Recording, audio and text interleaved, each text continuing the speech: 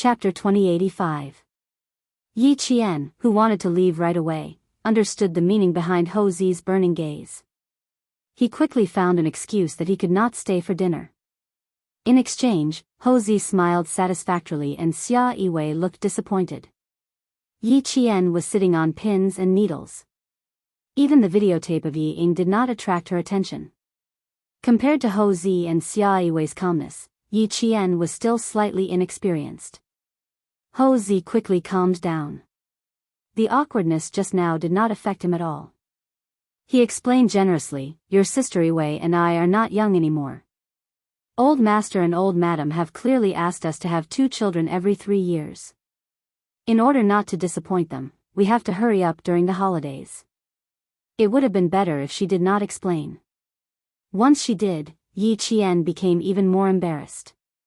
Interrupting the two of them to have 2 children every 3 years. Should she apologize? Apologizing would only make things more awkward. Forget it, I'll just pretend that I don't know anything. Her awkwardness was met with Ho Zi's hearty laughter.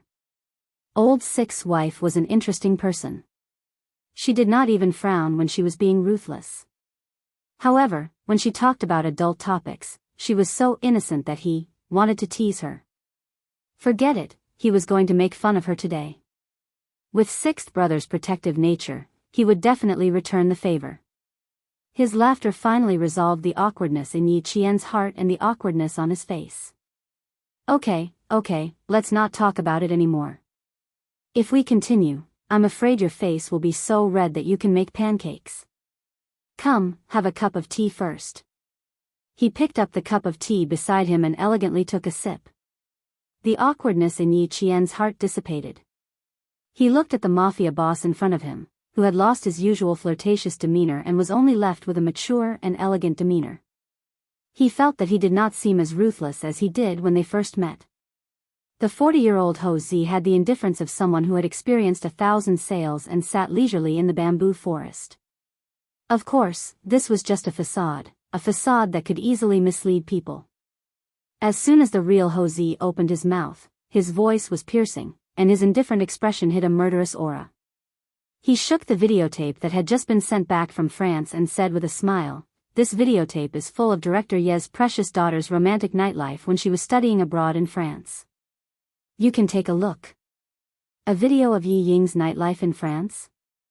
Taking the small rectangular video box, Yi Jian opened the box and took a look at it under Ho Zi's instructions. When his dark eyes saw the videotape, a faint light flashed in the bottom of his eyes. Closing the box, Yi Qian pursed his lips and asked Ho Zi softly, "Brother Zi, did Captain Xia ask you to do this?" It was a question, but also a confirmation. She could only think of Captain Xia and no one else. Because as long as it was about her and the Yi family, this man who loved her deeply would always help her in the dark. He had done so many things for her, so many that if he didn't mention it, she would never know. Yi Qian didn't know, and Ho Zi didn't find it strange either. He smiled and teased, "Other than Old Six, no one else can do this. Doing a good deed without leaving a name, how great." When Xia Jinyuan asked him to keep an eye on Director Ye's daughter, he said that he didn't need to tell Yi Qian for the time being. The reason he didn't want to tell him was very simple. He didn't want to distract Yi Qian, who had just been admitted to the military academy. Old Six's devotion. Yes, it was comparable to his own. They were both good men who were loyal to their women and had no complaints or regrets. While praising Xia Jinyuan in his heart, Ho Zi didn't forget to praise himself as well. Xia Jinyuan wasn't the only thick-skinned person. Ho Zi was also one of the best. Chapter 2086. Thinking about how he and Xia Yiwei had almost missed each other because they had been in different places for a long time, Ho Zi spoke up for Xia Jinyuan again. "It's not easy for you either. No wonder Lao Lu wants to protect you. He asked Yiwei to keep an eye on Yi Jifan, and he asked me to keep an eye on his daughter. Xiao Yi, Lao Lu said that it's his fortune to meet you, but I have to say that it's your fortune to meet him. They were a family. Yiwei and Lao Lu were closer than siblings. For Yiwei's sake, he had to put in a good word for Yiwei. He had no choice. The girl in front of him was extraordinarily outstanding. She was surrounded by wolves and tigers, and Lao Lu was often not by her side. If she was taken by another man, Lao Lu would be in trouble. Master Ho San, who considered himself as his brother-in-law, was worried about his brother-in-law's lifelong happiness. Yi Qian was already emotional because of Ho Zi's words. When he thought of Captain Xia, who was still on a mission abroad, his eyebrows were filled with deep affection. Brother Z, you're right. It's my fortune to meet Captain Xia. Sometimes I can't believe that I'm so lucky to meet Captain Xia. It's like a dream. Both of you are very affectionate. That's good. Ho Zi could see the same affection in her eyes as in Lalio's. He couldn't help but feel a little emotional. Back then, he and Wei were too stubborn. They blindly hid their feelings for each other. They were afraid that the other party would find out how much they loved each other. They felt that they were at a disadvantage and almost lost each other. Now that he thought about it, what he did back then was really ridiculous. Lao Lu and Yi Qian were the complete opposite of him when he was young. They were not afraid of letting the other party know how much they loved each other. Instead, they were afraid that they would miss the other party. This was good.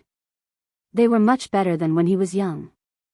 Fortunately, he didn't lose Wei. He could still use the rest of his life to make up for the mistakes he made when he was young. Master Ho San, who was ruthless outside and feared by the people in the underworld, was now an ordinary man who was willing to stay at home. As long as he thought of the lover in his heart, no matter how heavy his anger was, it would dissipate instantly. I still have to accompany Wei. Let's make this short. Ho Zi, whose heart had already flown upstairs, regained her usual calmness. She said to Yi Qian, the videotape was just sent back from France yesterday. I took a look at it. There is a lot of content in it. You have to hold it tight. It's not an ordinary videotape. It's a knife, a big knife that can make you happy. I've given you the knife, so you have to use it well. Director Ye's career has been too smooth. He suddenly forgot himself and forgot how much weight he has. You can just stand there and watch. When the time comes, the saber will rise and fall and we'll both be happy. Brother Z, let me give you a word of advice. Once you take the knife, use your strength. When the knife rises and the knife falls, cut it without leaving its roots. This is what it means to be a person who can achieve great things. This is a principle that Brother Z has worked hard to come up with for decades. Now, I'll pass it on to you for free. Listen well and remember it well. Don't let Sixth Brother's efforts go to waste, understand? I suggest that you prepare a few copies. Send one to the Military Commission for Discipline Inspection and one to Yijifan. Keep the original videotape for yourself. Even if Ho Zi didn't say it, Yi Qian also planned to do the same. Not only did she send it to the Military Commission for Discipline Inspection and Yijifan, she also wanted to send it to Mrs. Li. As Ho Zi said, this wasn't an ordinary videotape. It was a knife that cut off all of Yi Ying's escape routes. It was a knife that would make the Yi family unable to turn the situation around. Chapter 2087. With this videotape, she could make Mrs. Li hate Yi Ying forever and never let her enter the family again. With this videotape, she could make Yi Ying fall into the abyss of pain and experience all the pain she had suffered in her previous life. The investigation by the Commission for Discipline Inspection would only bring trouble to Yi Jifan and it would be difficult to implicate Yi Ying. This videotape was Yi Ying's lifeline, the lifeline of their family. Yi Ying would never be able to make a name for herself again.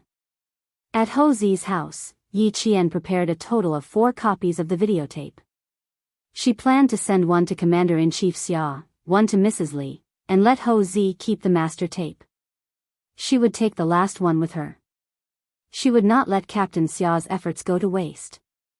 This videotape was the knife to cut off Yi Ying's path. She would not be merciful or soft-hearted. After sending Yi Qian off, Ho Zi took the master tape and went upstairs. Xia Yiwei, who had woken up from her nap, was getting up and getting dressed. When she heard the noise, she turned her head and asked, "Where's Xiao Yi? Did she leave?" She still has something to do. How could she not leave? After putting the master tape in the safe hidden in the closet, Hosey did not give Xia Yiwei a chance to get up. He hugged her waist and rolled onto the bed. He did not do anything but hug her and let her rest in his arms. Xia Yiwei, who had taken a nap, was also awake. She rested her head on his shoulder and asked with a frown, "Why did you bring the videotape back? Didn't Xiao Yi want it for herself?" This was a videotape that could make Yi Jifan furious. Xiao Yi had no reason to not want it. This is the master tape. She prepared 4 copies before leaving. Don't underestimate sixth brother's wife. You're not as ruthless as her. Ho Zi turned sideways. His eyes, which were no longer young, were still mesmerizing as he stared at his lover in his arms. He sighed and said, "She and sixth brother are a match made in heaven. Even the way they do things is very similar. Their temperaments are also similar. They both value relationships and loyalty. They're much better than when we were young. Both Lao Lu and Yi Jian are sensible people. They know how to get along with each other for a long time. Unlike us when we were young, we became hedgehogs after getting along with each other for a long time. We only stopped when we stabbed each other until they bled." Like Xia Jinyuan, he did not want his woman to worry too much. He naturally changed the topic of the conversation between them. At the mention of her youth, Xia Yiwei's attention shifted away, and a helpless smile appeared on her face. "Qian, Qian Qian and Yi Qian Qian, Qian. Qian, Qian, and Qian Qian and Qian Qian, Qian, and Qian Qian, Qian. Qian, Qian and Shao are of it. Qian and Qian and Qian. In Chia, S and Chia. SS. Hosey thought about it. What his wife said made sense. But since she mentioned children and grandchildren, they had to have children to have grandchildren. Since time was right, they should make a child first. Hosey turned off his phone and unplugged the phone. Together with Xia Yiwei, they wholeheartedly devoted themselves to making a child together. He had completed what sixth brother had asked of him. The outcome of the game had been decided. It was up to Yi Qian to decide what to do next. Based on Qian's personality, he did not need to think too deeply to know that she would not treat herself unfairly. She would definitely watch the Yi family decline. After the incident with Sun Yaozu, he had a better understanding of Qian's character. Qian, who was calm and collected, would definitely calmly make the arrangements. Qian should not worry about his own woman. Instead, he should think about how to make a successful child. Chapter 2088. Yi Qian's arrangement was simple and direct. 1 copy would be sent to Commander-in-Chief Xia, 1 to Madame Li's company, and 1 to Yi Jifan himself. When she arrived at the post office, she had originally planned to send the videotape to Yi Jifan a few days later so that it would miss the date of the videotape to be sent to Jing City. When she arrived at the post office, she changed her mind and sent the 3 videotapes together. The post office staff was checking the addresses of the recipients with Yi Qian. Yi Qian nodded with a smile and said, "That's right." The post office staff bent down to pack the videotape. As Yi Qian watched the videotape package being put into the box, a cold light flashed across his eyes. The faint smile at the corners of his mouth suddenly became sharper. "Isn't Ian going to enlist in the army? Then let's take a good look at this videotape before enlisting in the army." Presumably, after watching this videotape, the arrogant family will be in a bad mood. Alas, it's a pity that I can't see their expressions with my own eyes. It's a pity that I can't see their expressions with my own eyes. After checking the 3 addresses one by one, the post office staff handed out the 3 mailing slips. "Keep the slips. If you don't receive the mail, you can check it at the post office with the slips." "Okay, thank you." Yi Qian thanked him with a smile and took the slips. After walking out of the post office, Yi Qian looked back at the counter where he had just sent the mail. There was a cold smile in his dark eyes. The weather was good these days. The warm sunshine dispelled much of the cold air.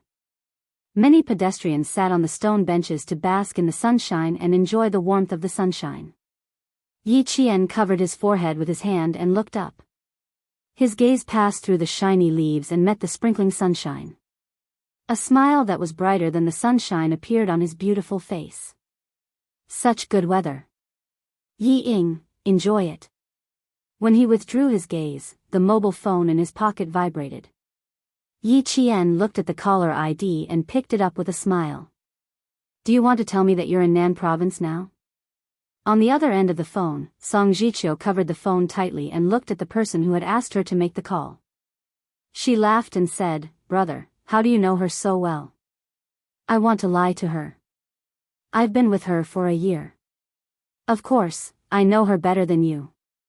Yang Heng, who had just returned to China last night, raised his eyebrows and pointed at his phone, gesturing for him to speak to Yi Qian. "Give me the phone, I'll speak to her myself." Song Jiqiu refused. "At least let me say something first." On the other side, Yang Heng still wanted to snatch it from Yi Qian, but Song Jiqiu nimbly dodged to the side.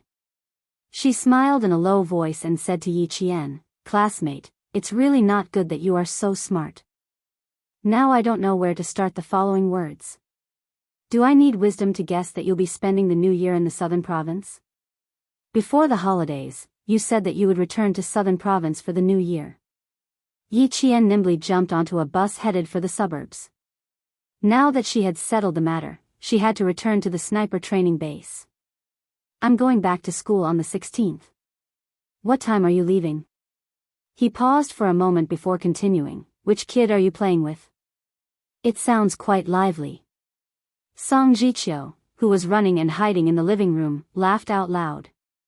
"A very, very big kid wants to take my phone away. Come on. Guess who it is?" As soon as she finished speaking, her wrist was caught by Yang Heng, and the phone fell into his hand. Hearing the lively scene, Yi Qian was about to speak when a familiar yet somewhat strange voice rang out. "Yi Qian, long time no see." Indeed, it had been a year and a half since they had last seen each other. Seeing Yang Heng again after a year and a half, Yi Qian smiled and looked him up and down. He said to the point, "You've had a good time studying abroad. I haven't seen you for a year and a half, but you've grown 10 centimeters higher." Chapter 2089. Not only had he grown taller, but he had also matured a lot. Even the look in his eyes had become very calm. He was handsome, and tall. He pushed open the glass door of the cafe and walked in. Along the way, he attracted the attention of countless girls. "You have a good eye. You can tell that I've grown 10 centimeters taller." Having not seen each other for a year and a half, Yang Heng had thought that they would feel unfamiliar with each other. However, when she smiled at him, he knew that he was wrong. There was no unfamiliar feeling, only the joy of reuniting with a good friend. Song Jiqiu, who came with him, was about to pull out a chair and sit opposite Yi Qian when Yang Heng pushed her shoulder directly. She was pushed into the seat inside without warning. "Brother, you're burning the bridge after crossing the river. Without me, how could you contact Yi Qian?" Song Jiqiu, who staggered into the seat inside, complained directly to Yi Qian. "Yi Qian, my brother is not kind. You should stay away from him. He just came back last night. If my grandma hadn't stopped him, he would have come to my house to disturb me in the middle of the night. Today, when he came to my house to pay a New Year's visit, the first thing he said to me was to contact you as soon as possible. Now that he saw you, he pushed me away. How unkind he is." Although she said that she was complaining, she actually wanted to tell Yi Qian how anxious her brother was to see her. Yang Heng and Yi Qian both understood the meaning of her words. After looking at each other and smiling, Yang Heng patted his cousin's shoulder and sighed. "My relationship with Yi Qian is not what you think. I have a girlfriend. Don't say anything that will make her misunderstand." "Song Jiqiu, you don't have the potential to be a matchmaker." Yi Qian laughed. He had misunderstood her relationship with Yang Heng since the beginning of the semester, and he still misunderstood her until now. "You don't even know that your brother has a girlfriend. You're a failure as a younger brother." It was not until Song Jiqiu saw the photo in Yang Heng's wallet that he truly believed that his cousin had no feelings for Yi Qian. Yang Heng, who was drinking coffee, looked at his friend whom he had not seen for a year and a half. There was a big smile on his handsome face. He really had no feelings for Yi Qian from the beginning because he knew himself well. Yi Qian had said that he had matured, and so had she. The high school girl who had almost thrown him over her shoulder was even more outstanding than before. She faintly exuded the majesty of a soldier. When she sat, she didn't slouch like the others. Her back maintained a straight posture as if it was going to soar into the sky. His aura was even more astonishing. Even though he was wearing casual clothes, no one dared to size him up. He had a natural military aura. Although her picturesque features were clear and cold, her brows were relaxed. It could be seen that she had lived a good life for more than a year. That's right, she got into the school she wanted to go to. With her ability, she would definitely be like a fish in water. This kind of school life would naturally make her feel good. This was the Yi Qian he knew, the Yi Qian who shone brightly no matter where he was. This kind of Yi Qian, this kind of girl. He still said the same thing. Ordinary people should just be tactful and be friends with her. Don't even think about chasing her. Otherwise, he would become very unconfident. Why do you keep looking at me? Don't you recognize me? Yi Qian returned the photo of his girlfriend and joked, don't say that I'm not as beautiful as your mixed-race girlfriend. Otherwise, I'll be very embarrassed. Yang Heng's girlfriend was a mixed-race beauty with deep facial features. She was half Chinese. Not only was she beautiful, but she was also very elegant. After looking at the photo, Song Jiqiu exclaimed, cousin, your girlfriend is so beautiful. Chapter 2090. The three of them started to talk about Yang Heng's girlfriend is so beautiful. They talked until the sky turned dark. Yi Qian, who had planned to go back to the sniper base, called Principal Chen in a hurry. He decided to stay in the city for another night and made an appointment with Song Jiqiu to fly back to school on the 17th of the first lunar month. On the 17th of the first lunar month, Ying finally received her military uniform. She would go to the capital with Yi Zhifan in the afternoon. She put on her military uniform and kept taking photos at home. Sun Dongqing held the camera and used up all the film in a short while. Looking at her daughter in the military uniform, she was so happy that she could not even close her mouth. Beautiful, so beautiful. My baby girl is the most suitable to wear a military uniform. She kept praising Ying and put all the best words on her daughter. Not only did she praise herself, but she also blamed Yi Zhifan for not praising her daughter. Old Yi, why didn't you say anything? Look at how beautiful Ying is. This military uniform seems to be tailored for her. How handsome. Yi Zhifan, who was also happy in his heart, heard her words and said calmly, didn't you say everything you wanted? What else do I have to say? He, who had been an official for dozens of years, maintained a calm demeanor even when he was home. No matter how happy he would not show it on his face. He was kind today. If he had seen his wife and daughter act so crazy in normal times, he would have reprimanded them for not being dignified enough. Although his daughter looked valiant in the military uniform and was full of energy, he could not forget himself because he was happy. Entering the army was just the beginning. There was still a long way to go in the future. Although Yi Ying had entered the army today, she was a compulsory soldier after all.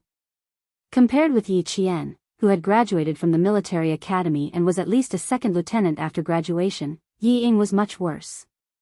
A compulsory soldier who would retire at the end of his term and a second lieutenant who had graduated from the military academy.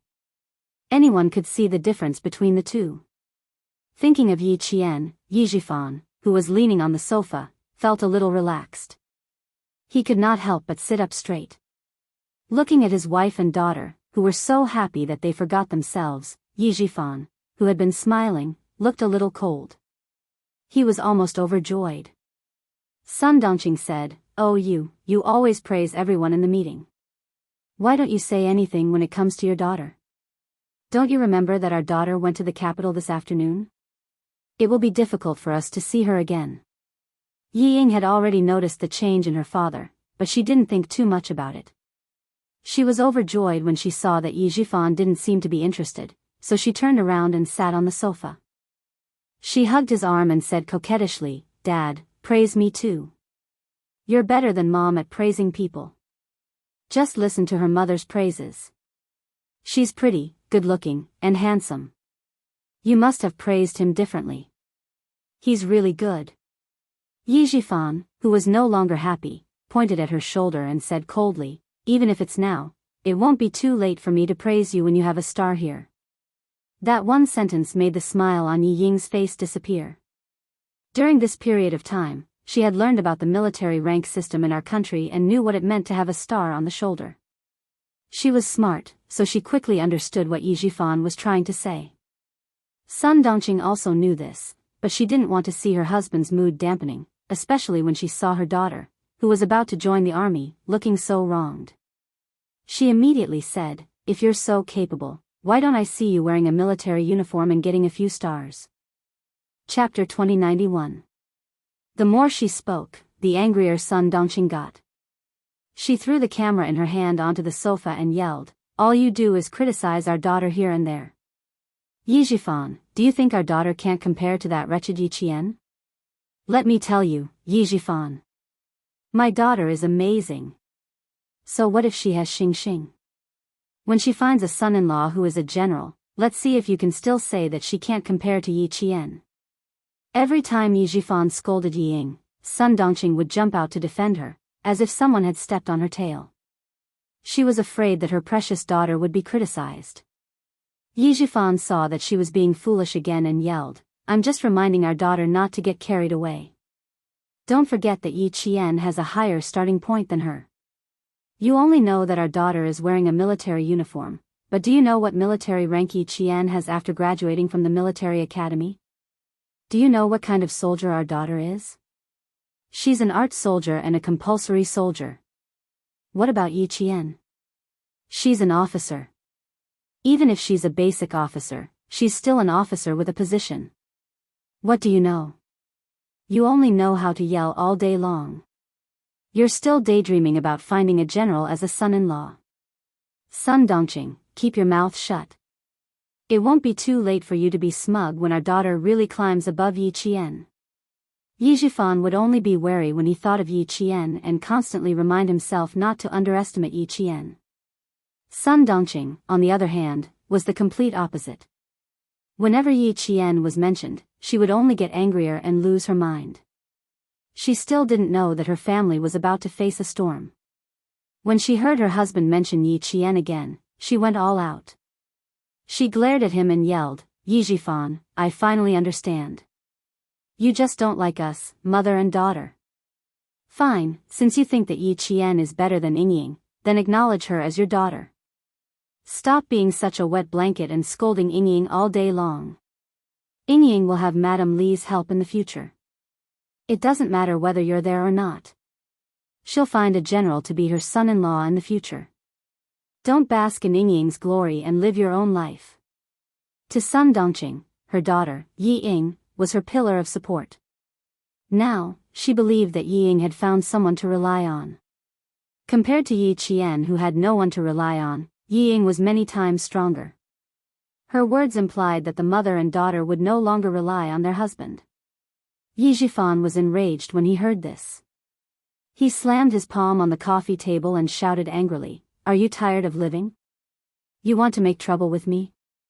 It's because I have a mother like you that I've made so many mistakes." Originally, they were still happy. Suddenly, it turned into a husband and wife scolding each other. Instantly, the atmosphere was filled with the smell of gunpowder. Hearing that, Yi Ying's face turned pale. She stood on her father's side and said to Sun Dongqing angrily, "Mom, what are you saying? The reason why Madame Li helped me was because of my father. Mom, how could you be so foolish?" The angry Yi Jifan felt a little better when he heard this. At least his daughter wasn't foolish.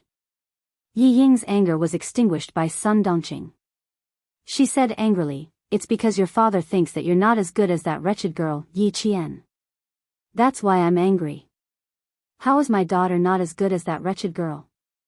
She's pretty, can sing, dance, and play the piano. She even studied abroad. Compared to that wretched girl who only went to military school, she's so much better. Even the deputy chief of staff said that it's a waste of talent if Ying doesn't enter the army. What's so good about that wretched girl? The ringing of the doorbell interrupted Sun Dongqing's words. She glared at Yi Jifan and quickly went to open the door. After a while, she came in with a small package. She threw the package at Yi Jifan and said unhappily, "It's yours." Chapter 2092. Yi Jifan would also receive documents sent home by his subordinates when he was at home. They were not important, so he would take a look at them if he was interested. If he was not, he would just put them aside and take them out when he was free. He had just finished arguing with Sun Dongqing, so he was not in the mood to look at the documents. He threw them on the sofa and stood up. "Take out your luggage. We're going to the airport." Yi Jifan had originally planned to leave after lunch, but the argument made him not want to stay at home for even a moment longer. Yi Ying did not dare to go against Yi Jifan, who was the real head of the family. She quickly glanced at Sun Dongqing and bit her lip. "Mom, don't be angry at Dad. I know that everything you do is for my own good. Dad is the same. Don't misunderstand him. Yi Qian may be a military academy student, but Dad was right. She will have a military rank after graduation. As for me, if I don't work hard, the day she graduates and joins the army will be the day I retire. I'll go to the airport with Dad first. Take care. I'll come back to see you during the holidays." Compared to the blind Ying in the past, she was much more sensible. However, her temper had long been raised to the point where she could not keep her cool at the slightest thing. Her words were always better than her actions. Yi Jifan knew his daughter well, so he constantly reminded her. He was afraid that she would miss the hard-won opportunity again. Now that he heard Yi Ying's understanding words, Yi Jifan felt that his efforts were not in vain. She was much more sensible. He did not want to argue with his wife, who had gone through thick and thin with him. Although they did not have any feelings for each other, they had been together since they were young. Their daughter was already so old. What was the point of arguing? When he spoke, Yi Jifan's tone softened. "You're already in your 40s, but your temper is worse than when you were young. In the future, when my daughter is not at home, I'll have to give in to you so that my daughter won't worry about the family." Although his tone softened, he did not mention anything about Sun Dongqing going to the airport to send Ying off. Sun Dongqing knew the reason why he didn't mention it at all. She also knew that what he said just now was just to reassure her daughter. It didn't matter. She didn't care about it anymore. She wasn't afraid that he would mess around outside. As long as he dared to mess around, at that time, no one would have a good time. They would run to the Urban Construction Bureau and the provincial government to make trouble, so that he wouldn't even be able to keep his official position. The reason why Yi Jifan didn't ask for a divorce was because he was afraid that Sun Dongqing would come to his workplace and make a scene. That was why he tolerated it. It couldn't be helped. Sun Dongqing was a shrew who could do anything and wasn't afraid of being embarrassed. After saying, "I'm going back to my room to get my luggage," Yi Jifan turned around and went back to his room without even looking at his wife. His patience with Sun Dongqing had long run out. He was only giving in to her for the sake of his daughter, Yi Ying. Yi Ying, who already knew that her parents had problems in their relationship, heaved a sigh of relief when she saw that they were no longer at each other's throats. She didn't know who to help, and she couldn't help either of them. She could only coax them. When Yi Jifan entered the room, she shook Sun Dongqing's arm and said softly, "It's okay, Mom. Don't be angry. Dad, a bureau chief, has already given in to you. What are you unhappy about? I've already gone to the army. I'm afraid that I won't be able to come back even once a year. You only care about being angry and don't care about me anymore. I can't call home often when I go to the army. Don't make Dad angry. He's a bureau chief after all. You should at least give him some face at home. I've told you before that Dad is doing well now. If you keep quarreling with him, you're pushing Dad out. When the time comes, a vixen will appear and won't let Dad come home. Mom, by then, you and I will have a hard time. Chapter 2093. Her family's achievements today were all thanks to her father, who was the director. She didn't want others to take advantage of her. Yi Ying, who had studied abroad in France for half a year, was no longer as naive as she was in China. Sun Dongqing disagreed. You don't have to worry about us adults. With me at home, your father wouldn't dare. Sun Dongqing didn't listen to anyone but her daughter. The anger in her heart was gradually extinguished by Yi Ying's coquettishness. However, her daughter didn't help her just now, so she felt a little embarrassed. She complained, I didn't care about you. I was happy, but your father insisted on making things unpleasant. He could have mentioned anyone, but he had to mention that wretched girl. Let's not talk about her anymore. I feel terrible when I think about not being able to go home for a year. Yi Ying didn't want to see her parents quarrel again, so she quickly changed the topic. Sun Dongqing, who was still a little unhappy, looked distressed when she heard this.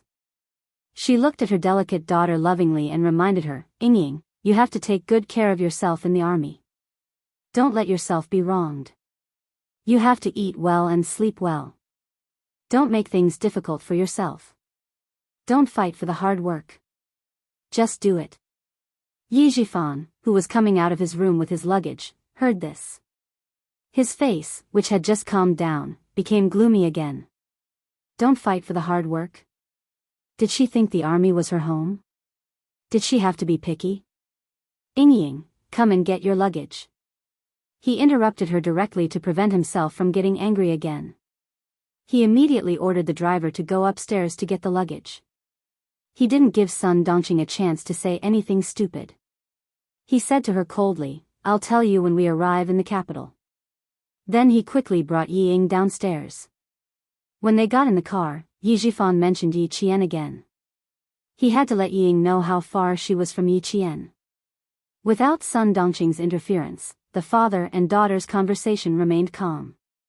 Principal Chen also carefully reminded Yi Qian, when you arrive at school, you must obey the arrangements. Do whatever the leader tells you to do.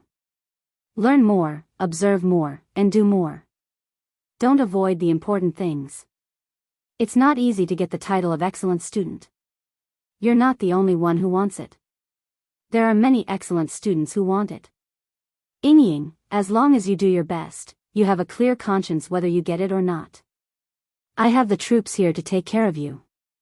Don't worry, don't be distracted because of me. Yi Jian's flight would take off at 1:00 at noon.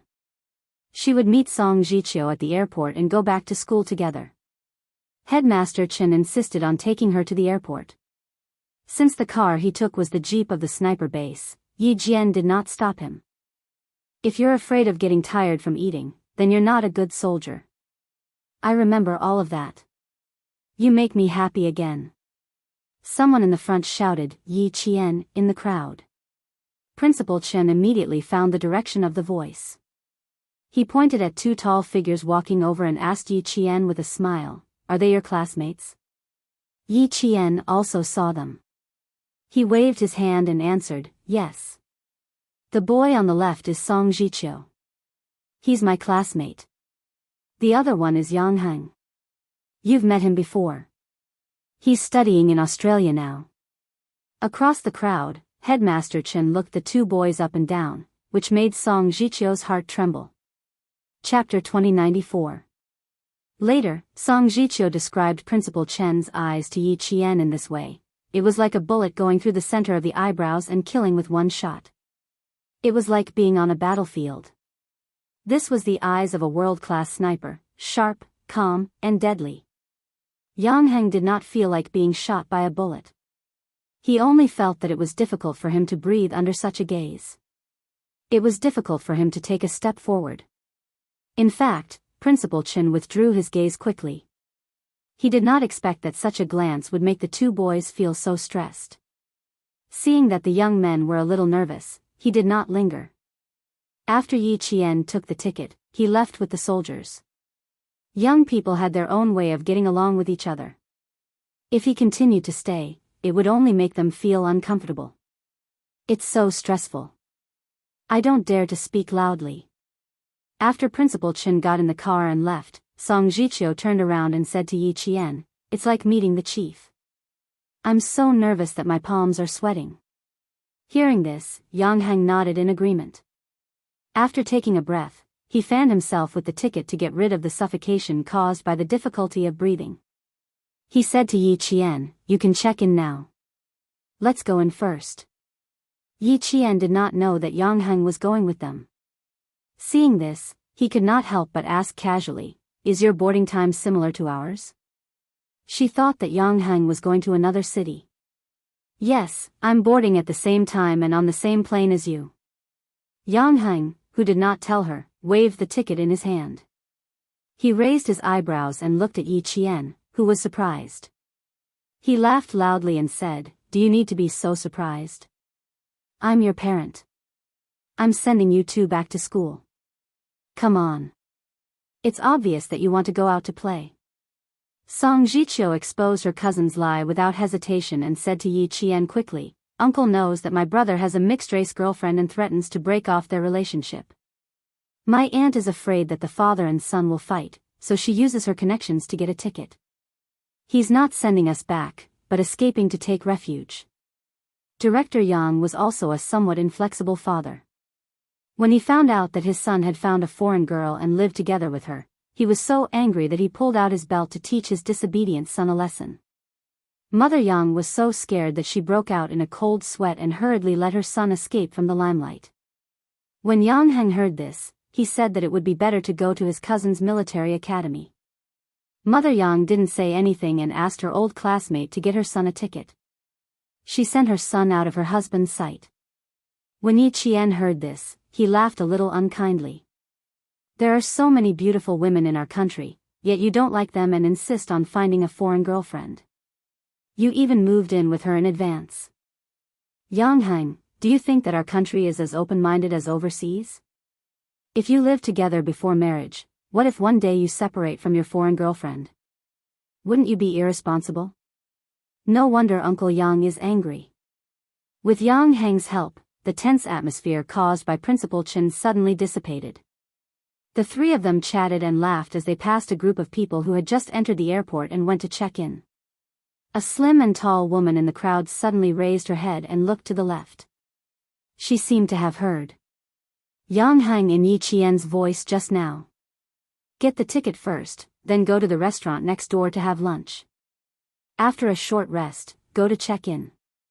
Yi Zhifan took out his wallet and took out his ID card. He said to Yi Ying beside him, "Give me your ID card as well." Yi Ying looked around and didn't find anything.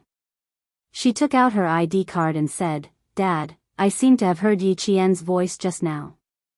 "You heard it. Don't be surprised."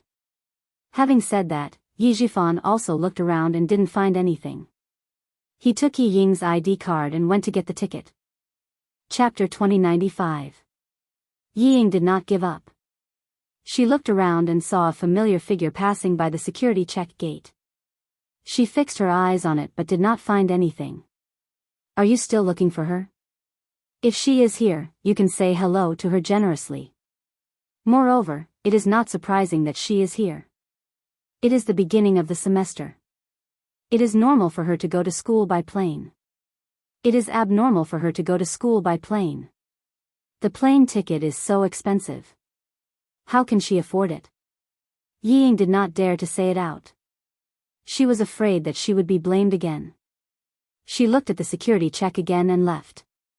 At 12:40 p.m. Yi Qian and the other two boarded the plane. At 3 p.m., Yi Ying called Sun Dongqing, who was cleaning the living room. She told her that she had boarded the plane and would call back when she arrived in the capital. Sun Dongqing, who was sitting on the sofa, picked up the postal package she had received in the morning and put it on the tea table. She said to Yi Ying worriedly, "Okay. Take care of yourself. Don't be afraid to tell your father. I will take care of the family. Your father can't do anything." Her voice was so loud that Yi Zhifan, who had turned off his mobile phone, heard it clearly. He ignored her and took out the magazine on the plane to read. It took more than 3 hours to go from the southern province to the capital. It only took a little more than an hour to go from the southern province to the city where Yi Qian's school was. At this time, Yi Qian and Song Jiqiu had arrived at the gate of the school. They watched Yang Heng, who could not enter the school, leave. The University of Science and Technology of China and the Army implemented military management at the same time. Irrelevant people were not allowed to enter or leave the school at any time. Even if Yang Heng wanted to visit the school, he could not. He had to go out alone. His back is so lonely. I told him not to go with me, but he didn't believe me. Song Jiqiu took pleasure in Yi Jian's misfortune. Then, she said to Yi Jian with a smile, however, my brother has friends all over the world. Don't worry. He will definitely call me later and tell me that he has a playmate. That was true. Yang Heng was very popular in high school. He had a group of friends with different faces wherever he went. Yi Qian picked up the suitcase with the students' military uniforms and said with a smile, let's go. Let's start anew. She lowered her voice when she said the word new. She, who had turned around, suddenly turned back. She looked at the road with cold eyes. The moment she turned around, she felt someone staring at her. It was the start of the school year, and countless motorcycles were parked at the school gate with the students on them. Even if Yi Jian felt that someone was staring at her, she could not catch it immediately. An inconspicuous black car slowly passed by the roadside, and the tea-colored window slowly rolled up. A man wearing sunglasses sitting in the back ordered the driver indifferently, go back to the hotel. The driver, who was wearing white gloves, answered respectfully, yes, sir. He stepped on the accelerator and drove into the traffic. Then he smiled inexplicably. But she looks a little trickier than her mother. The person on the other side of the phone said something. The man in the sunglasses said, you don't have to keep an eye on Yi Jifan for now. He didn't interfere with Sun Yaozu's business. As for his daughter, wait until we get to the army. The man's voice was not young. It was deep and a little hoarse. It sounded cold and creepy. It seemed that every word he said was full of calculation. At the same time, Sun Dongqing picked up the postal package on the coffee table and cut it open with a pair of scissors. She didn't know why, but when she cut open the package and saw the videotape, her eyelids suddenly twitched. She was distracted for a moment, and a small cut appeared on her finger. Chapter 2096. Sun Dongqing, who was in pain, hurriedly got up to treat her wound. The phone at home rang. She pressed on her finger to stop the bleeding and looked up at the clock on the wall. A deep smile appeared on her face. She put the videotape on the coffee table and ignored it. She hurriedly went to pick up the phone at the corner of the sofa. Yi Jifan did not call Sun Dongqing immediately. The driver who picked him up had gotten the wrong address. He had to let the driver find them first. Seeing his daughter make the call, he said calmly, you stand here and wait. I'll go ahead and take a look. Yi Ying, who happened to pick up the call, nodded hurriedly and said, Dad, put down the luggage. I'll stay here. Okay, don't wander around. Otherwise, I'll come back to find you. The driver who came to pick them up called again. With a smile on his face, Yi Jifan answered the call and said, we're already outside. I'm waiting for you in the corridor. You should be able to see me after you turn the corner. Okay. Thank you. Yi Jifan naturally had to be polite to the driver sent by the Du family. If he put on airs because of the other party's identity, he would be looking down on the Du family. Sending someone to pick you up was the Du family giving you face. If you look down on the driver, wouldn't it be the same as looking down on the Du family? Yi Jifan, who wanted to build a good relationship with the Du family, would not do such a stupid thing. It was 6:30 in the evening in Beijing. The lights had already been lit. Yi Ying, who was standing in the corridor of the parking lot, reported that they were safe. She could not wait to tell Sun Dongqing the good news. Mom, Madame Li sent a driver to pick us up. Dad and I will take the car directly to the hotel to meet Madame Li. Madame Li also said that her daughter is also in the arts regiment. It's a pity that her daughter is not in the Beijing political group. It would be better if she was. It would be even better if Madame Li's daughter was in the Beijing political group. She would definitely make her happy every day, just like how she made Yao Jing and the other girls in the past. Hearing such good news, Sun Dongqing couldn't help but feel a headache coming on. She said happily, like I said, my Ying is such a lovable person. You have to listen to Madame Li, coax her a little more, and say a few more sweet words. It doesn't matter. Mom, don't worry. I know what to do. Seeing Yi Jifan waving at her, she hurriedly covered her phone and said in a sweet voice, Mom, I'll stop talking. Dad found the driver sent by Mrs. Li. I'll get in the car first. I'll call you tomorrow. Yi Ying was afraid that Yi Jifan would overhear her, so she quickly broke the phone before Sun Dongqing could finish speaking. By the time the car arrived in front of her, she had already adjusted her facial expression. The chauffeur sent by the Du family opened the door and ran to Yi Ying's side. He greeted her respectfully, Miss Yi.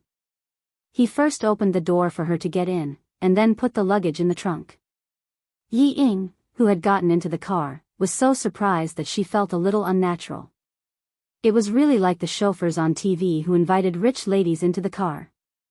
He was so polite that she thought she was really a noble lady at that moment. Director Yi, Miss Yi, my family's madam is holding a banquet at the Wangfu Hotel. I'll send the two of you there now. The hotel you're staying at is also Wangfu Hotel. I hope you'll be satisfied. The driver's politeness made Yi Jifan feel more assured. Their food and accommodation were arranged by Mrs. Li herself, which showed that the Du family valued them. Chapter 2097. Yi Ying, who was sitting in the back, couldn't help but gasp when she heard Wangfu Hotel. She knew Wangfu Hotel. It was the most famous and most expensive hotel in the country. It was loved by stars both at home and abroad, as well as Hong Kong and Taiwan.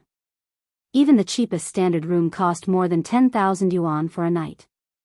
Although her family had some assets, they weren't rich enough to spend more than 10,000 yuan for a night in a hotel. Thinking of how much Mrs. Li valued her and how much she would eat and live in the future, Yi Ying couldn't help but feel happy. She was even more determined to make Mrs. Li happy. Before she arrived at the hotel, Yi Ying's heart had already flown there. She just wanted to see Mrs. Li as soon as possible. The imported luxury car left the airport parking lot with the excited Yi Ying. When the car completely drove out of the parking lot, the door of a silver-gray car parked at the place where Yi Ying was standing before opened. Someone with long legs stepped out and got out of the car lazily. It was very cold outside. The man who got out of the car was wearing clothes that were completely opposite of the season. He stood tall and straight in the cold wind with only a thin black shirt. He was completely unaffected by the cold, and his temperament was still noble and elegant. Xia Jinyuan, who came back from a hot country, was in a hurry. He didn't have time to prepare a thick winter coat. When he got off the plane an hour ago, he shivered even though he had been trained to resist the cold. Why did you get out of the car? Is something wrong? A man in military uniform with the rank of major strode over from the other side of the car. When he saw Xia Jinyuan, who was supposed to be resting in the car, standing by the car door, his face darkened and he quickly walked over. Xia Jinyuan, who was wearing a black shirt, looked away from the parking lot exit and smiled at his comrade V8. Nothing happened. Get out of the car to get some fresh air. Let's go back to the military headquarters and report. Mrs. Li, the Arts and Crafts Group. It seemed that Yi Jifan had made a big move while he was away. He even had such a good relationship with the wife of the deputy chief of staff. Yi Jifan wanted to send his daughter to the army so that she could compete with Lan Weihu. With Mrs. Li's relationship, the possibility of sending his daughter to the army was higher. The deputy chief of staff Du was famous for being obedient. Once Madame Li gave the order, he would definitely obey. To be more ironic, Madame Li's words were more effective than military orders. Why are you in such a hurry to return to the military? The Major General has spoken. It won't be too late for you to go to the hospital and treat your injuries before reporting to him. V8 frowned and started the car. He glanced at Xia Jinyuan's waist and said, "You know very well how serious the consequences will be if the puncture wound is not treated properly." In the end, he was the only one left in charge of the cleanup mission. The rest of the team returned home immediately after taking control of the illegal dealer from China who dared to come to China to sell guns. Q King, who was left alone, returned home 4 days later than the rest of them. 4 days, 96 hours. He faced it all alone. His comrades who had returned to the country were all on tenterhooks, afraid that something bad would happen to him. Xia Jinyuan adjusted his seat so that his long legs had more room to move. After buckling his seatbelt, he said calmly, "No need. I'll take care of it myself. I'll go to the military headquarters first." He had to report all the important matters at hand first. After that, he had to figure out the situation between Yi Jifan and the Du family. He also had to go to Nan province to meet Lan Weihu. There was not enough time, so he had to hurry. Chapter 2098. Reporting to the military wasn't something that could be done in 1 or 2 hours.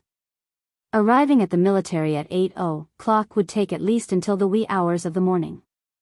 Everyone knew that Q King was injured.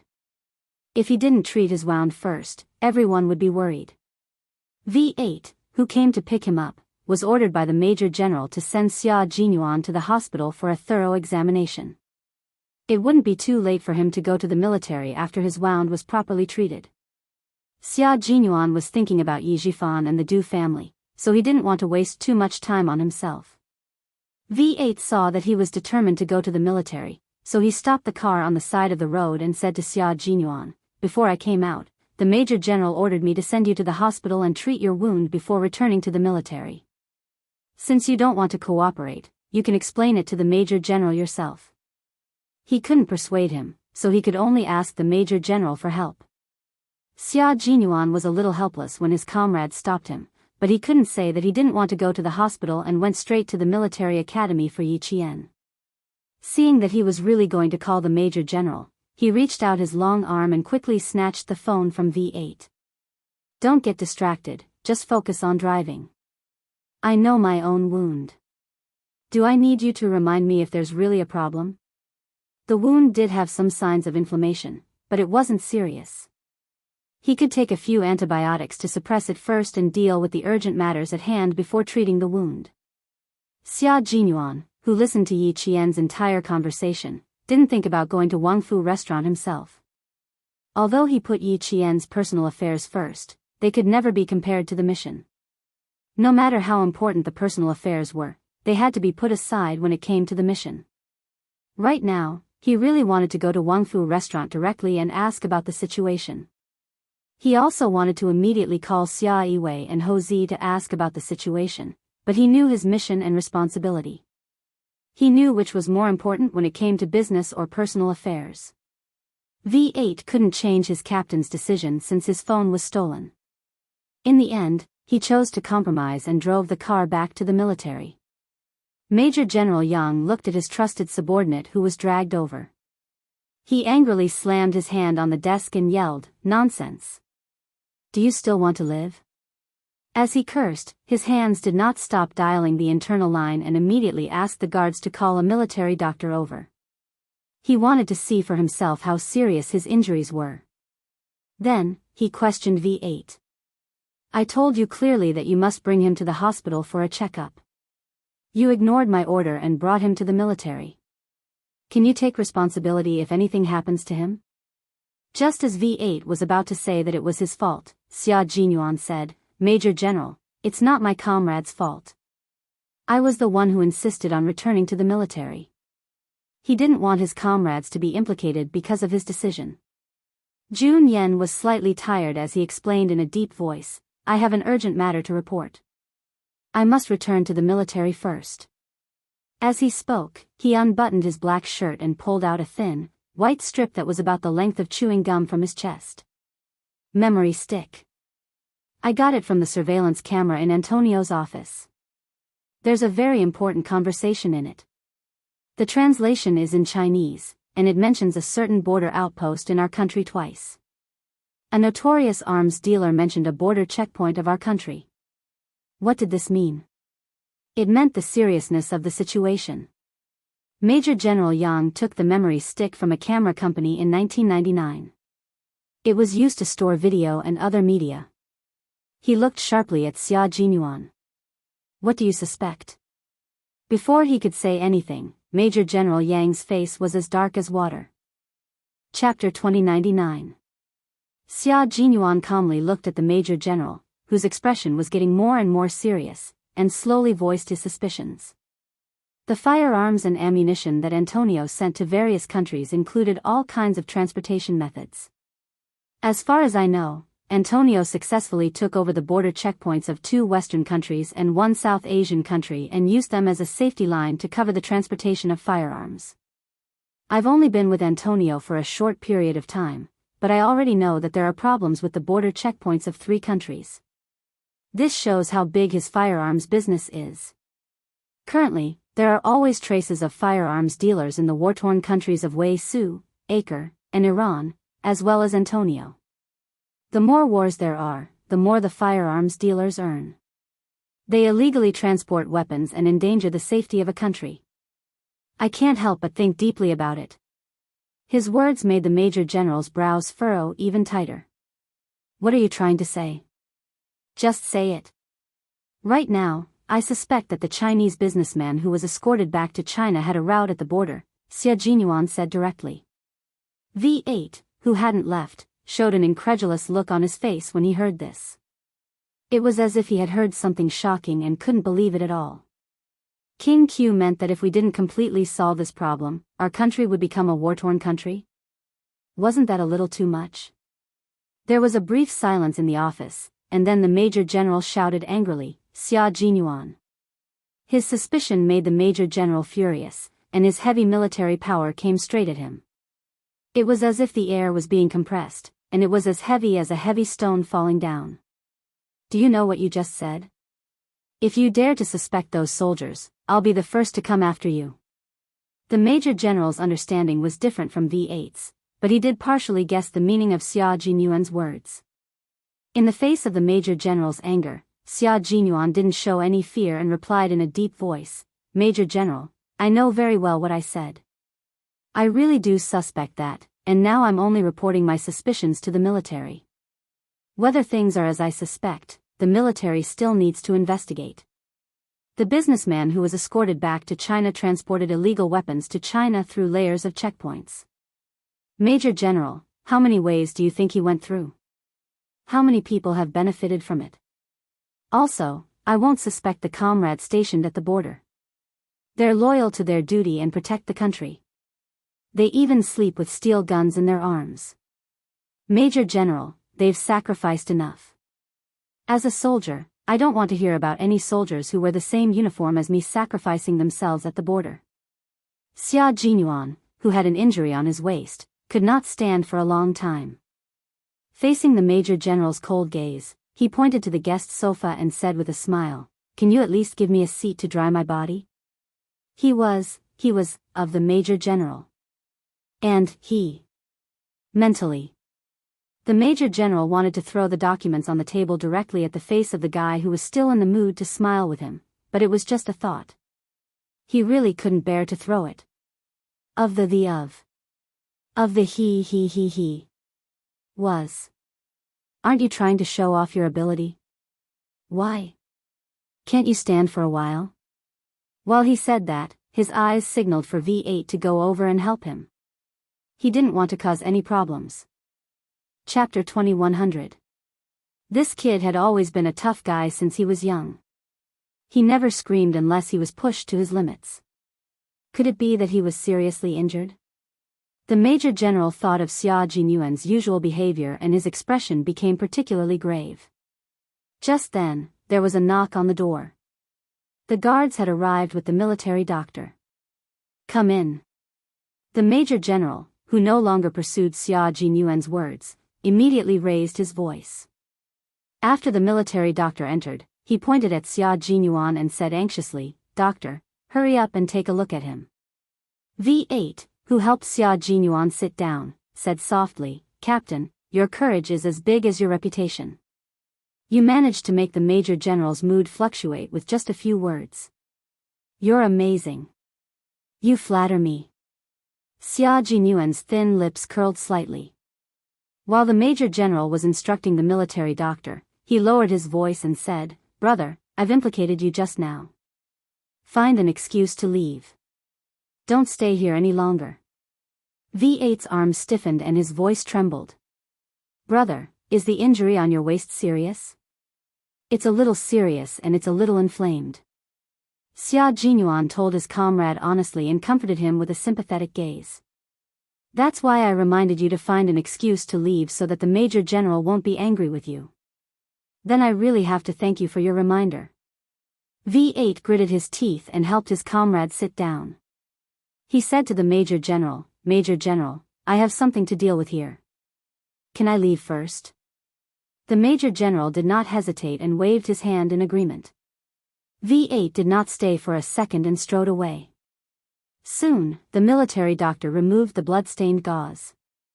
The Major General, who still had some anger in his heart, saw the wound on his waist.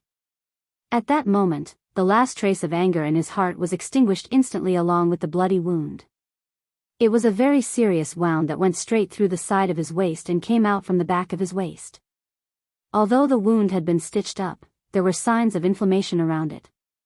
It was red and swollen and looked terrifying. The military doctor picked up a small medical flashlight and shone it on the wound. Wearing a mask, he examined the wound and said in a deep voice, "The wound shows signs of inflammation. We can't rule out the possibility of pus forming inside. To be conservative, we should remove the stitches again." The military doctor gently pressed his hand around the wound with a pair of sterile gloves. After taking a closer look, he raised his head and asked Xia Jinyuan in surprise, "Did you sew it yourself?" Although the stitching technique was appropriate, the stitching was sloppy, and there were signs of pulling at the top and bottom of the stitching. At a glance, it was obvious that the stitching was done by oneself. Moreover, the stitching speed was very fast, and the stitching was not done properly. Xia Jinyuan nodded faintly and said, "Help me disinfect the surrounding area first. We'll talk about removing the stitches later. Do you want to be taken to the hospital by the guards?" The Major General glanced at him coldly and asked the military doctor how serious the infection was. Compared to the military doctor's shock, the Major General was much calmer. During battle, if the special forces of the Snowfield Brigade were injured, they would treat their own wounds if they had no comrades by their side. What he was concerned about was whether the infection was serious. "From the outside, I can't tell how serious it is for the time being. However, gunshot wounds are different from other injuries, especially penetrating wounds. Sometimes, the situation looks good on the outside, but the inside may have formed pus." The military doctor was somewhat impressed by the soldier in front of him who dared to sew his own wound. He took off his gloves and answered the Major General's question with a serious expression. "I suggest that you go to the hospital to see if there is any inflammation inside." Xia Jinyuan knew that he could not escape going to the hospital tonight. He asked the military doctor to disinfect the wound first and said to the Major General, "There's no need to trouble the guards. I'll take the initiative to go to the hospital after reporting to you." Chapter 2101. Major General realized that the problem did not end with the arrest of the illegal Chinese businessmen. He looked at Xia Jinyuan, who was in charge again, and asked the military doctor, "Can his injury be treated in a few hours?" "There are no signs of fever. It can be treated in a few hours." The military doctor packed up the medical supplies, saluted and left. It was already 8:30 at night. The office building of the military headquarters was brightly lit. The security outside was tight. Inside, uniformed soldiers were working on their work quietly. The Deputy Chief of Staff Du came out of the General Staff Department building and took a car to Wang Fu Restaurant. He was tired after an entire day of meetings, so he sat in the back and closed his eyes to rest. Director Yi of the Southern Province took his daughter to report to the Beijing political group. In the end, his wife insisted that he go over and talk to Director Yi. He had already said what he needed to say and helped with what he needed to do. What else did he need to see? The deputy chief of staff did not want to go. When the waiter opened the door of the private room, his face was full of smiles. He strode over and said with a smile, sorry, the general staff department called for an emergency meeting. Director Yi has to wait for so long. Yi Jifan didn't dare to accept this sentence. He had been paying attention to the movement at the door. When he saw the corner of a military green coat, he was very perceptive and stood up to greet the deputy chief of staff before he walked over. I'm sorry to disturb you.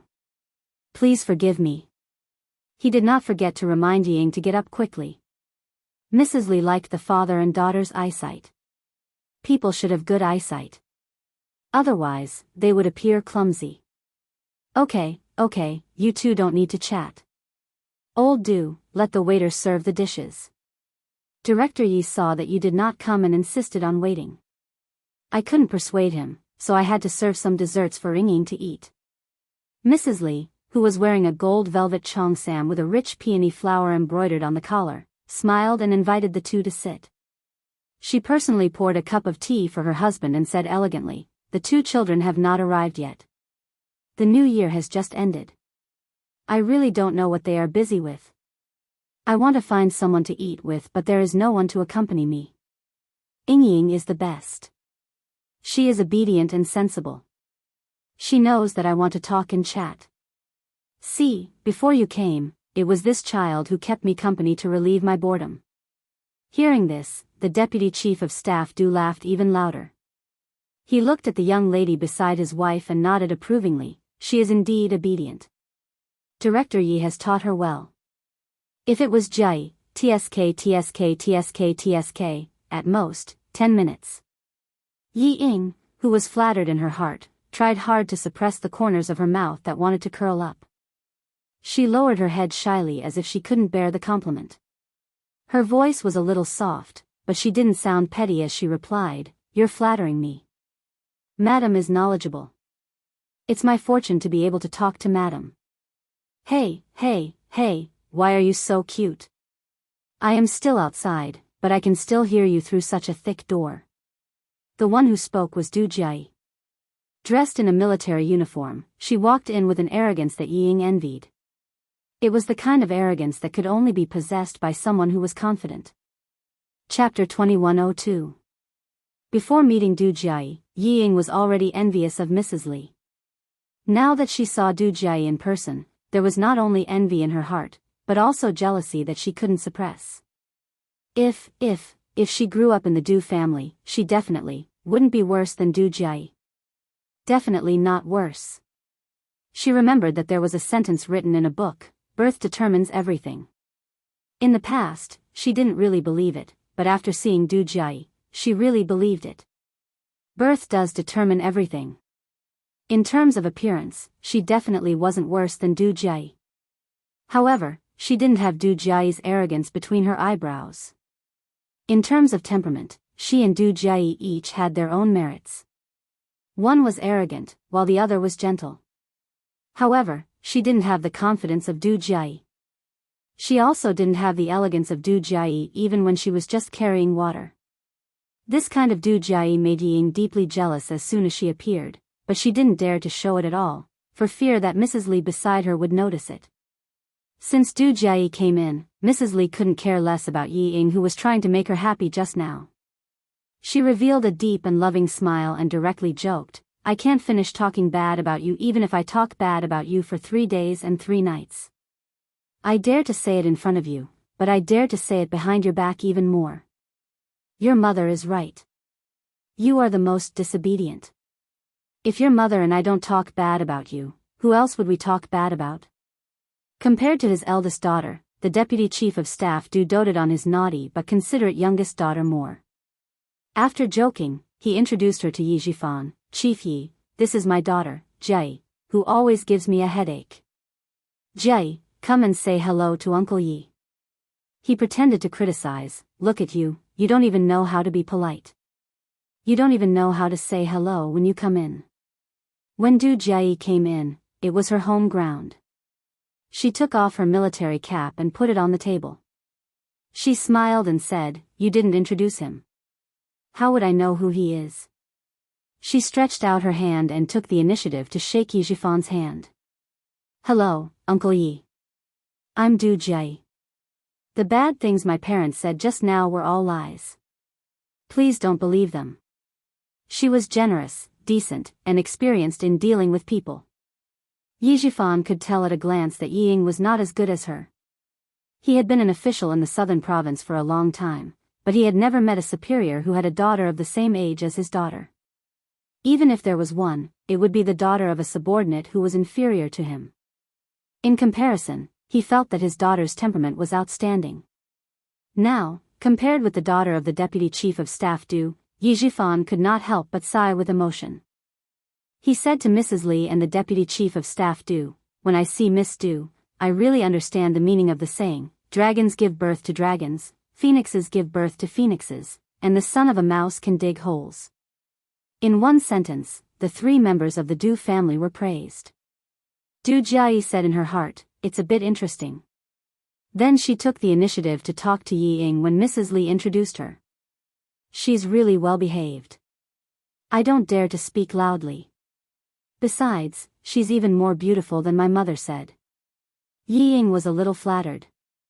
She quickly got up a little and said in an anxious tone with a little admiration, "Miss Du is more beautiful and very handsome." "You're quite honest." "Yes, although you're very beautiful, you're indeed a little worse than me," Du Jie purposely said with a smile.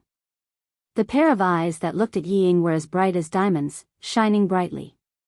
Her eyes were obviously sizing her up. She was very presumptuous and calm. Yi Ying was a little nervous because of her words. Now she was sizing her up, which made her even more nervous. Moreover, as a girl, her intuition told her that although Du Jie was smiling at her, there was unfriendliness in her eyes that made her tremble. She didn't like her. Chapter 2103. This discovery made Yi Ying's palms break out in layers of cold sweat. She did not even notice that the phone in her bag had been vibrating non-stop. Yi Ying's intuition is correct. Du Jie really doesn't like Yi Ying. Obedient, well-behaved, honest, and beautiful. Yet another one who wants to establish a relationship with the Du family. If it wasn't for her father saving Big Brother's life, I really wouldn't have come over to entertain this father and daughter pair who came from God knows where. Mrs. Li doesn't show up, letting her daughter look at Yi Ying wantonly. She wants to find herself an obedient daughter-in-law. If her future sister-in-law can't stand it and gives her a hard time, she won't want such a daughter-in-law. The little wife Mrs. Li chose for you this time is really good-looking. You can come up. Du Jie doesn't care about Yi Ying's feelings. She sends a letter to her brother Li Yuan, who is 1 year younger than her downstairs. Under Mrs. Li's knowing eyes, she starts to chat with Yi Ying enthusiastically. Li Yuan takes Mrs. Li's surname. After he was born, Mrs. Li made the decision directly. The Du family didn't say anything and let Mrs. Li make all the decisions. When Li Yuan comes up, the real master is here. Li Yuan, who has just turned 23, is tall and handsome. He has been studying abroad for many years and has an unruly arrogance. But Mrs. Li has taught him well. He is tall and straight, with the noble air of an aristocratic family. When Mrs. Li sees her youngest son, she talks more than before, especially the sentence, "My son has never had a girlfriend. Director Yi, how about we be in-laws? What do you think?" Li Yuan's half-joking words made Yi Ying's heart beat like a little deer. When Li Yuan smiled and said, "Miss Yi is very suitable for the image of a girlfriend in my heart," Yi Ying's cheeks were so red that Li Yuan could not help but cast sidelong glances at her. Yijifan knew that Madame Li would not speak without thinking. She only said this because she really meant it. For a moment, even someone as calm as him was a little excited. The father and daughter are so excited that they don't care about the vibrating mobile phones in their bags. After 3 rounds of drinking and talking happily, the vibrating mobile phones in their bags are directly turned off by Sun Dongqing. Sun Dongqing heard that both phones had been turned off. She sat weakly on the sofa like a frosted eggplant. It's over, it's over. The days that I finally had hoped for are over again. Her disappointing daughter, this time she was really going to be angered to death. He had sent her abroad to study because he wanted her to study hard and start from scratch. But what about her? But as for her, Ioyo, she was so angry, so angry. But she actually hung out with those blonde guys from overseas, and even allowed them to put their hands into her clothes and grope her all over.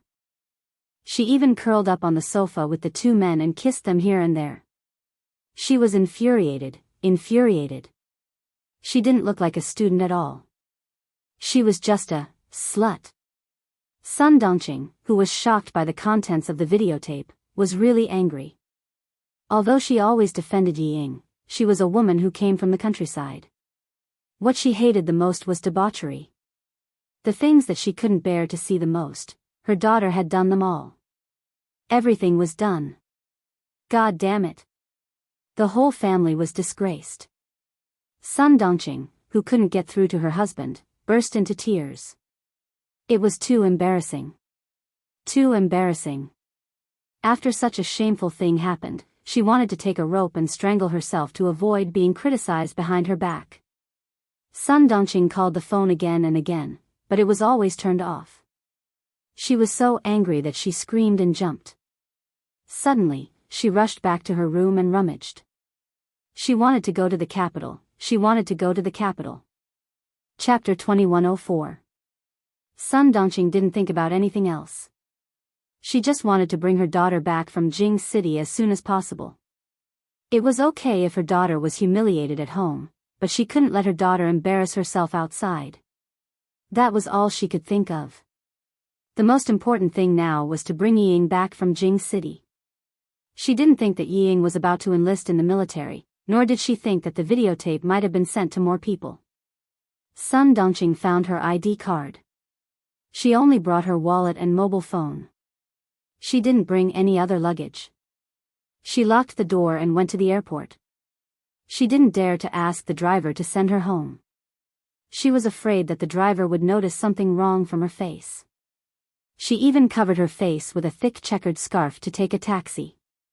On the way to the airport, she was so anxious that she kept calling her father and daughter, hoping that one of them would turn on his phone. Yi Jifan, who was chatting happily with Deputy Director Du, didn't even look at his phone until they returned to the hotel room. Yi Ying was even more so. Facing the handsome and rich Li Yuan, who had a good family background, her heart was pounding like a deer the whole night. She didn't care about anything else. She was not attracted to Li Yuan, but to the Du family's family background and wealth. She didn't expect that her mother's words would come true. She would really find a husband who could be a general in the future. No, Li Yuan said that he didn't want to join the army. She didn't want to find a general as her husband, but a general as her father-in-law. And a mother-in-law from a famous family. It didn't matter whether Li Yuan was handsome or ugly. Of course, she would feel more comfortable if he was handsome. Although Yi Ying was excited the whole night, she didn't become impetuous because she was always calm in front of others. It was as if Mrs. Li was just joking. After a short moment of shyness, she returned to normal. Mrs. Li was more and more satisfied. Before leaving, she held Yi Ying's hand and said with a smile, "Tomorrow is Jiayi's birthday. There will be a birthday party at home. Remember to come with your father." Not only did she need to be obedient, but she also needed to see how good her social skills were. She then turned to Yi Jifan and said, "Director Yi, remember to come tomorrow. Don't forget about it." Yi Jifan was stunned for a few seconds by the sudden good news. When he finally recovered, he slapped his forehead and said apologetically, "I didn't think that tomorrow would be Miss Du's birthday. I didn't make any preparations at all. It would be rude of me to go over there." How could Yi Jifan forget about this kind of good thing that could help his daughter integrate into the upper-class circle as soon as possible? He still had to put in 120% of his effort, but he still had to say some polite words. How could Yi Ying compare to Du Jiayi when it comes to speaking? Du Jiayi, who secretly curled her lips in disdain, smiled like a flower in the blink of an eye. "Do I still lack a gift from you? It's fine as long as you're here. I'll introduce a few friends of your age so that you can play with them during your holidays." How could Yi Ying not notice the hidden meaning in Du Jiayi's words? She was disdaining her for not having enough status to give her a present. She hadn't done anything to anger her, but she had been saying such harsh words the entire night. Yet, on the surface, it sounded like she was being magnanimous and polite. Heh, isn't she just afraid that I'll steal Madame Lee's attention? Chapter 2105. A lady from a prestigious family? Bah. She's so narrow-minded. If it weren't for her surname, I wouldn't have bothered with her. Yi Ying, whose heart was in turmoil, continued to pretend that she didn't understand Du Jiayi's sarcasm. Maintaining a sweet smile, she said calmly, no need, no need. I'm already very satisfied to be able to attend Jiayi's birthday party. There's really no need to trouble Jiayi to introduce more friends. I'll take my time. Mrs. Li had been paying attention to their conversation the whole time. Seeing that Yi Ying was polite and a little domineering in her daughter's reply, she nodded with satisfaction in her heart. Not bad, she didn't swallow her anger. When pushed too hard, she knew how to fight back gently. It could be seen that she had a soft but firm character. She wouldn't be too weak and let others bully her. She had observed enough for tonight and was satisfied with the result. Jay, you take advantage of Ying-Ying's gentle temperament to be aggressive. Mom saw it all tonight. You're the most dishonest. Mrs. Li, who had let Ying pass another hurdle, finally spoke and stopped her daughter from continuing to suppress Ying. As soon as she spoke, Du Jiayi seemed to have changed into a different person. She held Ying's arm affectionately and said with relief, "Oh, I'm so tired tonight. Mom, don't call me for this kind of thing in the future. I didn't know how tiring it is to be a bad person until today. Oh, I'm so tired. I don't want to be a bad person for the rest of my life." Ying was stunned. She didn't understand what was going on in front of her. I'm sorry, Ying. It was my mom's idea tonight. It really had nothing to do with me. Du Jie playfully blinked her eyes and explained, when my mom told me about it, I was really in a difficult position. When I saw you again, I almost wanted to throw away my responsibilities and leave. But I couldn't help it. It's my mom. As long as my mom says something at home, it's like an imperial edict. Even my dad doesn't dare to disobey. As her daughter, I don't dare to do anything. The more she spoke, the softer her voice became. In the end, she whispered into Yi Ying's ear, giggling as she continued, let me tell you a secret. My mother is quite satisfied with you. As for you, you only need to coax my mother in the future. As long as my mother is happy, the whole family is happy. Yi Ying, who understood what was going on, actually wanted to avoid it. Her body had even stiffened from the contact with Du Jiayi. She did not feel any warmth from the hand that was holding her arm. Instead, she felt her heart tighten. Well, I'll see you tomorrow. Go to bed early tonight and come over early tomorrow to help me receive the guests. Du Jiayi had always been strong-willed. Regardless of whether Yi Ying was willing to come over early or not, she made the decision directly. To her, letting the daughter of a small bureau chief come over to help her in advance was already giving the other party a lot of face. She could only rush over, how could she refuse? Madame Li, who was already strong, did not think that her daughter was strong. Instead, she thought that her daughter's arrangement was good. She smiled and said to Yi Ying, okay, I'll send a driver to pick you up early tomorrow. You don't have to prepare a gift. Your sister Jiayi doesn't lack anything. You don't have to worry about your outfit. Just use the same makeup artist as Jiayi. You'll definitely look more beautiful and elegant. She'll send a driver to pick me up tomorrow? Yi Ying, who was initially displeased by Du Jiayi's words, was delighted. That's right, Madame Li was the one in charge of the Du family. As long as she could make Madame Li happy and marry into the Li family, would she still need to be afraid of Du Jiayi? Chapter 2106. She was just a married daughter. How could she compare to Li Yuan? Li Yuan even followed Madame Li's surname. It was clear how high his position was in Madame Li's heart. Yi Ying quickly glanced at the handsome figure who was on the phone in front of her. The smile on her face became even more gentle. Du Jiayi's eyes flashed with a hint of contempt as she quietly observed her mother's expression and actions. Maintaining the smile on her face, she continued to hold Yi Ying's arm tightly as she pouted and acted coquettishly. Mom, you're so biased. None of my friends have ever received a single word of praise from you. Me too, it's been a long time since you've praised me. Did she really think that she could marry into the Du family just by coaxing her mother? She sure knew how to daydream. For some reason, Du Jiayi disliked Yi Ying. She had been prejudiced against her since the beginning. Madame Li glared at her daughter, who was beginning to misbehave again. Although she said she was glaring, her eyes were filled with affection. If you were half as good as Ying, I would dote on you every day. Even the deputy chief of staff Du joined in. He laughed and said, your mom is right. If you were half as obedient as Ying, would dote on you too. Polite words were enough to be taken seriously.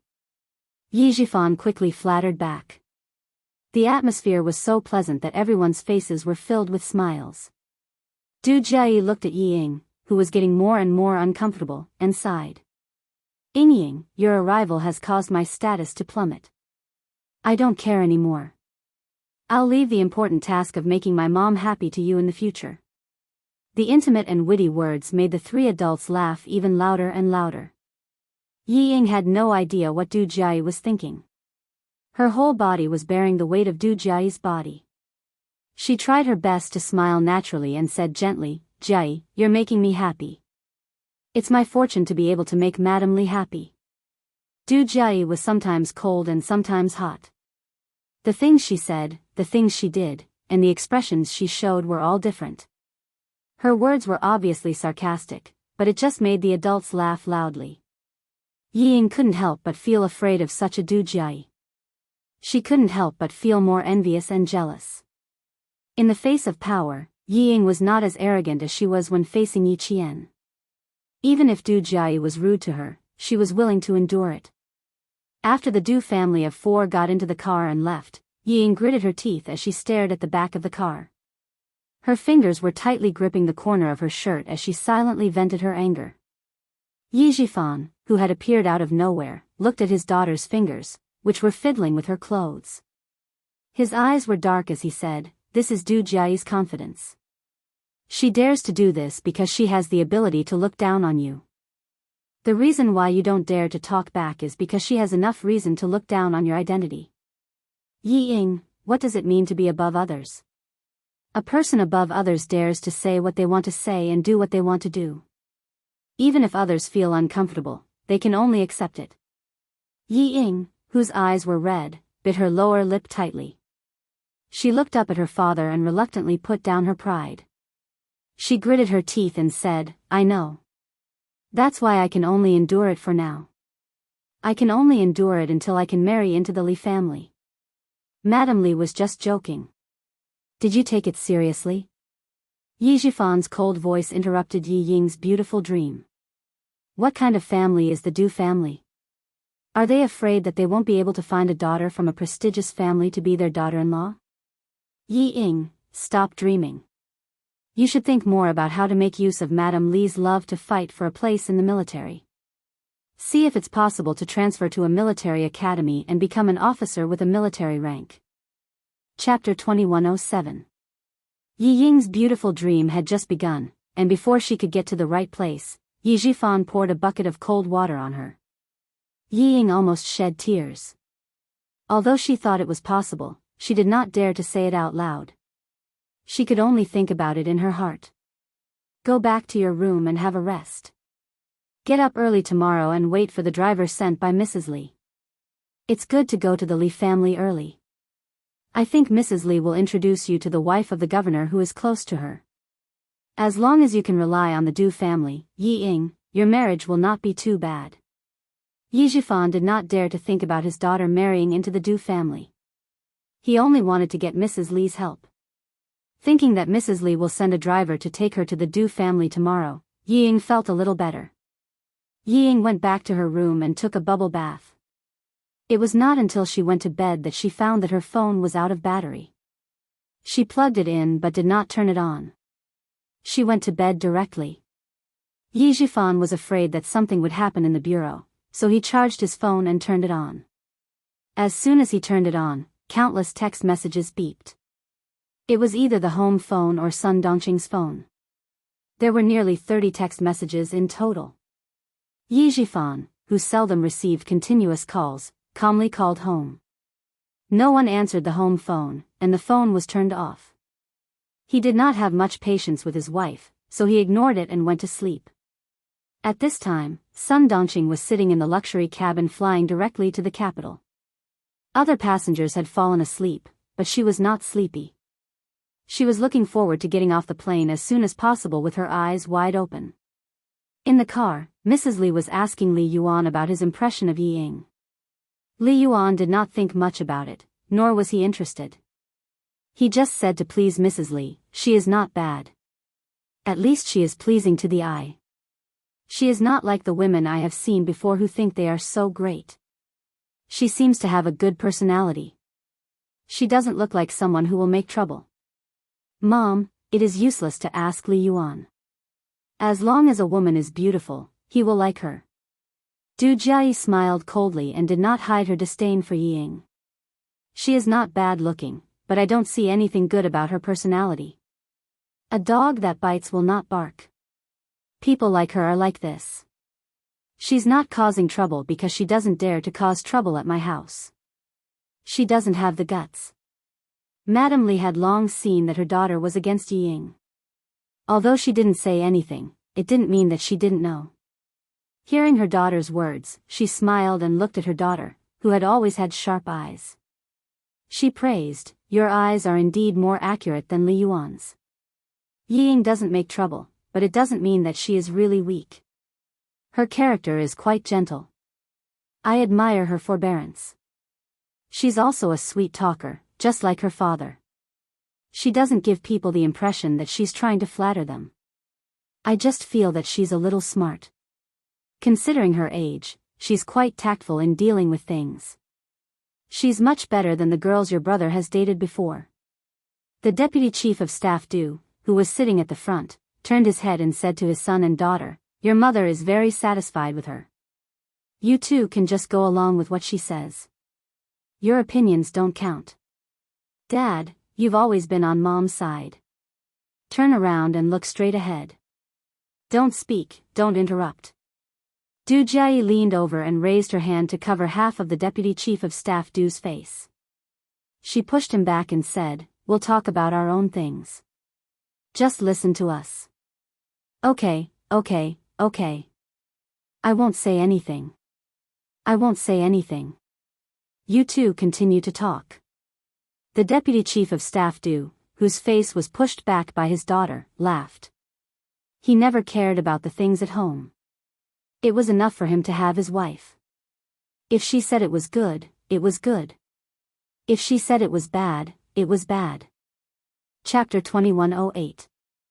Mrs. Li patted her daughter's arm with a smile. "You're so rude. Sit up straight.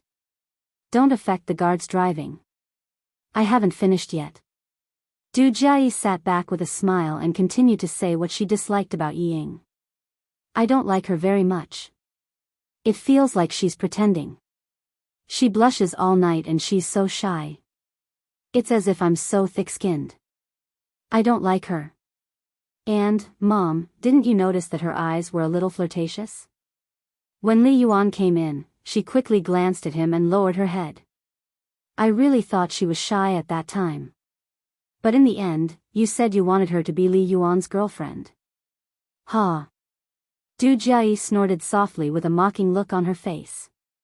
She started to stare at Li Yuan from time to time. She's not looking at him shyly. She's just sizing him up.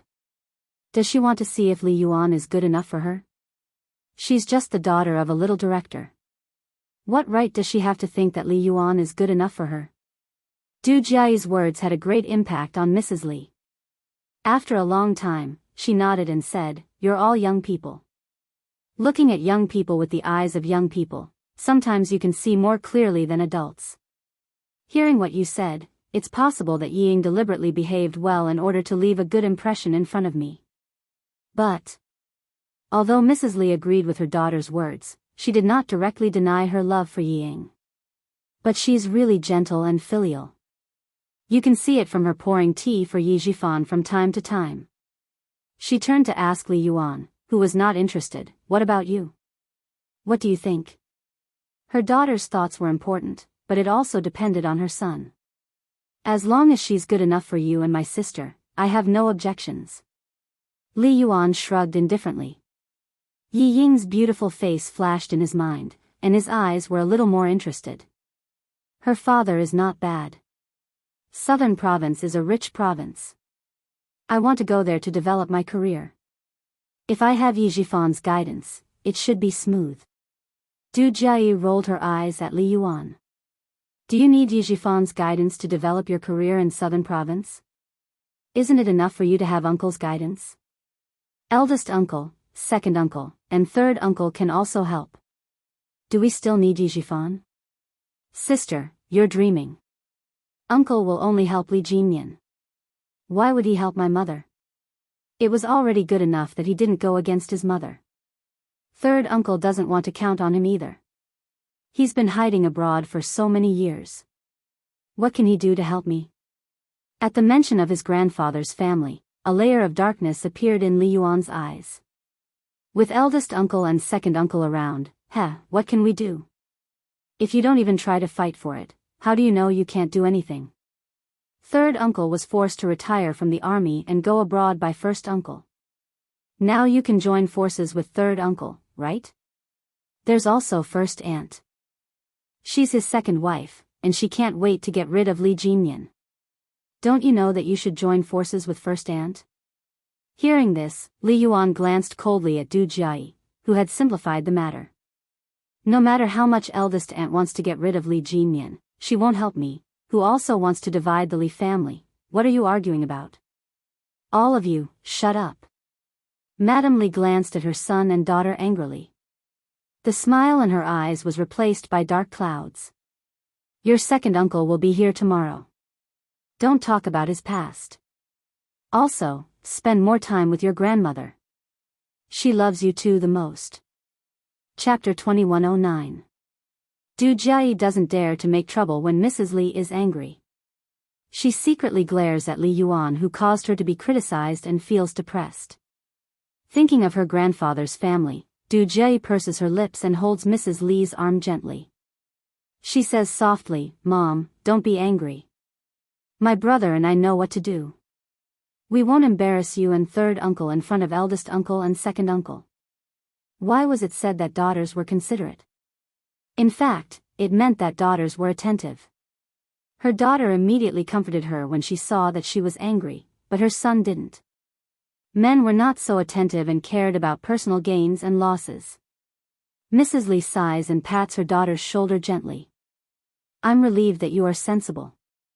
Don't tell your brother that he needs to rely on his uncles in the future. They are unreliable. Your eldest uncle and your grandmother are like fire and water. It's good that your second uncle doesn't care. Your grandmother doesn't have to worry about it. Your third uncle has just come back. How can he help your brother? What's more, there is Li Jinyan. He alone is enough for your grandmother and your third uncle to worry about. Let's solve our own problems. Don't bother your grandmother." Mrs. Li is not in a good mood when it comes to her family. Du Jiayi sees that she frowns and doesn't want to talk about it. She nods obediently and lowers her eyes to hide the complicated feelings in them. Her grandfather's family seems to be rich for generations, but their relationship is not ordinary. Her grandfather was a playboy all his life. He married her eldest grandmother and gave birth to her eldest uncle and second uncle. In the end, he raised her younger grandmother and gave birth to her third uncle and mother. What surprised her more was that her younger grandmother and her eldest grandmother were not blood-related sisters. Her younger grandmother was adopted by her eldest grandmother's family. Later, the affair between her grandfather and her sister-in-law was exposed. Her eldest grandmother, who was strong-willed, slapped her younger grandmother in the face, and the two sisters turned against each other. It was not until her eldest grandmother passed away due to illness that her younger grandmother was able to marry into the Li family and become her grandfather's legal wife. The two elders fought for her grandfather for a lifetime and let the resentment of the older generation continue to the next generation. Du Jie thinks that her grandfather's family is obviously prominent, but the resentment of the older generation affects her generation. She can't help but sigh heavily. It is very quiet in the car, so her heavy sigh is particularly obvious. Madame Li, who was already in a bad mood, felt a little amused when she heard this. Why are you sighing all of a sudden? Is there anything in the family that you need to worry about? Mom, I am thinking about my grandmother. Adjusting her sitting posture, Du Jie asked softly, Mom, tell me what happened to grandfather's family back then. Why did eldest aunt pass away in an accident, and why was third uncle forced to retire from the army and leave for a foreign country? Tell me, I really want to know. Li's mother's mother. Li's aunt's mother's. Hearing this, Madame Li's face turned cold again, and she said in a low voice, Don't ask about things you shouldn't know. Why? Deputy Chief of Staff Du interrupted Du Jie and said with a smile, Jie, that's all in the past. Why are you, a young person, bringing up the past? He is still as secretive as before. His face changes as soon as he mentions it. Du Jie reluctantly says, Oh. She thought about it and said, Didn't Li Jinyan say that he is back? Mom, do you think he will come to our house tomorrow? Chapter 21:10. That depends on your first aunt's mood and his own mood. Madame Li's attitude was quite cold when it came to Li Jinyan. It's better if neither of them comes. She had no feelings for her eldest brother, not to mention that he was at odds with old Madame Li, Li Yuan, who was resting with his eyes closed, said with a faint smile, Li Jinyan won't come, but cousin will definitely come. Because as long as it's something Li Jinyan hates, the two of them will like it. That's right. Li Jinyan will definitely not come. Du Jie nodded thoughtfully. His eldest uncle's family wasn't complicated. The main reason was that his eldest aunt didn't like Li Jinyan, who was born from his first wife. She wholeheartedly wanted to fight for the family inheritance for her son and daughter. It was not that Li Jinyan was not sensible, but that first aunt could not tolerate the son left by the first wife. From time to time, he would make some trouble. As a result, the relationship between Li Jinyan and first uncle was quite bad. Fortunately, Li Jinyan joined the army and was stationed at the seaside all year round. He could not return home even once a year, so first uncle's family was quite peaceful so far. As if thinking of something, Madame Li's eyes suddenly became serious. She said in a low voice, Li Yuan, since Li Jinyan is back, you should visit your grandfather's house more these days. Your grandfather still cares about his eldest grandson, Li Jinyan. Don't let him take all the benefits. Li Yuan twitched the corner of his mouth and refused, No, it's boring. Let my sister go. She likes the treasures in grandfather's hands. If you don't go, I will go. It just so happens that I have 4 days off. I can go and accompany grandfather and little grandma. Du Jie agreed immediately. She also thought about the treasures in grandfather's hands. Those were all antiques. It was said that many of them were the palace treasures that great-grandfather swept when he was a warlord.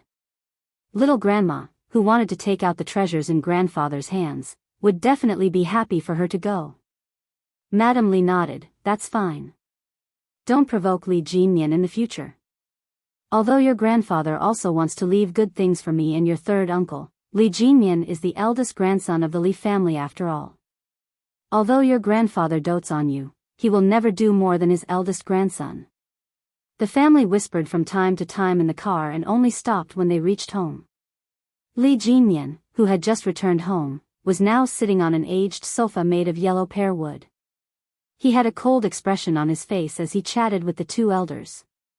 Although he said that he was accompanying Zhang Xian, he was actually just sitting by the side and listening quietly. Tomorrow is that last Jai's birthday. Old master, now that third brother's child is back, why don't you let Jinyan bring his brothers over tomorrow? Let third brother's child recognize everyone. Otherwise, when he goes out in the future, he won't be able to recognize everyone. That would be too disrespectful. The one who spoke was Old Man Lee. She was 15 years younger than Old Man Lee. She took good care of herself, so her hair was still dark. She wore an old-fashioned modified cheongsam, which made her look particularly elegant and dignified. She spoke unhurriedly with a soft accent. Just by listening to her, one could tell that she had a good voice when she was young. Lee Jinyan, who had been silent all this time, raised his eyes when his name was mentioned. He said indifferently, "My leave is limited. I still have a meeting tomorrow. Sorry, I don't have time." "Is that so? I didn't think it through," Old Madam Lee said with some disappointment. She looked at Old Master Lee and deliberated for a moment before saying, "Then I'll bring her over. There's no need to trouble Jinyan. As for the gift, Old Master, why don't you give Jai the painting that second brother drew? This lass has liked it for a long time, and I've never been willing to give it to her." Chapter 21:11. Among the descendants left behind by her elder sister, only her second son made her slightly satisfied. He didn't care about anything and didn't care about his family. He carried a picture clip and walked the world, becoming a famous painter both domestically and abroad. She had several of his paintings in her hands, and any one of them was worth hundreds of thousands. Lee Jinyan had no interest in these things. Seeing that it was getting late, he got up and said to the white-haired and white-bearded Old Man Lee, who was sitting on the sofa, "I won't disturb you anymore. Rest early." He nodded slightly at Old Lady Lee, put on his military cap, and left. Old Lady Lee, who was watching his back, secretly clenched her fists. She didn't even want her old face anymore. She just hoped that he would say something and let the old man open his mouth and give the painting to her granddaughter. In the end, he was the same as his father. He just didn't let her have her way. It would be good if everyone in the first branch died outside, so that one or two of them wouldn't come to anger her. "I have no objections if you want to leave the good things for third son. Third son's surname is Lee. No matter who he leaves it for, it will be a descendant of the Lee family." Old Man Lee's old but strong voice suddenly sounded. Old Lady Lee was so shocked that she quickly loosened her fists and quickly adjusted her expression, making every wrinkle on her face appear benevolent. "Forget about Jai. Her surname is Du, and she's not a descendant of the Lee family. I will keep the things I give her, but they won't be good things. I won't leave them for her, but I won't treat her unfairly either." Inside the house, the gloomy Old Master Lee raised his voice as if he wanted someone to hear him. "Jinyan is the eldest grandson of the Lee family, and he's also the most promising one. Naturally, I have to leave the things in my hands to him. And the things I give you, you naturally have to leave them for third son's family. It's just a small birthday. What are you trying to do? Do you need the eldest grandson of the Lee family to congratulate you? Did they come to Jinyan's birthday? As his grandmother, have you ever thought of giving him something good?" The more she spoke, the more respectful Old Lady Lee's expression became. It seemed that her relationship with Old Man Lee wasn't like husband and wife, but more like master and servant. Old Madam Lee, who had lived cautiously all her life, did not dare to show any disrespect to this husband who could control her life and death back then. Hearing this, he smiled and nodded. "You're right. The Lee family's things naturally have to be left to the Lee family's descendants. As long as Old Master Lin still had third brother in his heart, she would naturally compensate Jai." The lights in the rooms of the mansion went out one by one. Soon, only the street lamps outside the house and the corridor were illuminated. Lee Jinyan, who walked out of the mansion, looked back at the mahogany door plaque, and a faint sneer appeared in his cold eyes. Lee Mansion? He really did not have any kinship with the Lee residence. The only kinship he had left was with his maternal grandfather's family. As for the things left for him. Lee Jinyan raised his head and rubbed the left side of his face. His eyebrows were cold. Would a person who had once yelled at him to get out of the Lee family suddenly treat his so-called eldest grandson well? He wouldn't wake up early if there were no benefits, and he deliberately said those words loudly. He was probably plotting something again. Lee Jinyan walked out of the Lee residence with a cold look in his eyes. When he was outside, he took out his phone and dialed a number that had been turned off for the past 2 days. Surprisingly, it actually went through this time. Xia Jinyuan was also very surprised. He deliberately looked at the caller ID before saying, "Demon King?" "Yes, in the capital." "In the military?" He sat in the car he drove and did not start the engine. He asked Xia Jinyuan calmly, "Come out for a visit in the capital." "Forget about the military." Xia Jinyuan, who was still in the military, smiled and said, "I'm in the capital, but I can't come out for a visit yet. I'm still detained in the military and will only be released in about 2 hours. But if you don't mind waiting, you can wait for me at the military hospital. I still have to go there after I'm done with my work." Chapter 21:12. Li Jinyan was not in the mood to chat with his friends, so he said, "I'll wait for you outside the military headquarters." Then he hung up the phone and drove straight to the military headquarters. V8, who was waiting in the car, was so shocked that his eyes nearly popped out of their sockets when he saw Li Jinyan. When Xia Jinyuan came out of the car, he saw the two idiots chatting in the cold wind. It was midnight, yet they would rather stand outside in the cold wind than get into the car to warm up. Were they doing cold resistance training? Naturally, trained special forces soldiers could chat in the cold wind, but Sun Dongqing could not. She was so cold when she got off the plane that her whole body was almost frozen. Wearing a cotton coat, she could not resist the cold wind at all. She had no choice but to go back to the store in the airport lobby to buy a down jacket. Feeling warm, Sun Dongqing hurriedly turned on her phone. A few text messages popped up. Sun Dongqing took a look. Even though it was already past midnight, she couldn't wait any longer and immediately called Yi Jifan. Yi Jifan was in a daze when he heard the phone on the bedside table vibrate non-stop. He did not turn on the lights, so he reached out to pick up the phone and said in a hoarse voice, "Hello." Then he was startled awake by Sun Dongqing's howling.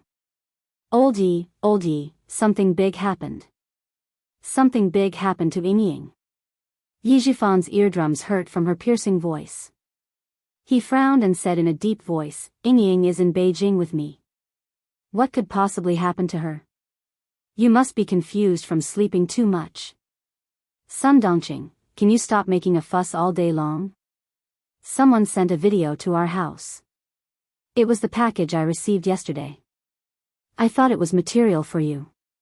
Sun Dongqing, who was finally able to talk to her husband, suddenly had a backbone. She quickly told him the whole story. "What should we do? What should we do? I asked her to study abroad so that she could make a name for herself, but in the end, this damn girl did something shameless. Old Yi, I'm afraid we're really in big trouble." Yi Jifan got up from the bed with a livid face and said angrily, "Take a taxi to Wangfu Hotel right now. Call me when you're downstairs and I'll come down to pick you up. Remember, don't let the hotel staff see your face. Also, hold on to the videotape in your hands." Something big had happened, something really big had happened this time. After hanging up the phone, Yi Jifan's face was gloomy as if a storm was about to come. He put on his clothes, opened the door with force, and walked to the next room. He kept ringing the doorbell impatiently. Yi Ying was having a beautiful dream. She dreamt that she had married into the Du family and had become Li Yuan's wife. Just as she was exchanging rings with Li Yuan, she suddenly saw Yi Qian walking over from the front. Just as she was about to provoke her with a smile, the ear-piercing sound of police sirens came from outside the church. Yi Ying quivered and opened her eyes. There was no sound of the police car, but the doorbell rang clearly. It was ringing very urgently. Yi Ying, whose beautiful dream was interrupted, got up from the bed with a gloomy face. She was angry, but she did not dare to open the door directly. She looked through the electronic eye and saw that it was her father. Only then did she suppress the anger in her heart and open the door. "Dad, why aren't you asleep yet?" she said unhappily. "I was sleeping soundly. Why did you wake me up? I have to go to Mrs. Li's house early in the morning tomorrow. If I don't sleep well, I won't even look good with makeup." Yi Jifan, who was so angry that his chest was heaving up and down, did not speak immediately. Instead, he walked into the room. Yi Ying, who was still in a daze, did not realize that something was wrong with him. She closed and locked the door. Just as she turned around, a black shadow flashed past her eyes. Pa! She was slapped hard on the face as she was caught off guard. Chapter 21:13. Yi Ying was stunned by the slap. She covered her face and stared at Yi Jifan in disbelief. After a few seconds, she asked loudly, "Dad, what are you doing? Instead of sleeping at night, you came here to slap me. What are you trying to do? What did I do wrong? Did I make you unhappy? You still have the cheek to ask me what you did wrong?" Yi Jifan slapped Yi Ying's left cheek again without any hesitation. The two slaps left 10 red fingerprints on Yi Ying's cheeks. Yi Ying, whose mouth tasted of rust, widened her eyes. Tears welled up in her almond-shaped eyes. She screamed, "Am I your biological daughter? Am I your biological daughter? You came here and slapped me twice without any reason. Dad, are you trying to beat me to death? If you weren't my biological daughter, I would strangle you to death right now." Yi Jifan was so angry that his face turned the color of a pig's liver. After he slapped her with all his strength, his vision turned black. Yi Ying, who felt wronged, wailed, "I'm not your daughter. I'm not your daughter. I want to go back to the southern province. I want to find mommy." She was as wronged as a 5 or 6-year-old child. "Since when did you treat me as your biological daughter? All you do is compare me to Yi Qian. You say that I'm not as good as him here and there. You belittle me to the point that I'm worthless. Now you come here and hit me. Dad, since when did you treat me as your daughter?" After being slapped twice for no reason, Yi Ying felt as wronged as a child who had lost her parents. She screamed until her eyes were about to pop out. Yi Jifan looked at his daughter coldly. Not only did the anger in his heart not dissipate, it burned even more fiercely. He didn't understand how his daughter had become like this. When she was young, she was clearly smart and clever.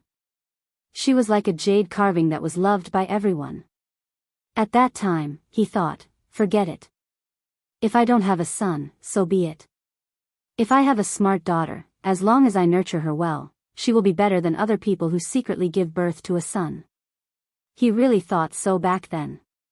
But now? He regretted it. He regretted it. She regretted not giving birth to a son and bringing him home. She regretted raising such a shameless thing. She still had the cheek to coax him and call him that. She was shameless. Yi Jifan turned on the lights in the room. As soon as the bright and luxurious crystal chandelier lit up the room, Yi Ying, who was screaming, saw clearly how ugly Yi Jifan's expression was. However, she didn't understand what she had done wrong during the day. She couldn't accept being slapped twice in the middle of the night. Tomorrow, she still had to go to the Du family to accompany Madame Li on stage. Tomorrow, she still had to get to know the young masters and young misses of the more powerful families. How could she, who had been slapped twice in the face anyone? "You keep saying that I'm your daughter, but do you treat me as your daughter? You clearly know how important tomorrow is to me, but you came up and gave me 2 slaps. How can I face anyone tomorrow? Can you meet anyone? Is that bitch Yi Qian your real daughter? All day long, you only say that she's better than me. When have you ever said that I'm better than her? No. Never." The more she blamed him, the angrier Yi Jifan became. He pointed at Yi Ying, who still dared to challenge him, and shouted fiercely, tell me everything you did in France." "WH. What? France. France?" Chapter 21:14. Before she could say anything, Yi Ying was shocked when she heard the word France. Her scream stopped abruptly, and her almond-shaped eyes, which had been full of grievances, were suddenly filled with panic. "You've been wronged, haven't you? Well, tell me all the nonsense you've been doing in France. Changing boyfriends every week? Running to a bar to be hugged by 2 men? Not going back to the dorm in the middle of the night and going to a hotel with a man? Yi Ying, do you still feel wronged? Don't you think you're shameless?" Yi Ying was completely shocked. How could it be? How could it be? It was so long ago. How could Dad know about it? Her expression made Yi Jifan even more certain that these things were true. They were all true. Yi Jifan clenched his teeth as the anger in his heart grew stronger. The anger on his face surged directly between his eyebrows. He shot a murderous look at Yi Ying, which made Yi Ying step back in fear. She was scared. She was scared. She was really scared that she wouldn't be able to walk out of the hotel room. Yi Ying's cowardly retreat made Yi Jifan's face burn with anger. Unable to restrain his anger, he lifted his foot and fiercely stomped on the coffee table. Still not satisfied, he picked up the cups and plates on the coffee table and threw them all at Yi Ying. The first coffee cup hit Yi Ying's shoulder, and the frightened Yi Ying came back to her senses. Then, she saw several cups and plates being thrown at her. Yi Ying was so scared that she immediately covered her head and screamed, "Ah, ah." Who told Dad? Who hurt her behind her back? No, she definitely couldn't admit what she did. That's right, she couldn't admit it. What happened in France was in the past. She even called her ex-boyfriends and told them to be gentlemanly and not to talk about it. They all agreed. As long as they didn't say anything, no one would know. Even if Dad went to investigate, he wouldn't be able to find any evidence. She still didn't know that the biggest evidence was in Sun Dongqing's hands. Now, she was on her way to the hotel. Facing the thunderous anger of Yi Jifan, Yi Ying, who was trembling in fear, shrank into the corner of the cabinet. Her long hair was scattered, her cheeks were red and swollen, and her tears were flowing. She looked really pitiful. This was the first time she had seen Yi Jifan so angry. She was very scared. She clutched her shoulder that was hurt to the bone. Her heart and mind were racing. She had to think of a way. She had to think of a way. Dad, I didn't. Who did you hear it from? I'm going there to study. How can I join a bar? How can I have a boyfriend? I didn't. Someone framed me, that's right, someone must have framed me. It must be Yi Qian, that bitch. She knew that I was going to join the army, so she set me up. Dad, how could you listen to her? She clearly doesn't want me to be a soldier. You can't listen to her, you can't. Instead of thinking about how to make up for his mistakes, he only wanted to shirk his responsibilities. He was too disappointed. Even if she set you up, it's because she had something on you first. You didn't do those shameless things, so who would set you up? What could they use to set you up? You said Yi Qian set you up because she didn't want you to be a soldier? But she didn't even know you were in the army. Yi Jifan hadn't seen the videotape yet. After his anger, he felt exhausted. Yi Ying, you disappoint me. I'm completely disappointed in you. Yi Ying, who was about to faint from crying, tried her best to shrink her shoulders and cover her face with her hands to prevent further injury. Her voice was hoarse from crying. She knows, Dad, she knows. Chapter 21:15. She had to make her father believe that Yi Qian framed her. Only by making him believe that she would not be beaten again. She burst into tears and pushed all the blame onto Yi Qian. She knew, and that's why she framed me. There's no one else other than her. Dad, I really didn't do anything to embarrass you and Mom. I really didn't. Dad, you have to believe me. You have to believe me. It's really Yi Qian who framed me. She framed me. She had to make her father believe her. Otherwise, she would not have an easy time tonight. Yi Ying's eyes flashed as she covered her face with her hands. She would never admit to the ridiculous things she did in France. She had to make her father believe that it was Yi Qian who framed her. She had never done anything to embarrass her parents. Suddenly, Yi Ying was glad that she told Yi Qian during her physical examination that time and let her know that she had enlisted. Otherwise, she would not have been able to push all the blame onto her today. Moreover, other than Yi Qian, she could not think of anyone else who would frame her. Yi Qian. Yi Qian. How dare you frame me? Fine. Fine. Fine. If I don't have an easy time, you won't have an easy time either. Yi Ying, who hated Yi Qian to the core, only wanted to push Yi Qian out when something happened. Just like when she was young, she only needed to push Yi Qian out whenever she did something wrong. The one who was beaten and scolded was always Yi Qian. It had never had anything to do with her. This time, there was no exception. Yi Ying, who was screaming her grievances, was afraid that Yi Zhifan would do something irrational to her in his rage. She tried her best to reduce her presence. She hugged her shoulders and curled into a ball in a corner. She did look very pitiful. She didn't dare to speak to Yi Zhifan directly. She only glanced at him from time to time. Every time she glanced at him, she would be frightened by Yi Zhifan's ferocious expression. The more scared she was, the more her body trembled. The more she trembled, the more she wanted to use pity and grievance to make Yi Zhifan feel sorry for her. She didn't dare to say that she wasn't Yi Zhifan's daughter anymore. She only hoped that she could get some pity from him so that she could escape this calamity. How could Yi Zhifan, who was so angry that his vision was turning black, feel sorry for him? He really wanted to strangle this disobedient bastard to death with his own hands. How did Yi Qian know that you joined the army? How did she know? How would you know? He slowly sat down on the sofa after standing there for a long time. He stared at the stubborn Yi Ying and asked, how did she find out? How did Yi Qian know? Yi Zhifan already had an answer in his heart. Other than the mother and daughter pair, who else would sue Yi Qian? Who else knew that Yi Ying was about to join the army?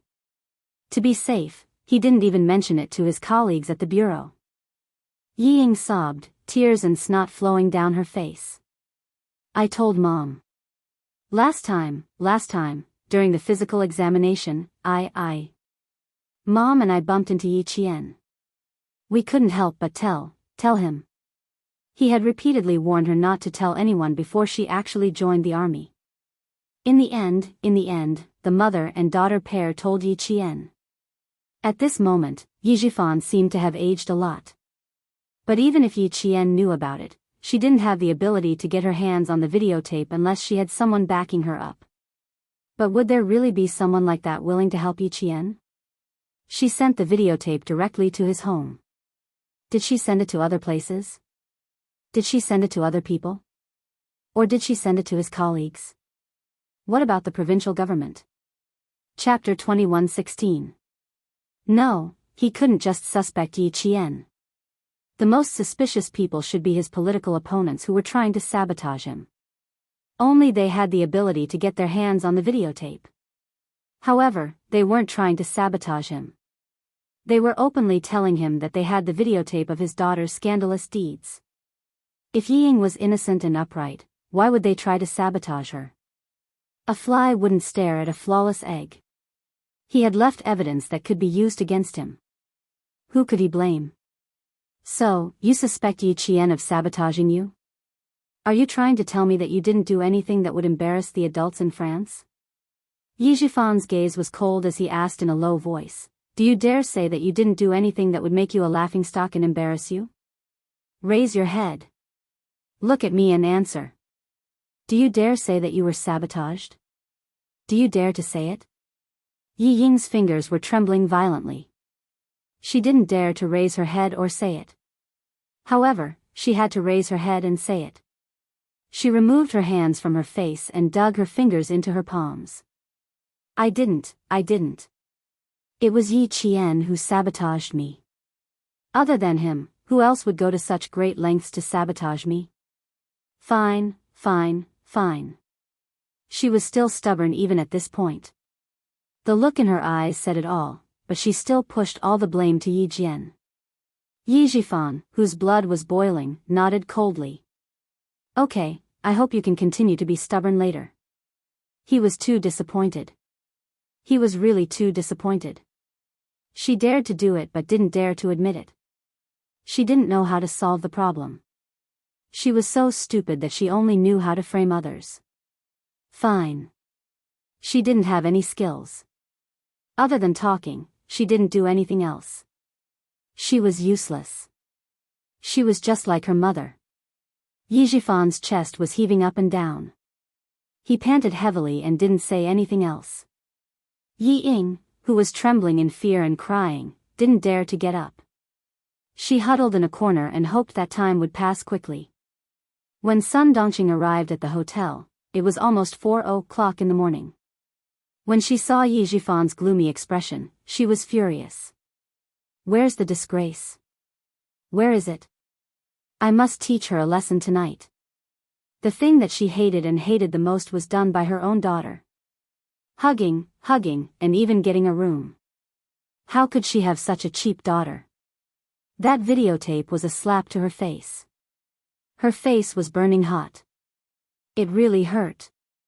What a good daughter you've raised. Yi Jifan glared at him and said through gritted teeth, my Ying is the best. Yes, your Ying is the best. This was her goodness. This is the good that you've taught. I've really learned something new. Sun Dongqing was not as protective as before. She rolled up her sleeves and took a step forward. What a disgrace. I'm going to beat her to death today. Yi Ying was overjoyed by Sun Dongqing's appearance. Her eyes, which were red from crying, shone brightly. She cried out miserably, Mom, save me. She got up with disheveled hair and threw herself at Sun Dongqing. Her savior was here, her savior was here. As long as her mother was here, her father wouldn't be able to touch her. What welcomed her was not Sun Dongqing's protection, but 2 slaps that were louder than before. Not just one, but countless slaps, punches, kicks. Sun Dongqing, who was so angry that she had lost her rationality, punched and kicked her. I'm going to beat you to death, you disgrace, you disgrace. Chapter 21:17. Yi Ying, who had never been hit by Sun Dongqing before, was horrified. Compared to Yi Jifan's 2 slaps, Sun Dongqing's was much more violent. Mom. I didn't, it hurts, Mom, stop hitting me, I really didn't. Yi Ying, who was beaten to the ground, bent her body and desperately protected her face and head. She was overwhelmed with horror. How could this be? How could this be? Why didn't her mother help her? Why? Yi Ying screamed and begged for mercy, but Sun Dongqing beat her even more fiercely. I didn't send you to study abroad so that you could learn to sleep with foreign devils. I didn't want you to be a prostitute. I didn't want you to change your boyfriend every week.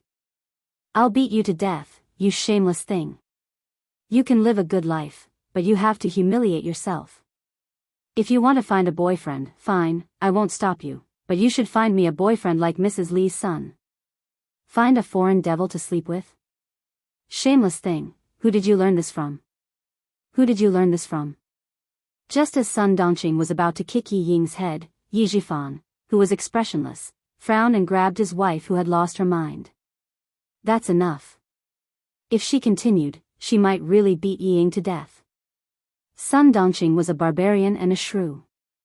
When she lost her mind, she was even more ruthless than Yi Jifan. In this way, Yi Jifan's attitude was much gentler. There was a video recorder in the hotel. Yi Jifan put in the tape. After a while, Yi Ying, who was wearing heavy makeup, appeared in the video. She was intimately dancing with a blonde man on the dance floor of the KTV.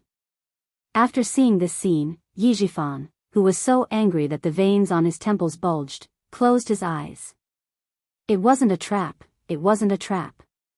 This was to tell him that his daughter, Yi Jifan, was a slut abroad. Yi Ying, who was bruised all over, was completely dumbfounded. How could it be? How could these things be recorded into a tape? Who was it? Who was it that messed with her? The image flashed, and it showed her hugging and kissing the golden-haired man dancing on the sofa. The man's hand lifted her shirt and reached for her chest. The image was very clear, as if someone was filming it right in front of her. No, it's not like that. Don't look. All of a sudden, Yi Ying rushed up like a madwoman. She was so flustered that she was out of her wits. She tried to take out the tape from the VCR and destroy it. The more anxious she was, the more confused she became. The more confused she was, the more she couldn't take out the tape. She screamed in panic, picked up the VCR, and threw it against the wall. No, she didn't do those things, she didn't. The noise was so loud that it woke up the guest in the other room. Soon, the hotel staff and the lobby manager arrived. Because of this guest, Ying did not continue to be beaten up by Sun Dongqing. After explaining and sending the lobby manager away, Yi Zhifan sat on the sofa and said coldly, "You don't have to go to Miss Du's birthday party tomorrow. You don't have to join the army. I'm going to book the tickets now. You go back to Shuku village tonight." "No, I don't want to. I don't agree." Ying screamed, "Mrs. Li likes me so much that she wants me to be her daughter-in-law. I must go tomorrow." She crawled to Sun Dongqing on her knees and hugged her feet. She cried until she was out of breath and begged, "Mom, please persuade Dad. I must go to Mrs. Li's house tomorrow." Chapter 21:18. Scared, Ying was scared. Even Sun Dongqing, who loved her the most, had hit her. Ying was scared. She didn't know why she was so sure that she had done something shameful in France. It was as if she had seen her ridiculous life when she was studying abroad. She couldn't accept her fate. She wouldn't accept her fate so easily. She had to convince her mother to stand by her side. She had to convince her. Ying was also a character. She could always find all kinds of excuses to make herself feel at ease and comfort herself when she was in a desperate situation. She could also shamelessly think that she had done nothing wrong and that it was all the people who wanted to hurt her who were wrong. The videotape, it didn't matter. Who hadn't been young and frivolous? Who hadn't lost themselves?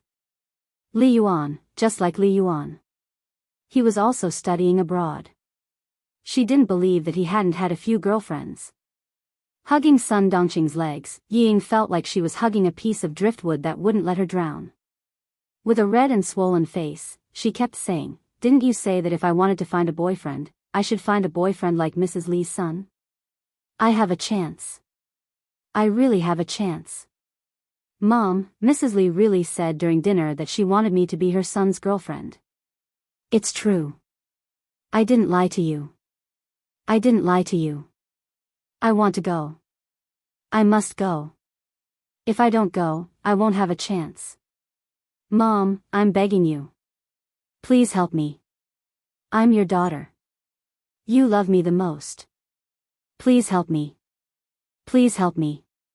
She begged bitterly. She couldn't go back. It was really over if she went back. Dad would definitely not care about her anymore. He would definitely have another child and raise another child well. She could only stay in the mountains for the rest of her life and become a joke. I admit that I didn't behave well in France, but it was all the same. I had no choice. I really wanted to study when I went there, but everyone was playing together.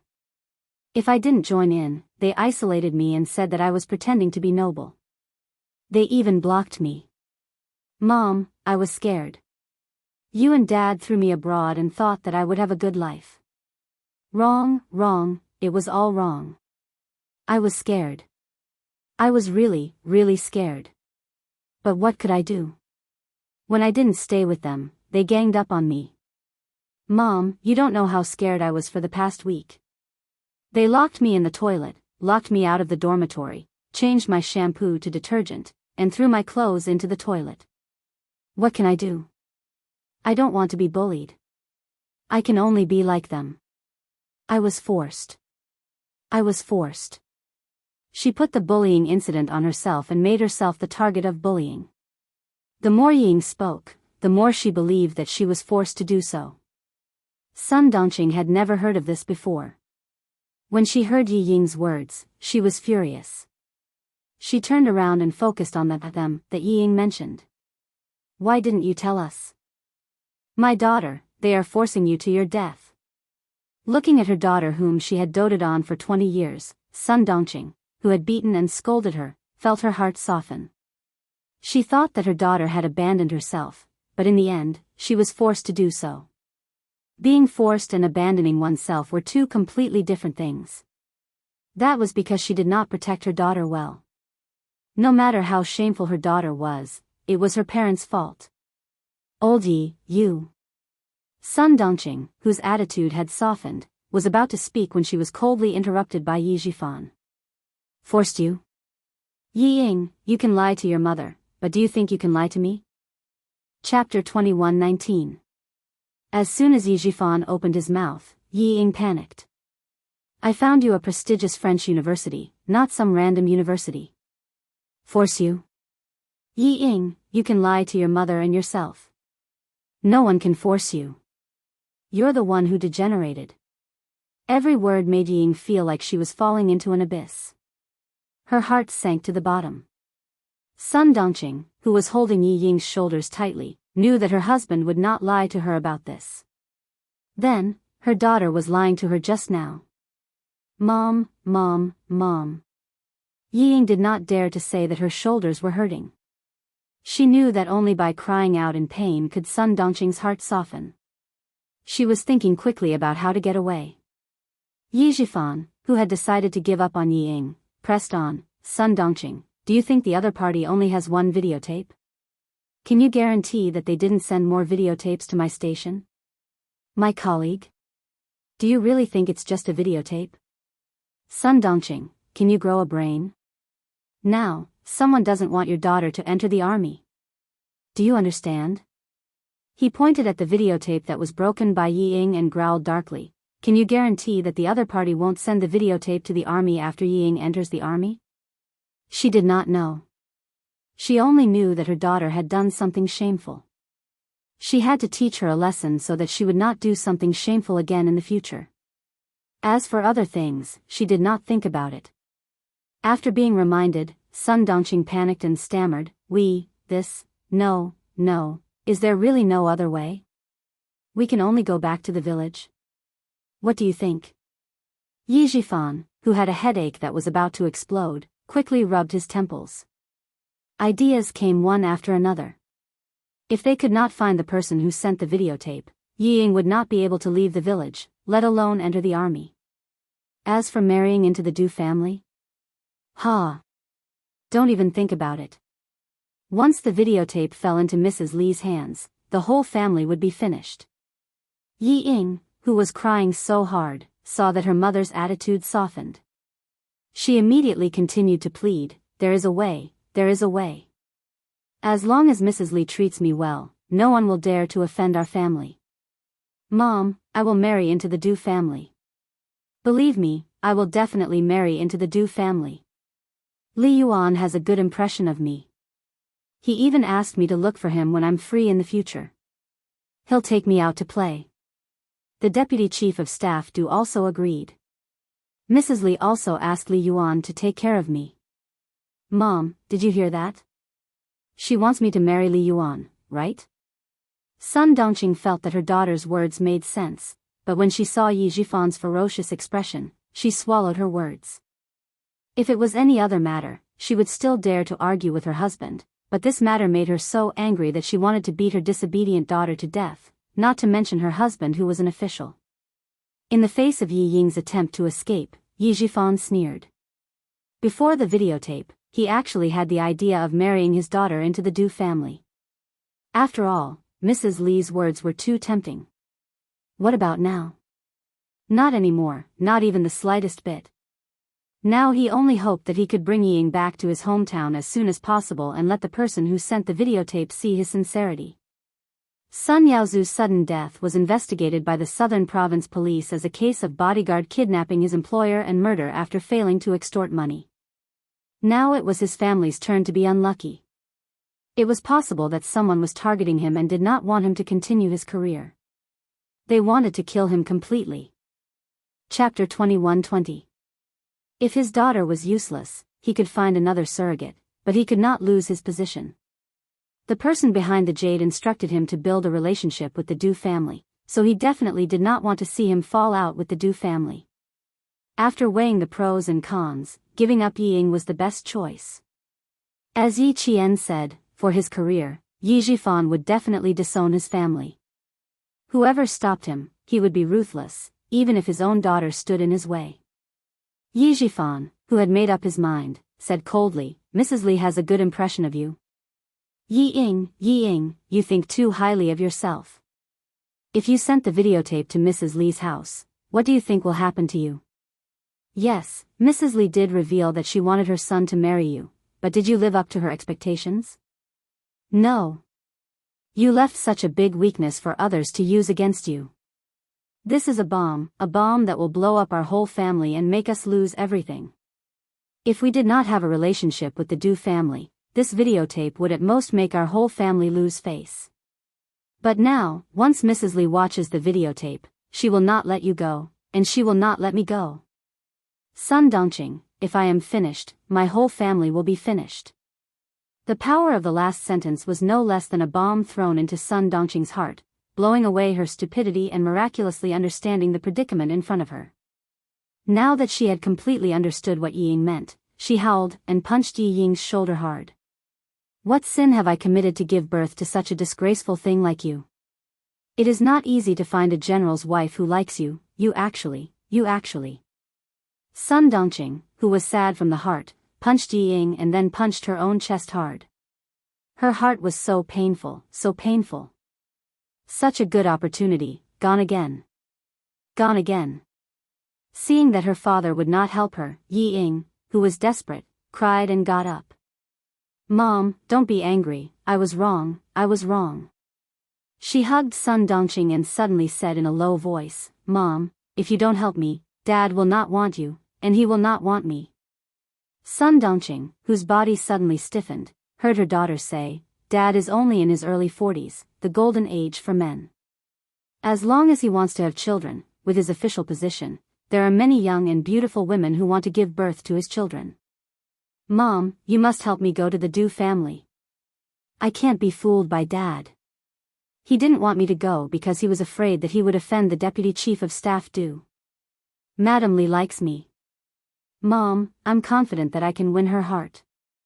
I'm also confident that Li Yuan won't be able to run away. Tomorrow is my last chance. If I miss it, Mom, both you and I will be abandoned by Dad. Don't say that Dad doesn't dare, he dares. I can't compete with you over Dad. Mom, you can't compete with him over what he wants to do, and neither can I. So, I'm going to take a gamble. If we win the bet, we win." His words touched Sun Dongqing's heart. That's right. Her daughter was right. Once the mother and daughter returned to Shuku village, everything would be over. They would become the laughingstock of the entire village.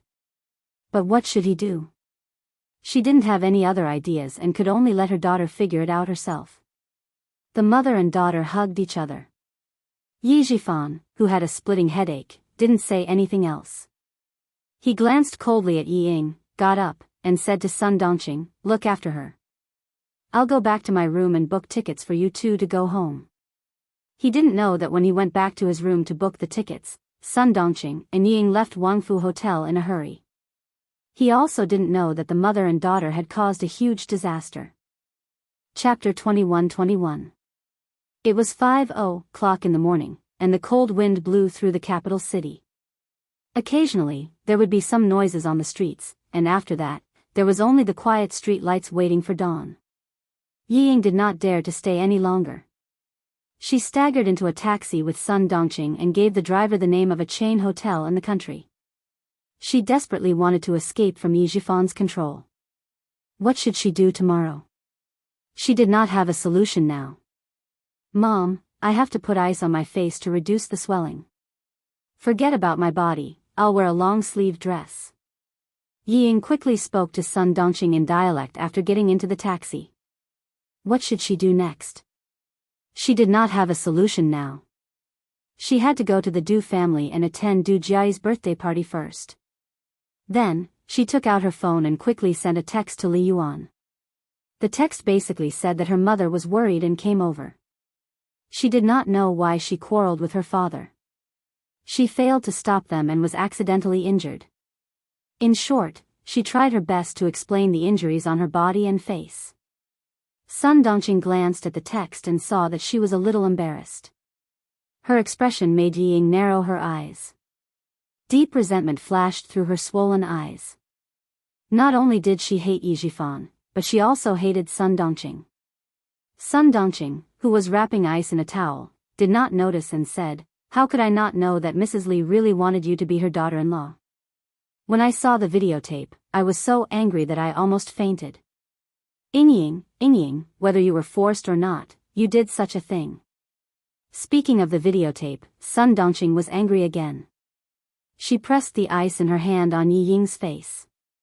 "With this videotape, even if you really marry into the Du family in the future, you will still be on tenterhooks. Mom, why do you keep looking at the past? Do you think everyone is clean? They are all the same." Li Yuan is still studying in the United States, which is a very open country. The number of girlfriends he had could fill several buses. "Can you stop talking about it?" Seeing her bruised face in the mirror, Yi Ying was irritated. "If you keep thinking about the past, why don't you quickly reduce the swelling on my face? When I marry into the Du family, you can just enjoy life with me." It had to be said that Yi Ying was very good at coaxing Sun Dongqing. Sun Dongqing, who originally wanted to strangle Yi Ying to death, was busy getting ice cubes for Yi Ying and spraying anti-inflammatory and pain-relieving spray for Yi Ying. She was so busy that her heels didn't even touch the ground. Li Jinmian was also running around. He didn't expect that he would become Xia Jinyuan's errand boy when he arrived at the hospital. There were examinations, forms, stitches, and medication. By the time they were done, it was already early in the morning. Xia Jinyuan, who had finally cleaned up the pus in the wound and was stitched up again, lay lazily on the hospital bed and chatted with Li Jinmian, who was resting on the hospital bed. "You came here in the middle of the night to talk to me about the overseas competition. Is your time that tight? I haven't seen the specific list of people on our side, and the Major General didn't mention to me who will be going either. When the list is out, we will arrange a training session to improve our teamwork." Li Jinmian, who was resting with his eyes closed, just wanted to find someone to talk to. The list was secondary. When he heard Yi Ying, he said calmly, "You are injured now, how are you going to arrange the training? Yi Qian should also be selected. Her schedule isn't easy to arrange. It had been a month since the last training session. She should have started school by now." Chapter 21-22. If she does well this time, the school won't have too many problems. If she doesn't, I'm afraid they won't let her go. After all, the school doesn't know what she's training for. After Xia Jinyuan finished speaking, he thought for a while and said, "Actually, you can say that she's training for the competition. The National University of Science and Technology often sends students to participate in the competition. She can do it too. I'll call you later to ask about the situation. You should know about Yi Qian's results." When they talked about the military, Li Jinmian's slightly depressed mood suddenly became a lot more cheerful. After resting for a while, he got up, straightened his military uniform, and said calmly, "Rest well. I'll go to the military headquarters for a meeting." Xia Jinyuan, who could tell that he had something on his mind, looked at him meaningfully and said with a half-smile, "You're in a good mood so quickly. Are you sure you don't need to talk to me anymore so that I can talk to you? Talking to Yi Qian can indeed improve my mood quickly." Faced with his comrade's teasing, the handsome and cold Li Jinmian calmly replied. That one sentence made Major Xia choke in his throat. After he calmed down, Major Xia smiled and said, "Major Li, Yi Qian is my girlfriend." "You're late." "So what if she's your girlfriend?" "She's also my comrade." "Huh, she's also my comrade." "She's both my girlfriend and my comrade." Major Xia, who was now the boyfriend, calmly responded to the sudden provocation, "You're not interested in stealing your comrade's girlfriend." He was indeed not interested in being immoral, but... Li Jinmian looked at his former opponent, who was now his comrade, and sneered, "Didn't I tell you before? Yi Qian gives me a familiar feeling. Major Xia, wait for me to check it out. When the time comes, it'll be hard to say what your identity and mine will be." "Check it out?" Xia Jinyuan's smile did not fade, but his eyes darkened. He said in a deep voice, "Devil, Yi Qian's situation is a little special." "What do you want to check?" "The situation is a little special?" Li Jinyan, who was about to leave, sat back on the bed and asked coldly. "What happened? What I'm investigating here, could it possibly affect her?" His eyes suddenly turned cold and sharp as he said, "Or do you know what I'm investigating?" "Someone is investigating it too." This time, it was Xia Jinyuan's turn. His eyes suddenly turned cold and sharp. He stared at Li Jinyan, and even his voice was frosty. "Devil, what did you find out about Yi Jian? He was a major and a marine. What right did he have to investigate Yi Qian? Check the relationship between Yi Qian and my family." Since it was related to Yi Qian, Li Jinyan did not hide anything. "I want to know why I feel a sense of familiarity with her." "The relationship between the little fox and the Li family?" Xia Jinyuan did not expect to be asked such a question. He could not help but chuckle. How could she be related to the Li family? The Li family used to be a warlord. Yi Qian's family has been farmers for 3 generations. How could they have anything to do with you? Knowing that no one was investigating the same thing as him, the sharpness in Li Jinyan's eyes gradually disappeared. "That's why I want to check it out." He calmed down and said indifferently, "Otherwise, I'll always wonder why I feel a sense of familiarity with Yi Qian." It was not a sense of familiarity between a man and a woman.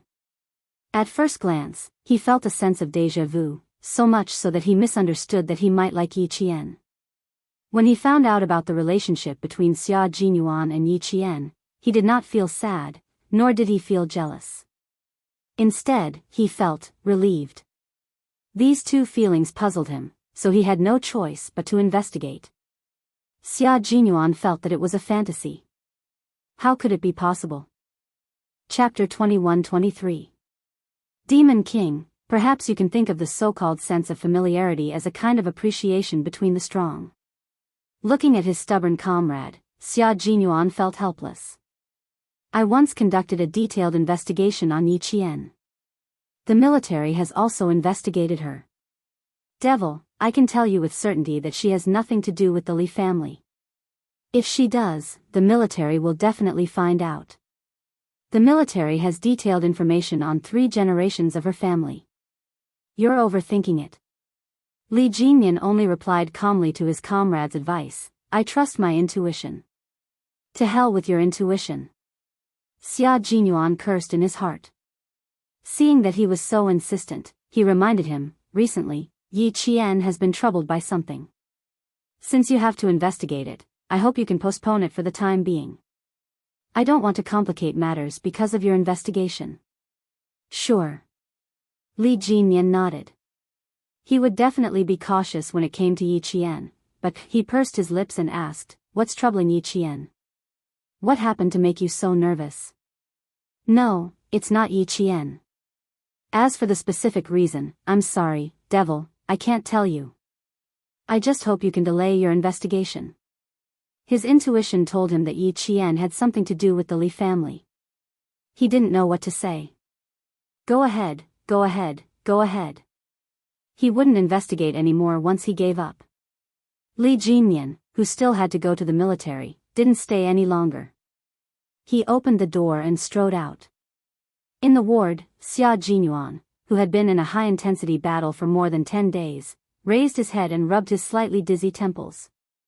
Due to the severe lack of sleep, he thought for a while and carefully recalled his investigation of Yi Qian's family. After thinking for a while, he was certain that his little fox had nothing to do with the Li family. If the devil insists on investigating, then so be it. He had already reminded him not to cause trouble for the time being. With his character, he would do it. Xia Jinyuan stopped thinking about it and closed his eyes to rest. He needed to call Ho Zi later and ask what happened between Yi Jifan and the Du family. As for his little fox, he had to go to the southern province to look for her after he rested. He had a lot of things to deal with, so he had to rest well. Xia Jinyuan, who slept until 8 o'clock, opened his eyes. The first thing he did was to call Ho Zi in southern province. He needed to know what Yi Jifan and the Du family were up to. Only then did Xia Jinyuan realize that while he was away, Yi Qian had done quite a few big things. Ho Zi told Xia Jinyuan everything that had happened to Sun Yaozu without exaggerating. First, he shot Sun Yaozu's eyes with a glass shard. Then, he brought him to the mountain and dealt with him. I didn't do anything. Other than cleaning up the mess for her and getting rid of the foreign bodyguards that Sun Yaozu had illegally hired and framing him, the rest is the Southern Province Police's job. Xia Jinyuan did not react much when he explained everything that had happened in a few words. He was fine as long as his little fox was fine. She would not make a move easily. Once she made a move, she would definitely have to make a move. It was fine as long as she was fine. The second thing was the videotape. Xia Jinyuan was even more relieved. Although Little Fox did not directly tell Ho Zi how she was going to deal with the backup tapes, he could guess it based on his understanding of her. Yi Jifan would definitely receive one copy. One copy would most likely be sent to Madame Li because she wanted to cut off Yi Ying's escape route. The other copy would be from the military? His old man Xia? Both were possible. Chapter 21-24. The Deputy Chief of Staff Du had used his power for personal gain to send Yi Ying into the military and even sent her to the Beijing Government Arts and Crafts Regiment. It seemed like the Deputy Chief of Staff Du was very confident in himself and believed that there would be no problems with what he did. Yi Ying entering the military would not only make Yi Jifan's political career more difficult, but it would also be evidence for him to deal with the Deputy Chief of Staff Du in the future. If he wanted to blow up the matter and make Yi Jifan a target of the Du family, he would have to tell Little Fox to endure for a few more days until Yi Ying entered the military and Mrs. Li saw the videotape. At most, she would have to endure for another 10 days. Your girlfriend is very good at taking care of herself. Lao Lu, you have good taste. Take good care of her and your future will be exciting and fulfilling. You can also rely on each other and won't make a scene because of your career. Ho Zi's mentality was becoming more and more peaceful. It was probably because he had experienced so much and lost so much that he realized that life was actually just two people relying on each other and slowly living the rest of their lives. Xia Jinyuan knew what kind of person he was talking to in the past. When he heard this, he raised his eyebrows and said, "You look like a loving father. How many months is my sister pregnant?" In front of Xia Yiwei, Ho Zi, who had restrained his anger, sighed. "Why don't you believe that I've really changed? She's pregnant for a month." Ha ha ha, good news. I have to be a loving father. I'm already in my 40s and I have a child at an old age. If I don't learn to be a loving father, your sister will sharpen a kitchen knife in the middle of the night and warn me. Ho Zi had been in the underworld for more than 20 years and had been a mafia boss for more than 10 years. Even if he had washed his hands in a gold basin, the anger in his bones could not be washed away in such a short time. However, he was willing to give up for the person he loved and cultivate for the sake of the little life that was about to come. From his appearance, he was no longer as ruthless as he used to be. At least, when Yi Qian saw him, he almost thought that he had the indifference of sitting in the bamboo forest and looking at the clouds calmly. Xia Jinyuan, on the other hand, saw through Ho Zi and directly exposed him. When he found out that Xia Yiwei had been pregnant for a month, Xia Jinyuan was happy for the two of them. The two of them had an average age of 40, so it was time for them to have a child. After chatting with Xia Yiwei for a while, Xia Jinyuan hung up the phone with a smile on his handsome face. Good things always come in pairs. Xia Jinyuan put his phone back into his pocket with a faint smile and slowly lay back on the bed. He was in a good mood and there was a smile on his face. Sun Yaozu had already been dealt with, and Ho Zi Qingwei was keeping a close eye on him, so he didn't need to pay any attention to him. Now, all that was left was the videotape. Ho Zi gave him the videotape at the right time. Yi Jifan could only watch helplessly as Yi Ying ruined the opportunity that he had worked so hard to get. When the opportunity came, his little fox did not show any mercy and directly attacked. Moreover, it was a sure kill move. Want to enlist? Her character would only bring bad luck to the Deputy Chief of Staff Du. After understanding the situation clearly, Xia Jinyuan began to plan his next step to cooperate with Yi Qian. She should have sent out the videotape by now, right? However, if she had sent it out, Yi Jifan should have received it by now. If he had received the videotape, would he still bring Yi Ying to the capital? It was a little unlikely. Madame Li, who did not tolerate anyone, was not an easy person to get along with. Last night, she even specially held a welcome dinner for Yi Jifan and his daughter. It was obvious that she really liked Yi Ying. However, if she found out that the girl that she thought was gentle and obedient was actually a debauchee, she would definitely make a big fuss. Chapter 21-25. This was interesting. Madame Li cared about her reputation the most. Yi Ying's move was undoubtedly a slap in her face, putting her in an awkward position. With Madame Li's vengeful personality, she would definitely fall out with Yi Jifan. Not only would they fall out, but Yi Jifan's family would also have a hard time. Then, would the person supporting Yi Jifan behind the scenes show up? Would they lend a helping hand? He really hoped that the person behind the scenes would help. As long as they showed up, the truth about Sun Xueqing would be revealed. He couldn't stay in the hospital. He had to go to Mr. Xia's office. After that, he would go to Southern Province to see Little Fox, who he missed so much. She must have been very worried when they parted in such a hurry last time. Later, he didn't contact anyone outside. She must be very anxious. Now that he had returned to China, he naturally had to see her. After a few bottles of anti-inflammatory drips, Xia Jinyuan pulled out the needle himself. Then, he put on the military uniform and coat sent by V8 and strode out of the hospital while avoiding the eyes of the nurses. According to the doctor's advice, it was best for him to go to the hospital for 3 days to prevent the wound from being infected and suppurated again. For Xia Jinyuan, 3 days was too long. 3 hours was enough. Commander-in-Chief Xia, who got out of the car, was still far away when he saw a familiar figure standing by the flower bed. Even if the other party was wearing tattered clothes, he could still recognize the figure. At first glance, wasn't the person looking for him? You're so capable. Stay in the hospital for 3 days. You'll come out in 3 hours. Aren't you afraid that you'll faint on the way? When father and son met, they would start by insulting each other. Commander-in-Chief Xia frowned a little. He took off his military cap and put it on the desk. He stared at the boy who didn't listen to the doctor's advice and said coldly, "Why didn't you stay in the hospital? Why did you come here? Don't tell me you missed me and came here specially." He couldn't talk to his son, who gave him a headache. The only person who could deal with him was Xiao Yi. The penetrating wound on his waist was not treated properly, and the wound was infected and suppurated. As a soldier, he could understand that there were no better conditions to treat the wound during a mission. But now that he had returned to the country, the doctor had specially instructed him not to move around as he pleased and that he had to stay in the hospital for 3 days, but he still didn't listen. In the office, the difference between a superior and a subordinate, between a general and a major, Xia Jinyuan, who was standing in front of the desk, respectfully saluted the sitting commander-in-chief. All right, let's sit down and talk." After all, he was his son. Commander-in-Chief Xia was worried when he heard that his son was injured. He waved his hand and gestured for him to sit down first, lest he reopen the wound if he stood for too long.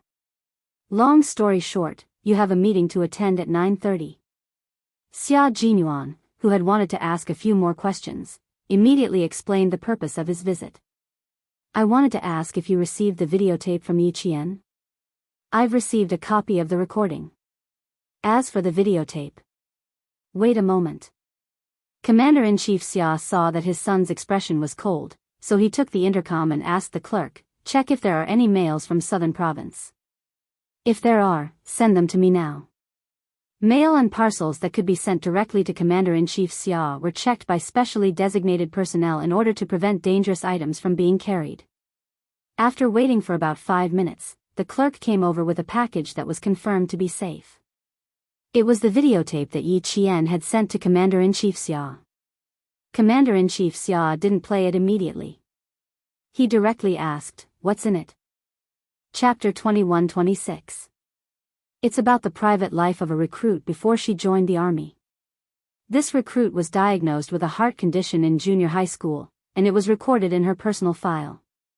On the day of the college entrance examination, she framed Yi Qian for cheating to avenge her personal grudge.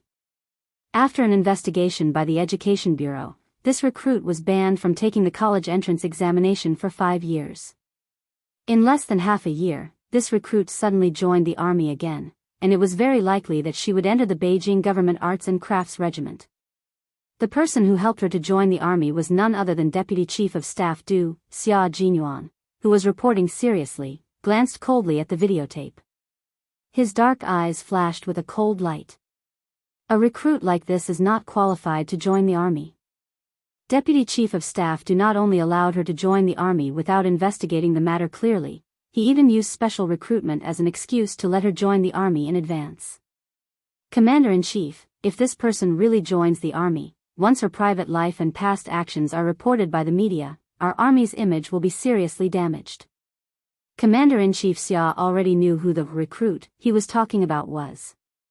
Yi Qian sent a recording, and someone clearly mentioned the Deputy Chief of Staff Du. The military commission also heard this recording, but old Du was not an ordinary person. Without more conclusive evidence, no one, including himself, could easily touch old Du. This videotape also could not prove that there was something wrong with old Du. Special recruitment was not an exercise of privilege, and real people could indeed join the army in advance. Old Du only dared to do this because he knew about it. Yi Jifan's daughter joined the army because of her immoral character. If this matter was exposed, old Du would at most be criticized at the conference as not investigated. Rather than startling old Du now, it was better to hold back for the time being. Commander-in-Chief Xia looked at the videotape again. However, since his daughter-in-law sent the videotape to him, he could not ignore it. Commander-in-Chief Xia, who had long regarded Yi Qian as his daughter-in-law, seemed to have thought of something and said something that seemed to have nothing to do with the topic. Xiaoyi didn't just send me the videotape, right? Who else did she send it to besides me? You have one box. One box was sent to Yi Jifan, and the other box was sent to the wife of the Deputy Chief of Staff Du. Xia Jinyuan did not want to hide what Yi Qian had done from his father. Since the old man asked about it, he must have some plans. Yi Jifan and his daughter arrived in Beijing yesterday. Mrs. Li personally welcomed them. Ho Zi also told me that Mrs. Li likes Yi Ying very much. Xia Jinyuan paused for a few seconds to add on. Commander-in-Chief Xia looked at him thoughtfully for a moment and said, "This recruit hasn't joined the army yet, right? Let's talk about it after we enlist." Xia Jinyuan raised his eyebrows. Since the old man said so, it meant that the father and son had the same idea. He wanted Yi Ying to enlist because he wanted to anger Mrs. Li so that she could settle the score with Yi Ying and Yi Jifan for deceiving him. Mrs. Li was famous for her ruthlessness. Every military and political family in Beijing knew about it.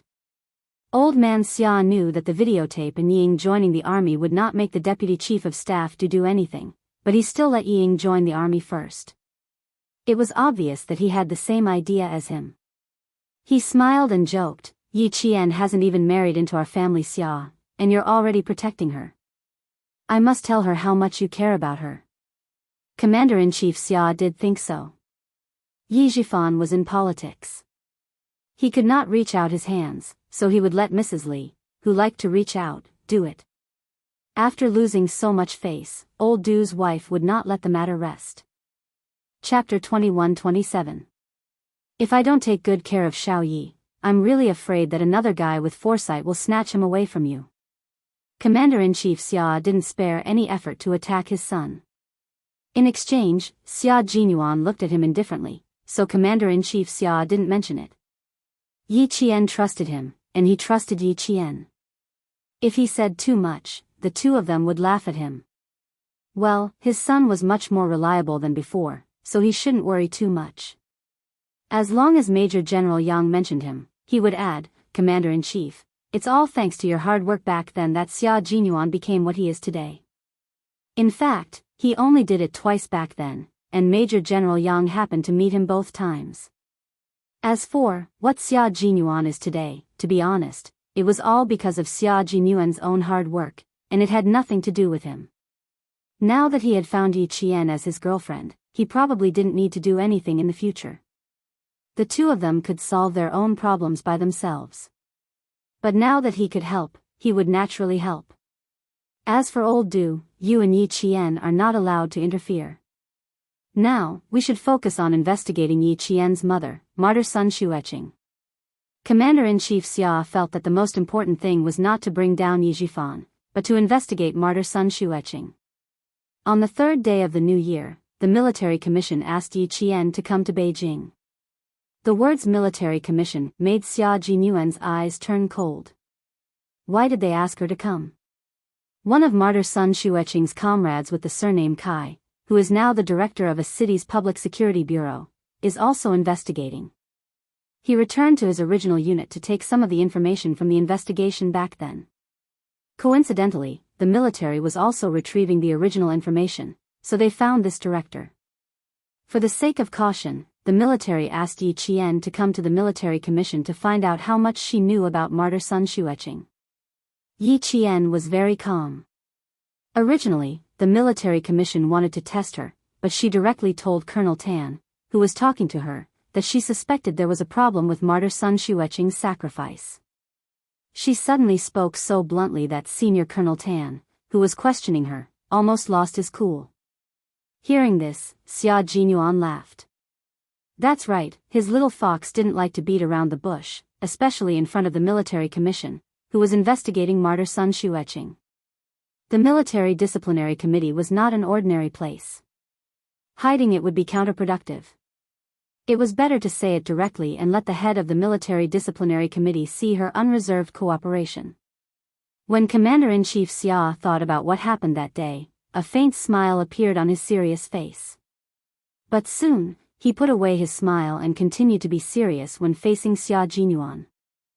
The military takes Yi Jian's matter very seriously. Now, everything is on the right track. You should remind her not to act rashly so as not to ruin her future. Yi Zhifan's case has been investigated by the Discipline Inspection Commission. According to the current information, there are a few minor problems, but there are no major problems for the time being. Don't worry, it's only been 10 days. We don't expect to find a big problem immediately. Give the military commission some time. The military commission, and the military commission acted quickly. Little Fox didn't need to do anything. Once the videotape was sent out, they could sit back and watch the storm. Xia Jinyuan was very satisfied with the current situation. Commander-in-Chief Xia frowned when he saw the faint smile on his face. How can you still smile? Hurry up and go back to the hospital. Stay in the hospital for 3 days. Don't move around without my permission. It's a puncture wound, not a scratch. Don't mess around. Chapter 21-28. Sorry to disappoint you. I've never thought of going back since I was discharged from the hospital. Major Xia, who had finished his business, got up lazily. His thin lips curled into a slightly roguish smile. Faced with Commander-in-Chief's military might, he said calmly, I plan to go to the airport and head to the southern province now. I have to see your daughter-in-law first. Otherwise, I'm really afraid that the daughter-in-law I finally got will be taken away by another man. Why would he go to the southern province with an injury? Even if he wanted to court a daughter-in-law, he had to be healthy. Commander-in-Chief Xia's face completely darkened. Nonsense. Wait until your injury is healed. As he spoke, he took out an encrypted document from the drawer. Take a look at this document. I want to see this document. I also want to go to the southern province. I'm not fooling around with you. When Xia Jinyuan decided on something, especially when it came to Yi Qian, he would not change his mind at all. He calmly accepted Commander-in-Chief Xia's extremely intimidating gaze and unhurriedly opened the document. When he read it, he was immediately amused. I'm not in a hurry. Why is the military in a hurry? This was a document regarding the conferment of military ranks. The document stated, in view of the fact that Major Xia Jinyuan has not responded to the conferment of the rank of Lieutenant Colonel for a long time, we specially request the military to directly overtake Major Xia Jinyuan and confer the rank of Lieutenant Colonel. Commander-in-Chief Xia had never interfered with his son's promotion, but now that the document was in his hands, he had to ask. You should have been conferred the rank of Lieutenant Colonel last July. Why did you delay the conferment? Do you want to learn from the founding generals? You don't want to be conferred the rank? You're mocking me again. Xia Jinyuan took the document. His gaze fell on the bright red military emblem on the cover of the document. His slender fingers gently stroked it. It's not that I don't want to, but I want to slow down a little and wait for Yi Qian to come up. He wanted to wait for Yi Qian to graduate and for her to be conferred the same rank as him. Hearing this, Commander-in-Chief Xia's unfathomable eyes moved a little. His son cherished Yi Qian more than he had imagined, and also knew how to cherish Yi Qian more than he had imagined. Good lad, tough enough. As expected of the offspring of his old family Xia. Commander-in-Chief Xia, who was very satisfied, showed anger on his face. You don't want the rank just because I said so? Do you think it's child's play? From last July to this year, do you still want to drag it out? I'm not dragging. I'm just slowing down. Xia Jinyuan obviously knew that his father was bluffing, but he really had to explain this matter to his father. If nothing goes wrong, Yi Qian will graduate with an Outstanding Student Award and be promoted to captain. And since she started in junior high school, she has repeatedly made military contributions to the army. When she graduates, she can be conferred the rank of major. I'm not in a hurry to wait another 4 years. I'll wait until she graduates. Commander-in-Chief Xia chose not to listen to his explanation. Then it's not up to you to drag it out. The military rank has already been issued, so you have to think about it even if you don't want to. I'll get the guards to send you back to the hospital. Behave yourself. The military rank had to be conferred. How could it be delayed? If he didn't listen, someone else would take care of him. When Commander-in-Chief Xia thought of someone, he was referring to Yi Qian. Xia Jinyuan, who didn't want to confront him, took a step back for the time being. He didn't mention going to Southern Province in the afternoon. Instead, he said that he had something to discuss with Major General Yang and that he would go to the hospital after the matter was settled. Without waiting for the guards to come over, he left under Commander-in-Chief Xia's cold gaze. He really did need to look for Major General Yang of the army. He had to ask which comrades of the Snowfield Brigade had gone abroad to participate in the competition. After he walked out of the office, Commander-in-Chief Xia called Major General Yang of the army and instructed him to get the guards to escort Xia Jinyuan back to the hospital after the matter was settled. Then, he called Yi Qian and asked her to come forward and persuade the troublesome bastard to stay. Chapter 21-29. Xia Jinyuan hadn't contacted Yi Qian yet, so Commander-in-Chief Xia instructed his staff to call the office of the Director of the University of Science and Technology of China and make an appointment first. The University of Science and Technology of China had strict regulations and didn't allow students to use cell phones. At this time, not many students had cell phones. Even if they did, they had to hand over their cell phones as soon as they arrived at school and wait until they were out, on holidays, or on official business. Yi Qian, who had reported yesterday, handed over his cell phone as soon as possible. Commander-in-Chief Xia, who knew the rules, didn't call his cell phone directly. Instead, he called the director's office.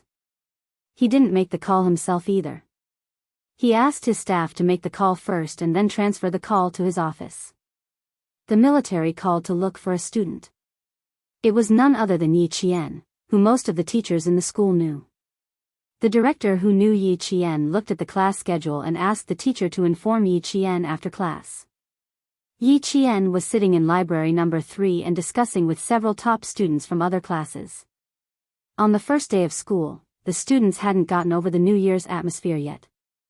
The freshmen were given a mission. On Labor Day, the freshmen were to go to the northern part of the province for a drill. As the frontline leaders of the future battles, they were instructed to experience the atmosphere of a battle where life and death were on the line. As soon as the order was given, the red and blue teams of each class began to prepare in advance. After the first class, the red and blue teams sent out representatives of each class in less than 2 minutes. They met during the short break between classes at the speed of light. There's no preparation time for a real battle. A battle that starts as soon as it's announced is the real battle that determines the outcome. A top student from the School of Science spread out a map of the training base they were going to on Labor Day. The school suddenly told us that there's a drill on Labor Day. Why do I feel like the map they gave us isn't a real one? Two armies are fighting for positions. Who would have the chance to run to the position and observe the terrain first? Who would know in advance that the position they took would be the position that the Blue Army would be fighting for? I asked the seniors in the School of Science and went through some information myself. I found that the school really didn't tell us the positions we would be practicing a few months in advance. At most, they gave us an approximate time. When it's our turn, you're telling us the time, location, and number of people. You're even giving us time to arrange our troops in advance. Don't you find it a little strange? The students of the School of Science were all engineering students, so their logical thinking was quite rigorous. They had a thick book on cryptography, while Yi Qian and the others had only just started studying it, but they had already finished self-studying. Another student said, having a direction is better than not having one. Let's not talk about whether it's strange or not. We can first familiarize ourselves with the northern training base and the surrounding terrain.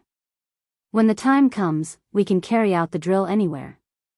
We can't always focus on the north. Our school has exercise bases in the east, west, south, and north. In my opinion, we can't just grasp the north. We have to grasp the exercise bases in the east, west, south, and north. Only in this way, no matter where the exercise is, we won't have to improvise. Sun Tzu said in The Art of War, make a plan before you act. Know when to stop and you will gain. I agree with this student's point of view. Some students agreed. Only by not fighting an unprepared war can one be invincible. This had been the case in all wars since ancient times. Yi Qian didn't speak immediately. Although she had actual combat experience and had participated in a real battle between two armies, she had never participated in a drill involving hundreds of people. Regarding this, she decided to listen first and then express her opinion. Chapter 21:30. The short meeting was just to get to know each other.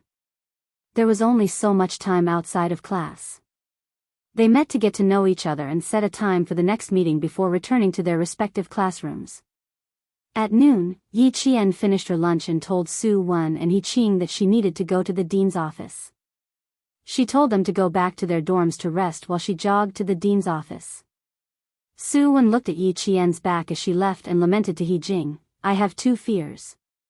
One is my father, and the other is entering the office. Every time I see a classmate entering the office, I always feel like the wind is blowing and the water is freezing. The hero will never return.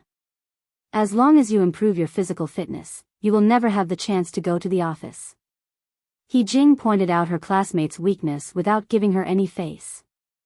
During the scolding session this morning, as long as your physical fitness was mentioned, I saw our instructor's gaze sweep over you. Why are you so weak? You're second from the bottom in the class. You're quite capable. You eat so much every day. If you don't gain strength, you'll only gain weight. What's the use of gaining weight? It's not like you can be slaughtered to buy meat. Su Wen was horrified. I gained weight again?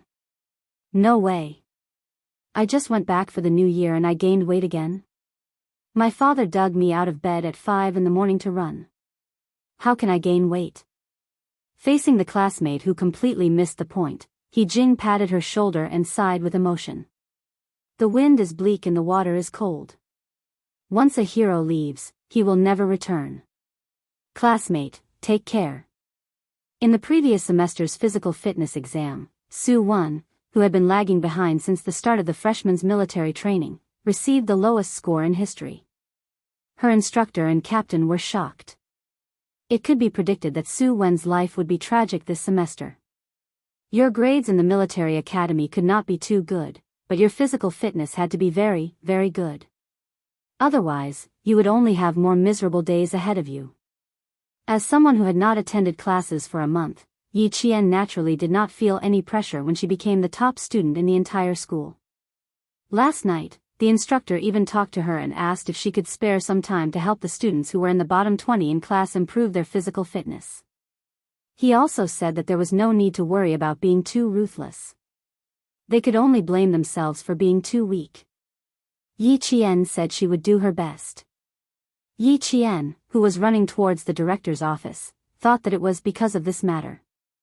She knocked on the door and shouted, "Reporting in." When she heard a "Please come in" from inside, the first thing Yi Qian did when he pushed the door open was to give a military salute. "Commander-in-Chief, Yi Qian is here.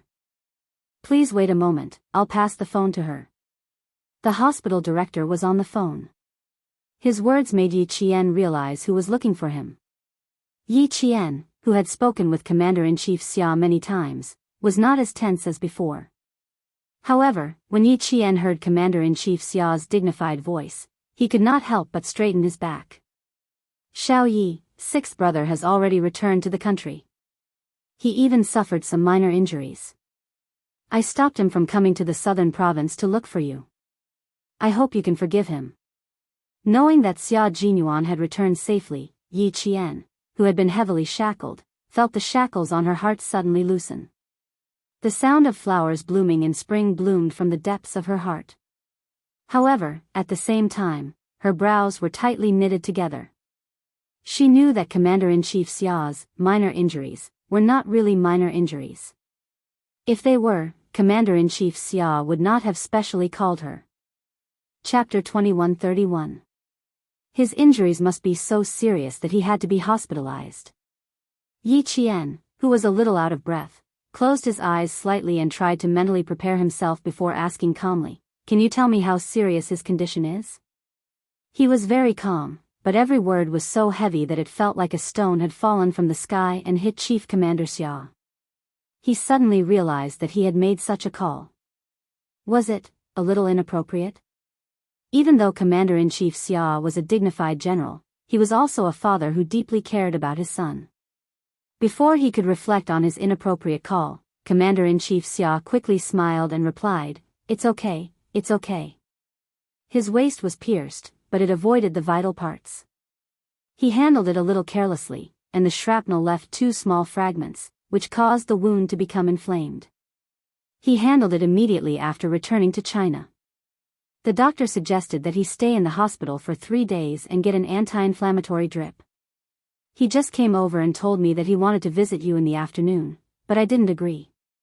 The clerk who knocked on the door walked in quietly and saw that the Commander-in-Chief was on the phone with someone. He opened the camouflage folder and presented the contents to the Commander-in-Chief. This was an invitation from the Political Department's Arts and Crafts Department. Commander-in-Chief Xia was invited to watch the Beijing government troops' upcoming performance in the army. The general idea was to invite leaders of all levels, and then the leaders of all levels would give instructions, guidance, and criticism. Commander-in-Chief Xia's gaze fell on one of the invited work units, pointed here, and said, "Go and ask the school leaders who will be coming to Beijing to watch." "Okay." The clerk nodded, put down the folder, and left the office. On the other end of the phone, Yi Qian secretly let out a long sigh and said in a deep voice, "Don't worry, I will definitely stop him from coming over. I will definitely keep him in the hospital for 3 days. For his health, she would definitely not let him come over to Nan province." His waist was pierced by shrapnel and avoided the vital parts. Although the injury was serious, it was better than a bullet pierced through the waist. With Yi Qian's help, Commander-in-Chief Xia was relieved. However, he could understand his son's feelings of wanting to see his girlfriend. It was quite pitiful for the two of them to be apart so much. Thinking of the document just now, Commander-in-Chief Xia asked about Yi Qian's grades last semester and whether anything had happened in the past few days. Yi Qian, who had good grades, reported his grades one by one. "My overall grades are okay. There's not much to do in the next few days. The main classes haven't started yet, so I'll focus on physical fitness for the time being." Focus on physical fitness for the time being. That's easy. With an idea in mind, Commander-in-Chief Xia praised Yi Jian first. He smiled and said, "Not bad, not bad. No wonder old Six told me confidently that you would definitely get the title of outstanding student. Little Yi, you're very good. You let us all be at ease. Since you don't have classes these few days, and it's Saturday and Sunday in 3 days, how about this? You go to the capital with the school leaders to watch the performance of the Beijing political group. At the same time, you go to the hospital to visit Six's brother, lest he sneaks into the southern province to look for someone and make everyone uneasy. Yi Qian readily agreed. It should be said that he couldn't ask for more. She really, really wanted to see Captain Xia. She really, really missed him. Lovesickness seeped into her bones, and she was deeply sentimental. Regarding the matter of Yi Qian coming to Beijing with the school leaders had called the dean before she left the dean's office. They asked the dean to inform Yi Qian that he would come to Beijing with the school leaders at 9:00 tomorrow to report on his work. They couldn't directly go to Beijing to watch the performance. After all, watching the performance was secondary. The meeting after the performance was the main point. Chapter 2132. Yi Qian, who was about to leave for the capital, was oblivious to the fact that Yi Ying was talking about her. Browsing through the graduation album of the military academy, she chuckled and said, "Jay, I always thought that you graduated from the National University of Science and Technology as well. So, it turns out that you graduated from this military academy." Du Jiayi, who was in the midst of putting on her eye makeup, replied with a lukewarm, in response to Yi Ying's enthusiasm. She then asked, "What do you mean by also? Do you have a friend who graduated from the National University of Science and Technology?" "I don't think so." "Aren't you still in school at your age?" "I don't know anyone who graduated, but I do know someone who is still in school. We aren't friends, so our relationship is just a so-so. That girl used to be in the same junior high school as me, and her results were average. However, after the college entrance examinations, she somehow managed to get into the National University of Science and Technology. It was a huge deal back then," Yi Ying said calmly. At the same time, there was a hint of jealousy and disdain in her voice. It was difficult for two girls to like an outstanding girl, but it was easy for them to hate the same girl. It just so happened that Du Jiayi was secretly looking for Yi Ying's faults. Hearing her words, a cold sneer crept onto her lips. Feigning concern, she said, "Having such an outstanding girl by your side is indeed a headache. Alright, you aren't bad yourself, so why are you being jealous of her?" "It's not that I'm jealous of her.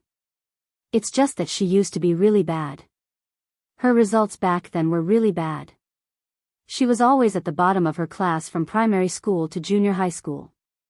I found it hard to believe that she managed to get into the military academy all of a sudden."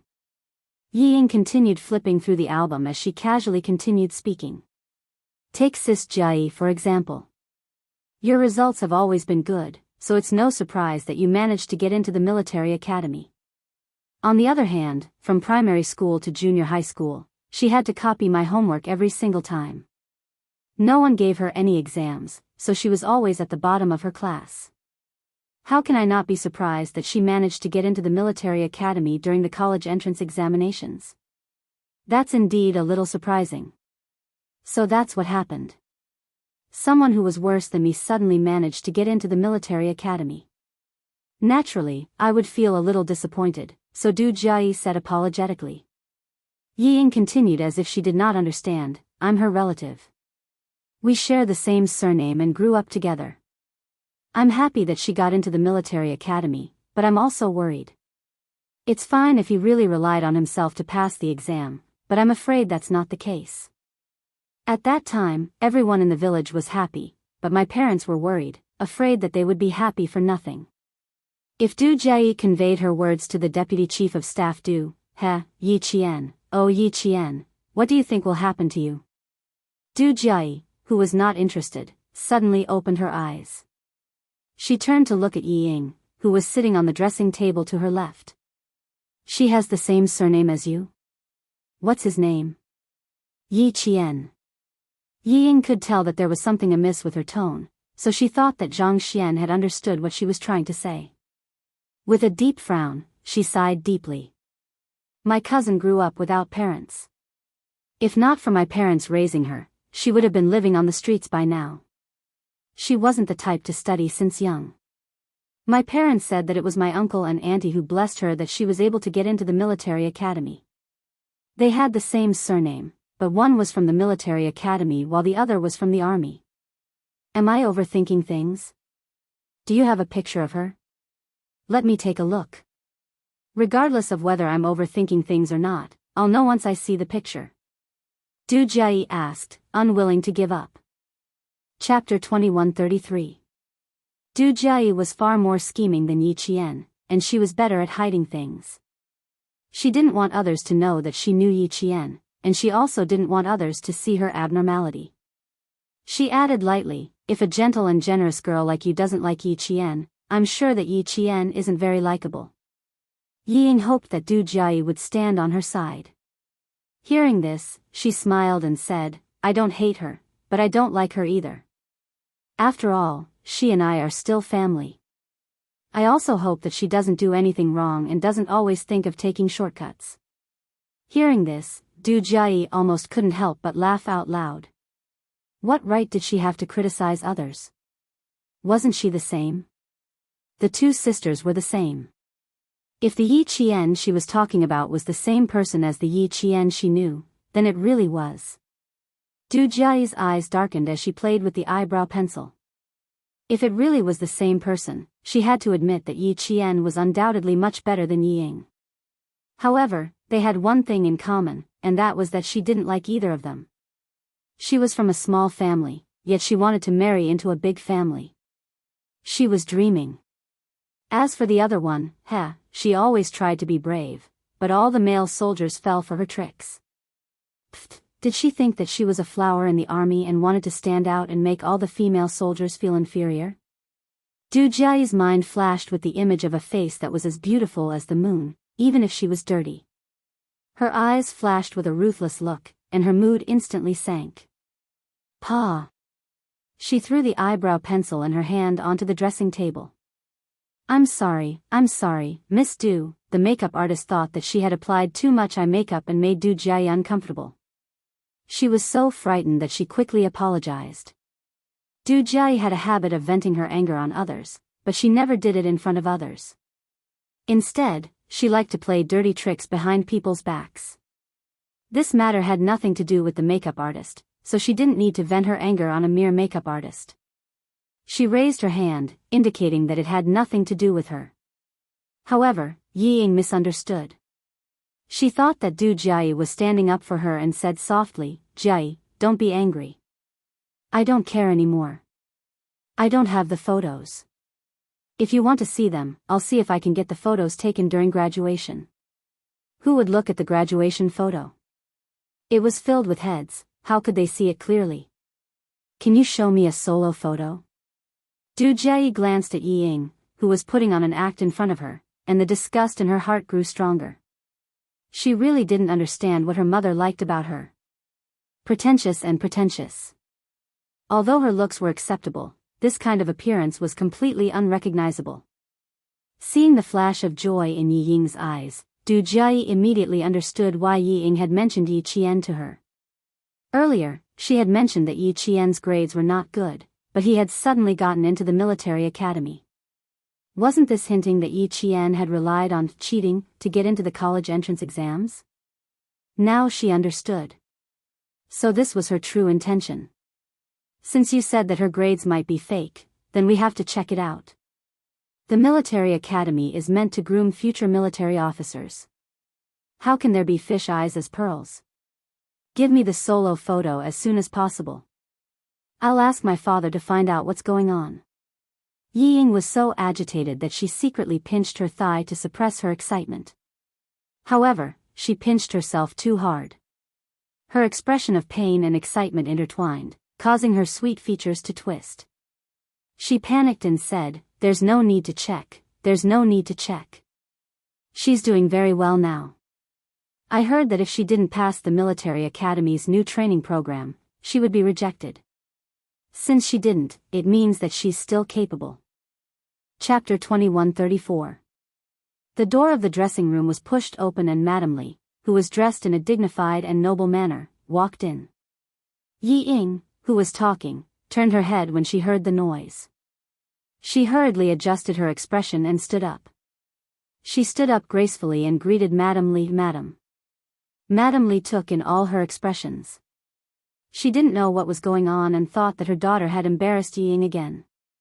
Seeing that Yi Ying could quickly adjust her expression and pretend to be calm, she smiled with satisfaction. She didn't misjudge her. She was indeed a sensible girl who knew not to embarrass others. You are injured. Don't be so polite. Sit down. Mrs. Li, who walked over elegantly, took the initiative to put her arm around Yi Ying's shoulder. She thought for a while and said, "Fortunately, your face is not injured. Don't wear anything else later. Just wear a military uniform. Don't put too much makeup on your face. Just be simple and elegant."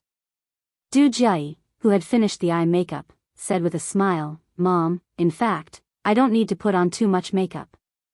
Just be simple and elegant. Just wear a military uniform. You want to disagree with me again, don't you?" Mrs. Li tapped her daughter's forehead with her index finger.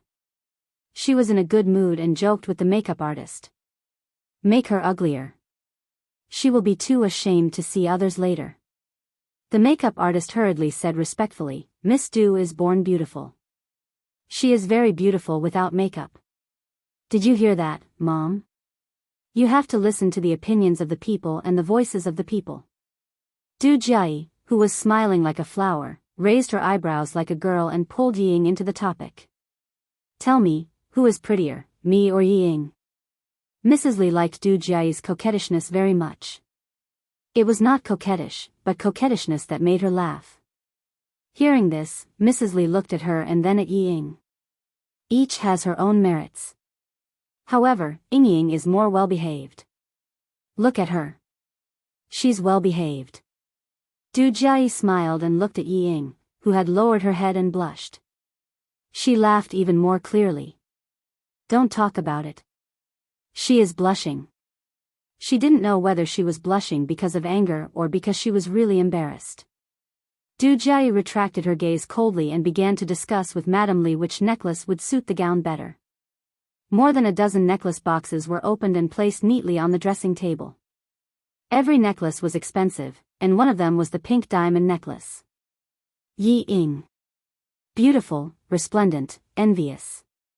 How about a pink one? It looks good in pink and matches your white lace gown perfectly. Madame Li personally put on the pink diamond for her daughter. As she lowered her head, she smiled gently and said, "Your sweetheart will also be here tonight. Dress up well and let him be stunned by you." You said Qin Xiu would come? Look at you. You are already stunned before he comes. Mrs. Li tidied her daughter's hair and instructed the makeup artist elegantly, "It doesn't have to be too thick. Just plain and light will do. She doesn't have to be too mature. She is still young." "Yes, madam." The makeup artist answered in fear, for fear that she would make Mrs. Li angry. Mrs. Li nodded with satisfaction and turned to Yi Ying. "Ying Ying, go and change into the military uniform. I will take you out for a walk. There are guests at home. Li Yuan is entertaining the male guests. Help me talk to the female guests. They are all girls in their 20s. I can't keep up with their topics." Chapter 2135. Not only were they all girls in their 20s, but they were also Mrs. Li's daughter-in-law. Yi Ying, who was wearing a military uniform, was led into a circle by Madame Li. She was not bad-looking, and she had learned piano and dance. She had an intellectual and gentle temperament. Moreover, she was led by Madame Li. Although the people in the circle did not know her identity, they were all polite to her because of Madame Li. Mrs. Li did not take Yi Ying with her all the time.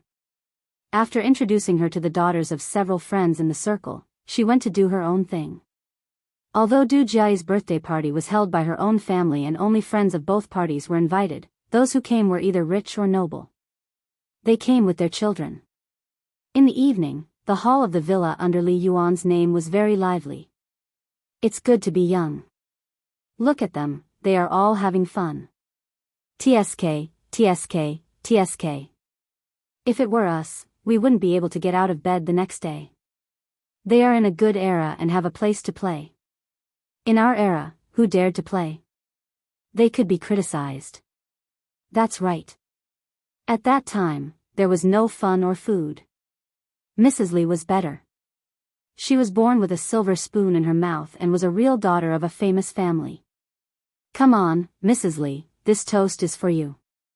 A lady who was good at talking and usually played mahjong with Mrs. Lee held a crystal goblet filled with red wine and took the lead to toast. With her as the beginning, the other ladies followed. When Du Jiayi appeared, all the people in the room applauded. Then Ying listened to the applause and looked at the crowd. When her legs touched the thick and white cloud carpet, she felt as if she were stepping on clouds. Every step she took was so weak that she could not find the feeling of being on the ground. The crystal lamp was so bright that it shone on Du Jiayi's crystal crown. Yi Ying's eyes fell on the crown and her vision was a little blurred. Such a princess-like life, like the moon surrounded by stars, was the life she wanted. It was so beautiful that she wished she could have it now. Don't worry, don't worry. She has already walked out. As long as she coaxed Madame Li, this kind of life would definitely become her life. The young lady behind Jiayi is surnamed Yi, and her first name is Ying. After studying in France, she was specially recruited into the Beijing political group. Although she's young, she's very obedient and well-behaved. I really like her personality. Observing secretly in the afternoon, Madame Li found that Yi Ying was very good at dealing with people and things. When she met two people who deliberately made things difficult for her, she calmly retorted with her own ability and helped everyone to save face.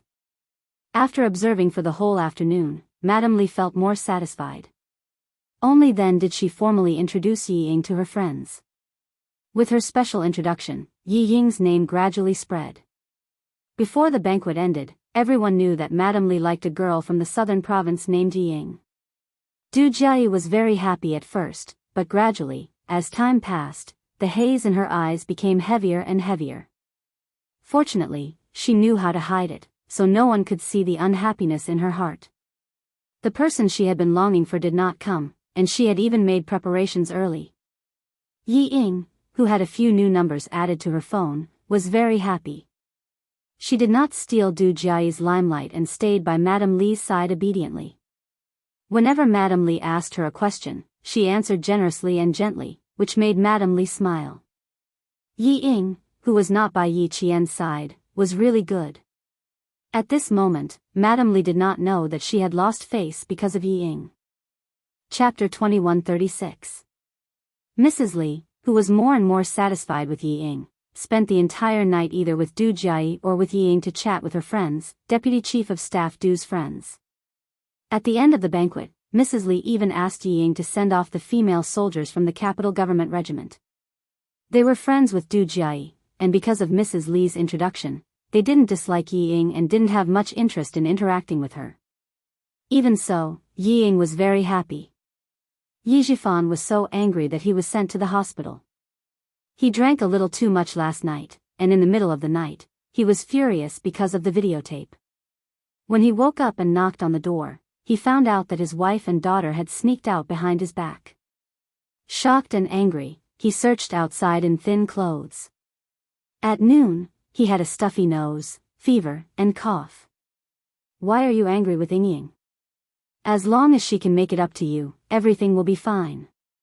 Sun Dongqing, who received the call from the hospital, was so scared that she rushed over. She complained about her husband's unreasonable behavior. I hit and scolded her last night. Ying Ying knows that she was wrong. She is our only daughter. Did you really beat her to death? I was very angry. At that time, I wanted to beat her to death as well. It was better than continuing to embarrass myself. But now, we have Mrs. Li and the Du family. As long as Mrs. Li likes her, what is there to be afraid of? As she spoke, Sun Dongqing gritted her teeth and said fiercely, we must find that damned bastard who harmed our family. If we don't teach him a lesson, he will think that we are easy to bully. Ying Ying said that it was Yi Qian, that wretched girl. I thought about it and couldn't think of anyone else other than her. She must be jealous that Ying Ying joined the army, so she came up with such a vicious method to harm Ying. After being brainwashed by Ying, Sun Dongqing believed that all this was caused by Yi Qian. At this time, Yi Jifan was already disheartened. He didn't want to see this stupid woman in front of him, nor did he want to see Ying, who wanted to climb up the social ladder but couldn't achieve anything. Yes, you and your daughter are smart. You are the smartest in the world. Everyone else is a fool. Well, now that your daughter has gone to the Du family to show off and make Madame Li happy, Sun Dongqing, hurry up and be happy, otherwise, I'm afraid you won't have time to be happy. The sarcastic Yi Jifan closed his eyes and pointed at the door. You can get lost now. Don't let me see you again. Scram. Dad. Yi Ying, who had been listening outside for a long time, pushed the door open and came in angrily. How can you say such terrible things? If Mom leaves, who will take care of you? Tomorrow morning, Li Yuan will accompany me to report. After reporting in the morning, I will go with the Beijing political group to perform for the military leaders at all levels in the afternoon. You always say that I will embarrass you, but when have I ever embarrassed you? Today, Madame Li introduced me to many madams of influential families, not just the wives of high-ranking generals in the army. I also made many new friends, including a few from the political group in the capital. Did I embarrass you? I'm giving you face. Long face? Yi Jifan, who always had a strong sense of crisis, felt a wave of despair in his heart when he heard this. It was over, it was over. Everything was really over now. As long as the videotape was sent to Madame Li, his career would be over. Scram. For the sake of his career, Yi Jifan, who had worked hard for nearly 20 years, let out a desperate and violent roar. He got up too forcefully and pulled out the 4-drip. As he waved his hand, blood and 4-drip splashed on Yi Ying's face, causing her to scream in horror. Chapter 2137. Sun Dongqing knew that her husband was really angry. Looking at his ferocious face, she was terrified.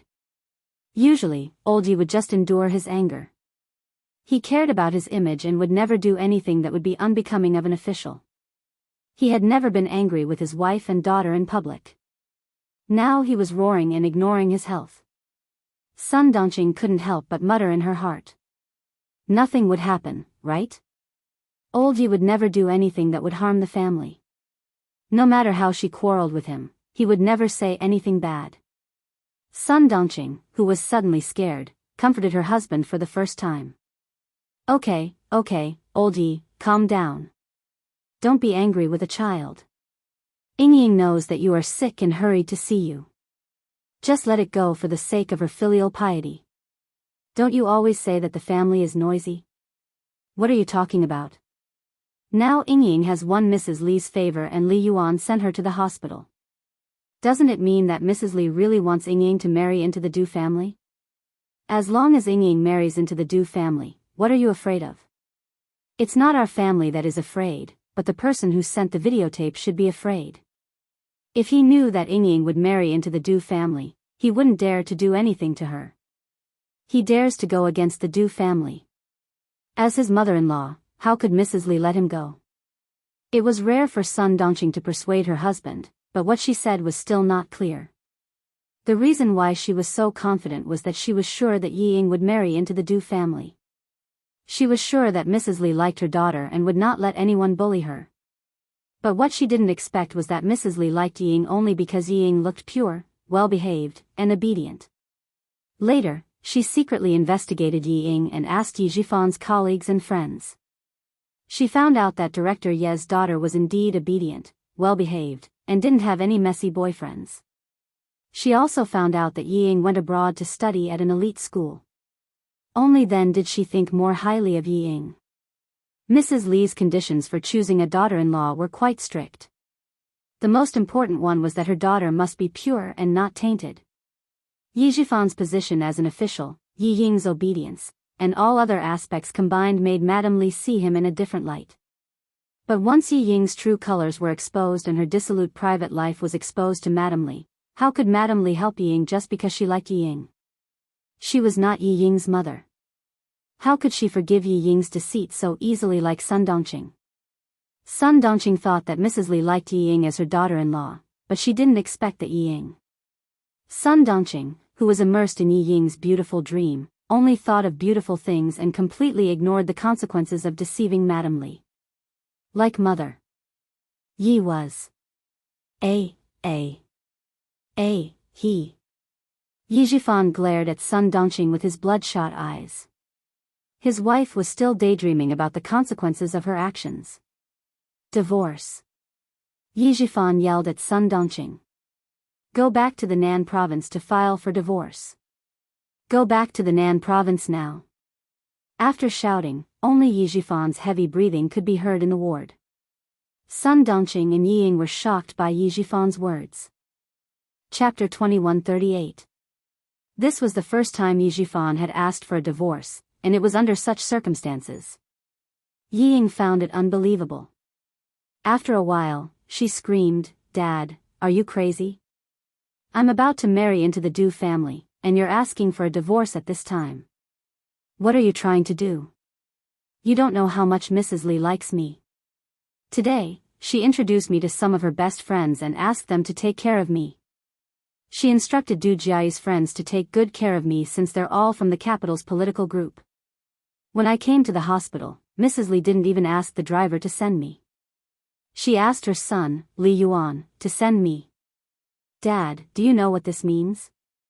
It means that Mrs. Li told Li Yuan that I'm the daughter-in-law she wants.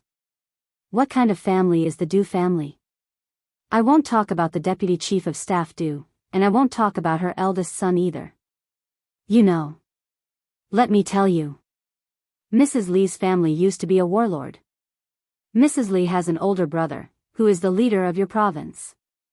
She also has a younger brother, who is a great painter who can sell his paintings for 6 figures.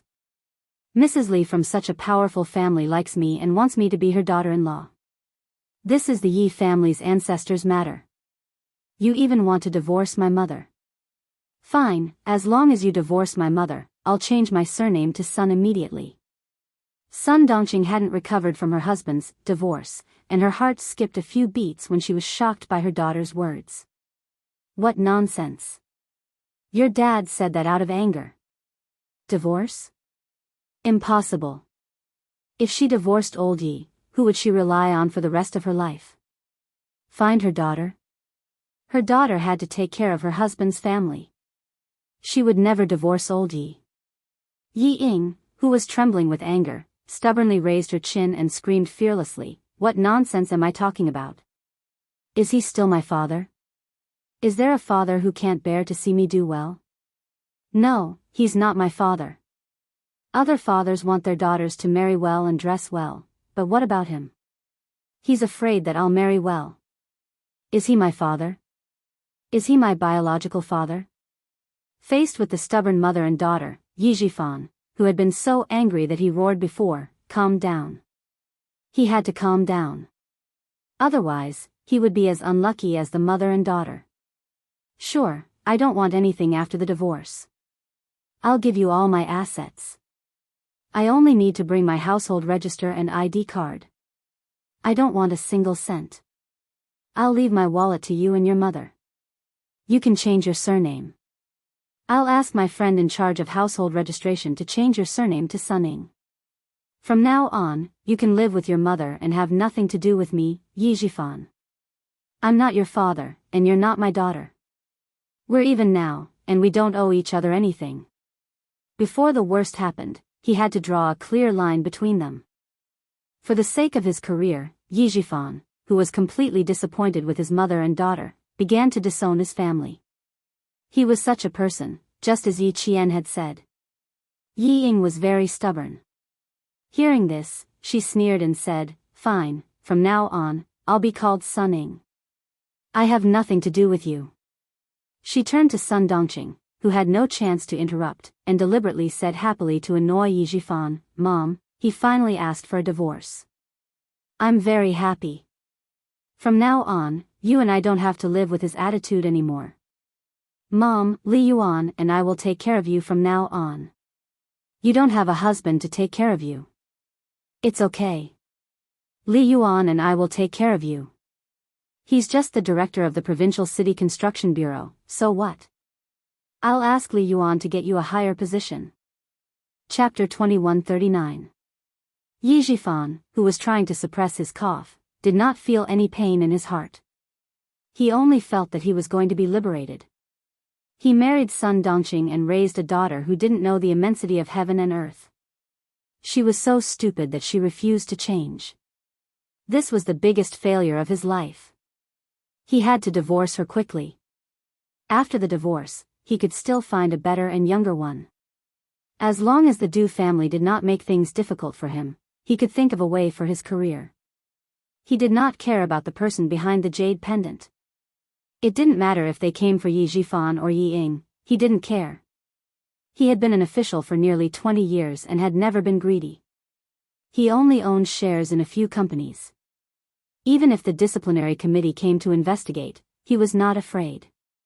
Yi Jifan, who was calmly thinking of a way out, threw both mother and daughter out of his life. He did not care even if she was his own daughter. He raised an ingrate. What else did he care about?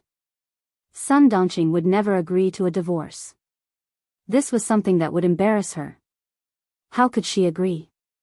This time, no matter what Yi Ying said, she was not moved. Old Yi, you want a divorce? Over my dead body. Sun Dongqing crossed her arms and sat on the bed. Yi Ying is your daughter, and she is also my daughter. Divorce? Dream on. Sun Dongqing did not make a fuss. She only stared coldly at Yi Jifan. Don't even think about it. I am a member of the Yi family. I will be a ghost of the Yi family even if I die. Her refusal made Yi Ying anxious. She rushed over and pulled Sun Dongqing up. Let's go, Mom. Let's go. I won't beg him anymore. I won't beg him anymore. I will do my best for you. I won't let you down. I will definitely let you live a good life. He doesn't even acknowledge me. Why should I acknowledge him? Mom, go back to the southern province and divorce him. Divorce him. The beating last night was a new contrast to the luxurious life she enjoyed at the Du family. Yi Ying hated Yi Jifan even more. She could not wait to cut off their father-daughter relationship. I'm not leaving. I'm not going anywhere. You want a divorce? No way. Sun Dongqing, who had been provoked once again by Yi Ying, suddenly exploded. She yelled at Yi Jifan, if you dare to divorce me, I'll go to your office and make a scene. Make a ruckus until you can't be the bureau chief anymore. How dare you threaten me? Yi Jifan turned his head and glared fiercely at Sun Dongqing. If you dare to make trouble for me and make me unable to be the director, I'll make sure your daughter can't even enter the army. Holding Yi Ying's letter of enlistment and the videotape, Yi Jifan was even more ruthless. I can tear up the letter of enlistment and send the videotape directly to the Deputy Chief of Staff Du. Sun Dongqing, you dare to threaten me? Let's see who can outplay who. Only Yi Jifan and Sun Dongqing could have turned against each other to this extent. Yi Ying was frightened. She hugged Sun Dongqing's arm and cried, Mom, please, please divorce him. I'm your daughter. For me, please divorce him quickly. I have to report at 12 tomorrow. Go back to the southern province now and finish the paperwork by tomorrow morning. Please, I'm begging you. Sun Dongqing's lifeline was Yi Ying. She hoped that Yi Ying could succeed. The last thing she wanted was for Yi Ying's future to be blocked. She never thought that her husband would threaten her with Yi Ying's future just to force her to divorce him. Sun Dongqing, who could not accept this, screamed and threw herself at Yi Jifan. How dare you force me, Yi Jifan? You bastard. How dare you force me? I'll fight you. I'll fight you. Chapter 2140. Yi Ying, who was caught off guard, was pushed to the ground. Seeing the chaos, she didn't try to stop them. Instead, she stared at the videotape in Yi Jifan's hand and her notice of enlistment. She wanted to grab it. Although Yi Jifan was sick, he was not so sick that Sun Dongqing could pounce on him. His face turned pale and he shouted angrily, Did I force you? Did I fucking force you? It's you and your daughter who want to kill me. Marry into the Du family? She was the daughter-in-law of a powerful family. How dare they think about it after such a big scandal? Did they think that Mrs. Li was blind?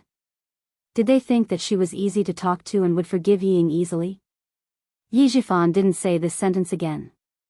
It was useless to say it. She might not divorce him.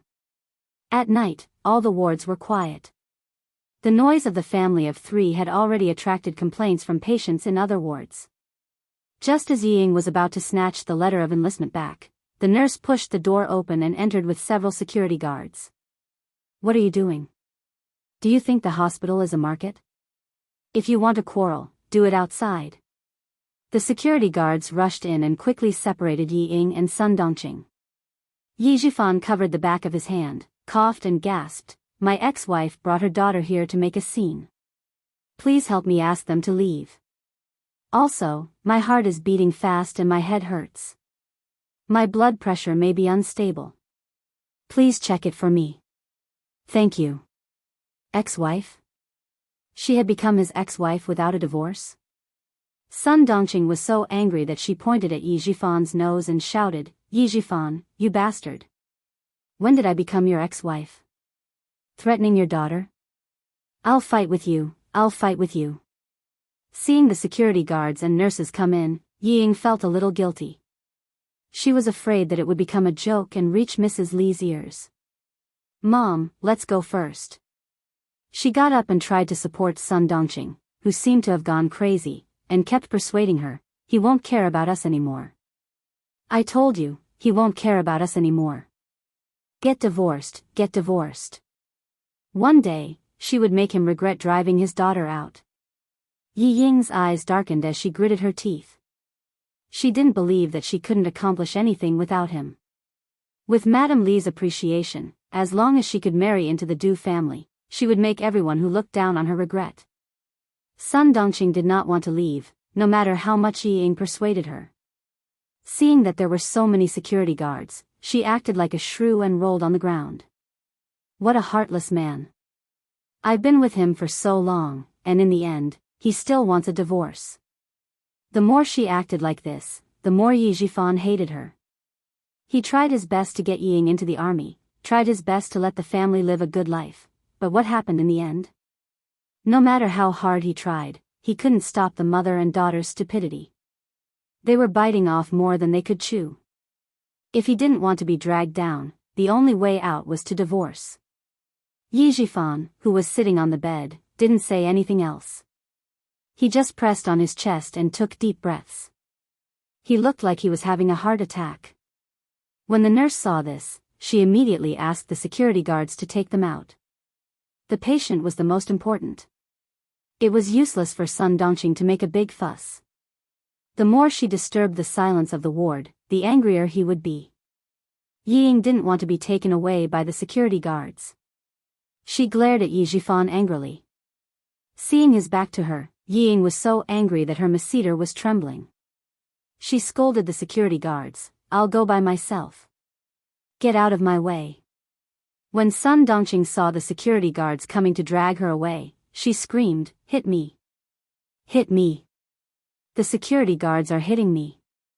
I want to call the police. I want to call the police."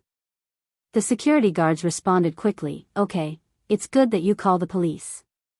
Go to the police station and spend the night there. Ask someone to bail you out tomorrow." Chapter 2141. Yi Ying heard that she had called the police and needed someone to bail her out. How could she go to the police station with her current status? Her face turned pale as she growled at Sun Dongqing, "Mom, are you trying to help me or hurt me? If we go to the police station, who's going to bail us out?" "Shut up." Sun Dongqing didn't want to go to the police station. She was so angry that she had no choice but to turn her head and stare at Yi Jifan viciously. "Yi Jifan, don't even think about getting a divorce. I'll exhaust you to death even if I have to." Yi Jifan didn't answer. He only raised the enlistment notice and videotape in his hand. Sun Dongqing left with Yi Ying angrily. In the ward, the nurse pressed the bell to ask the doctor on duty to check on the patient. Sun Dongqing walked out of the ward and said viciously, "It's best if you die of illness." The security guard who was escorting her away couldn't help but frown. Whoever got involved with such a vicious bitch would be unlucky. The mother and daughter who were invited out of the hospital did not leave immediately. Sun Dongqing wanted to leave, but Ying held her back. "Mom, I must get my enlistment notice back. It's related to my military service. The report can't go without it. The videotape is not a big problem. Dad doesn't dare to really bring it to Mrs. Li. The most important thing now is to get the enlistment notice back. We must get our hands on it. Let's get a divorce, Mom. Dad is already like this. What's the point of dragging it out? Didn't he just say that as long as you agree, he can give up everything? Mom, please think about divorcing him for me." Sun Dongqing was determined not to accept the divorce. "Ying, I can promise you anything else, but not this. If you get a divorce, where will I put my face? There has never been a divorced couple in Shuku village. Do you want me to go back to the village and drown in the saliva of those gossipy women? Why do you want to go back to the village after the divorce? What's so good about that lousy village? You can live in the provincial capital, in Anyang. After the divorce, the house will all be yours. Also, as long as I marry into the Du family, you don't have to worry about anything. You see, I'm now a military performer. I'll report tomorrow morning and perform with the veterans in the regiment in the afternoon." Madame Li specially told her acquaintances in the regiment about this. If it weren't for the fact that I'm only joining the army tomorrow, Mrs. Li would have asked the group to arrange for me to perform with them. Look, Madame Li treats me so well. Are you still afraid that you won't have a good life after the divorce? Every time Ying thought of the enlistment notice and the videotape, her heart would burn with anxiety. She kept trying to persuade Sun Dongqing, but Sun Dongqing still wouldn't nod her head. After talking for nearly an hour, Ying finally knelt down with a plop. "Mom, you must help me. I beg you. You must help me. I don't want to lose everything. I don't want to lose to Yi Qian. I don't want to be suppressed by Yi Qian for the rest of my life. Daughter, I beg you, I beg you." She was just short of kowtowing. Yi Jifan also didn't want to delay any longer. After the nurse and doctor left, he took out his phone and called Sun Dongqing. "Have you thought about it? If you don't give me a reply, I'll tear up the enlistment notice and call the deputy chief of staff due to ask the guards to come and take the videotape away. I'd like to see if your precious daughter can still join the army. You'd better agree to my divorce before I want to drive you to the brink of death." Ying begged bitterly and Yi Jifan pressured her step by step. Sun Dongqing finally agreed to the divorce. Chapter 2142. At the same time, she also stated her own request. "Return to the southern province now and transfer all the assets to me first. Then we'll go through the divorce procedures." Yi Jifan, who had no feelings for Sun Dongqing, nodded without hesitation. These assets were not considered assets. "After the divorce procedures are done, I'll immediately tell Ying where the enlistment notice and videotape are. I guarantee that she can enlist before 12:00 tomorrow. It won't affect her performance in the afternoon." When it came to negotiations, Sun Dongqing and her daughter were no match for Yi Jifan. Soon, both parties agreed verbally. Yi Jifan handed the enlistment notice and videotape to a nurse in the hospital and gave the nurse a few hundred yuan for storage. He booked the plane tickets overnight and flew back to the southern province with Sun Dongqing. What? Director Yi just finished the divorce procedures with his wife? Xia Yiwei, who was nursing her pregnancy at home, was so shocked that she sat up from the sofa. Ho Zi, who was peeling an apple, was so shocked that her expression changed. She threw the apple and knife aside and quickly supported Xia Yiwei. "Why are you so shocked when they're divorced? Lie down." An elderly pregnant woman with signs of miscarriage scared Ho Zi. She was so scared that she did not even go to the office. She was afraid that something would happen to the mother and child. Xia Yiwei then remembered that she was pregnant. She quickly lay down on the sofa and calmed herself down before asking, "What happened?" Why did they suddenly get divorced? I don't know. I only found out when I saw the divorce certificate in the drawer. It was done this morning. There was no news at all. The secretary on the phone whispered. He was also confused about this. The director was in a good mood before he went to the capital 2 days ago. Why did he suddenly fall out with the director's wife? He returned to the southern province at 1:00 in the morning last night. He asked me to go to the office to send the household register to his house. There was no warning today and they suddenly got divorced. Did something happen in the capital? The bureau doesn't know yet. I'm probably the only one who knows. Everything was fine. Why did they suddenly get divorced? Secretary Xia, why don't I ask around? What happened in the capital? Xia Yiwei thought about it and smiled. Forget it. Divorce is not a big deal. You don't have to ask around. Just pretend that you don't know.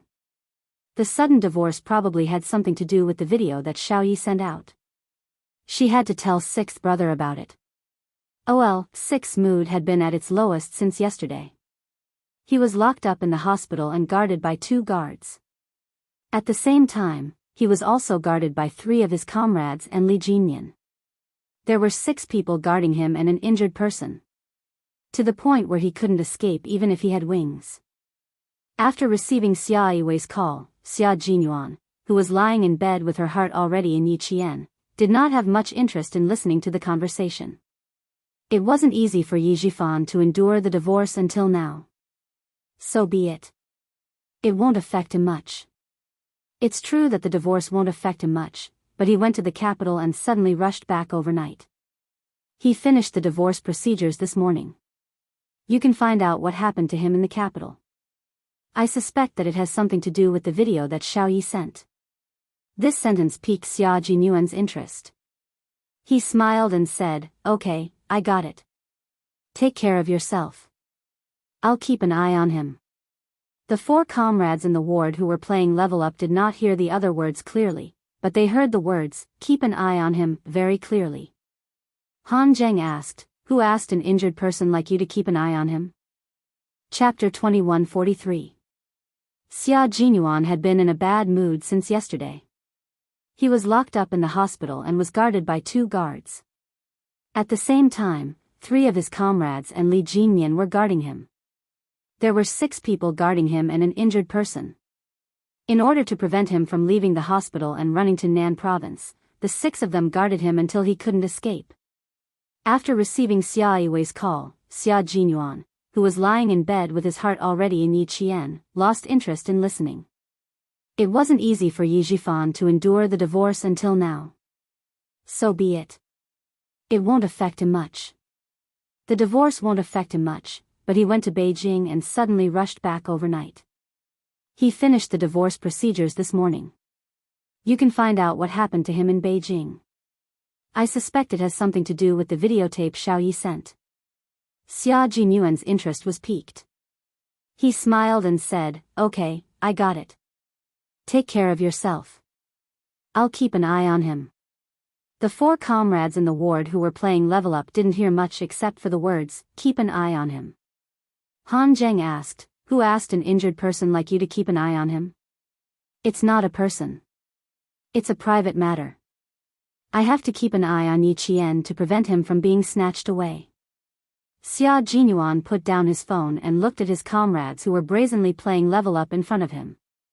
His thin lips curled up slightly, revealing an elegant smile. "Why don't you play with a little money? If you don't play big, a few yuan per round is fine." Li Jinyan, who had played a card, coldly exposed his comrade's plan. "You want us to go back to the military headquarters to drink cold water and sit in a dark room, right?" No matter how big the game was, gambling was prohibited in the military. "Captain, you're so evil. I almost fell for it," Han Zheng said as he held down the K7 card with one hand. Wait, I still have a pair of spades. Up, up, up. My 2 of spades is the biggest. Are you kidding me? We agreed not to remember the cards.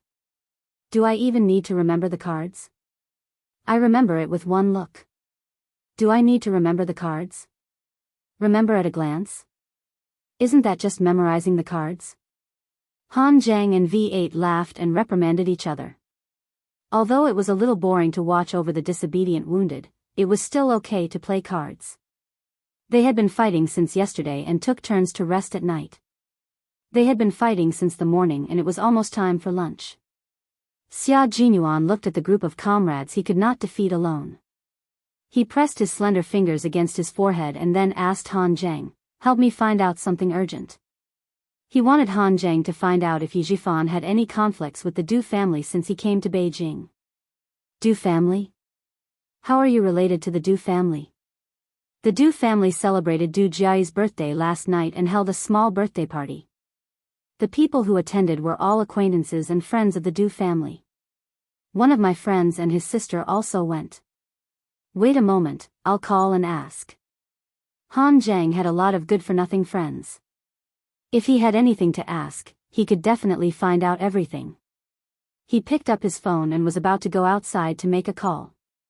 As he walked out, he said hello to his friend. When he looked up, he saw a slender figure walking toward him. She saw him in advance and smiled faintly. Are you going out to work? Damn. I'm not busy. Help me find out if anything big happened at Du Jiai's birthday party last night. I have to go now, something urgent came up. Goodbye. She finished her sentence in 3 seconds. Then, she smiled widely at Yi Qian. I'm not busy. Didn't I know you were coming, so I specially came to pick you up. Chapter 2144. It was definitely a pleasant surprise. With Yi Qian's arrival, they finally didn't have to keep an eye on the troublesome old six. If he wasn't injured, Demon King Li would probably be the only one who could guard one room. Han Zhang, who was grinning from ear to ear, turned around and pushed the door open. Come in. Everyone is waiting for you. He made a gentlemanly gesture and said, My humble abode is simple, and there's a disobedient fellow here. Please bear with her. Everyone in the ward looked up at Han Zhang. Because he spoke politely, they all thought that a leader had come to visit. The 3 people at the card table quickly hid their cards and stood up to wait for the leader to come in. The leader came in quickly. The person that he had been thinking about day and night suddenly appeared in the ward. Xia Jinyuan, who was lying on the bed, chased them away. You can leave now. Go away and don't come back. Yi Qian came in wearing her military uniform. She saluted her comrades in the ward who were all higher ranked than her and said, I'll have to trouble you to guard the ward. I have something to do with the leader at 2 in the afternoon, so I can only stay for an hour. Since he could only stay for an hour during the day, he would definitely have time at night. Xia Jinyuan thought to himself. After asking all his comrades to leave, he quickly locked the door, turned around, and took large strides to hug the girl he had been thinking about. I missed you very much, little fox. He kissed her forehead eagerly. His kisses spread from her forehead all the way to Yi Qian's delicate lips. He didn't give Yi Qian a chance to speak. Xia Jinyuan, who missed her so much that his heart couldn't help but tremble whenever he thought of her name, occupied his territory. His large hands tightly held her waist and pulled her fiercely into his embrace. This was a deep kiss that erupted purely out of longing. The scorching hot breath that was filled with longing wrapped around her tightly, making her world only have his existence. Yi Qian, who had always been slow to react to intimacy, was momentarily stunned by the sudden kiss. With the nimble possession of his tongue and the invasion of his refreshing breath, Yi Qian's passion was instantly ignited. She missed him very, very much, just like how he missed her very, very much. The affectionate kiss was so gentle that it made her heart sink.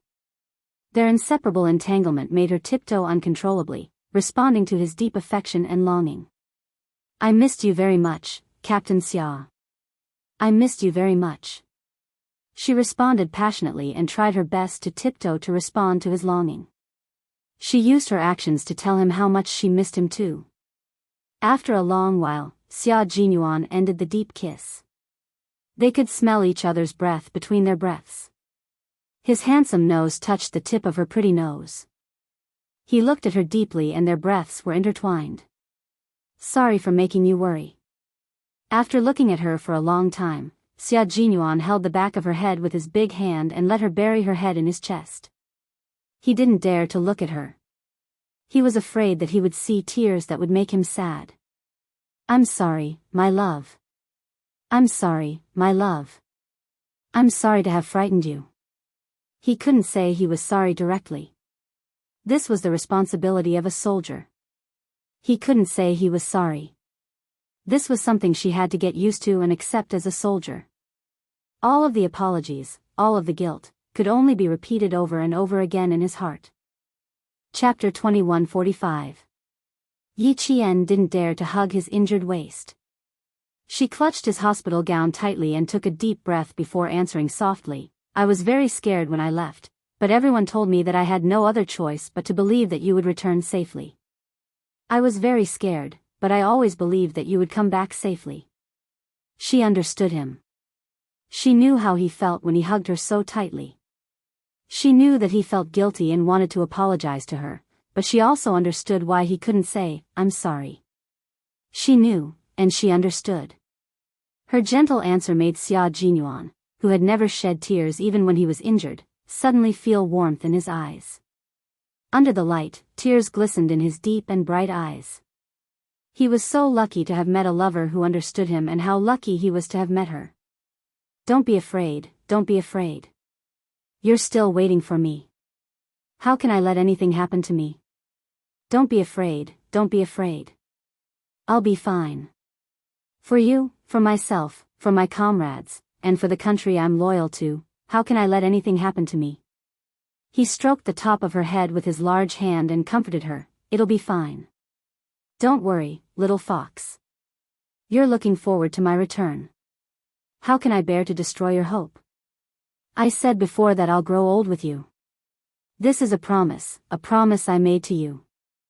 I can't go back on my words. How could he bear to let the person who loved him be sad? How could he bear to let her live alone in the future? It was so difficult to open her heart. Once he left, there would be no room for another man in her world. He couldn't bear to let her be sad, he couldn't bear to let her be lonely, and he couldn't bear to leave her alone. There were so many things he couldn't bear to part with. How could he let himself leave her? Xia Jinyuan held the back of her head tightly and slowly closed his eyes. He lowered his head and planted a kiss on the top of her head. I love you, Yi Qian. I'll love you with my life, until the end of my life. He would love her so deeply, loving this lover who made his heart ache and made him pity her.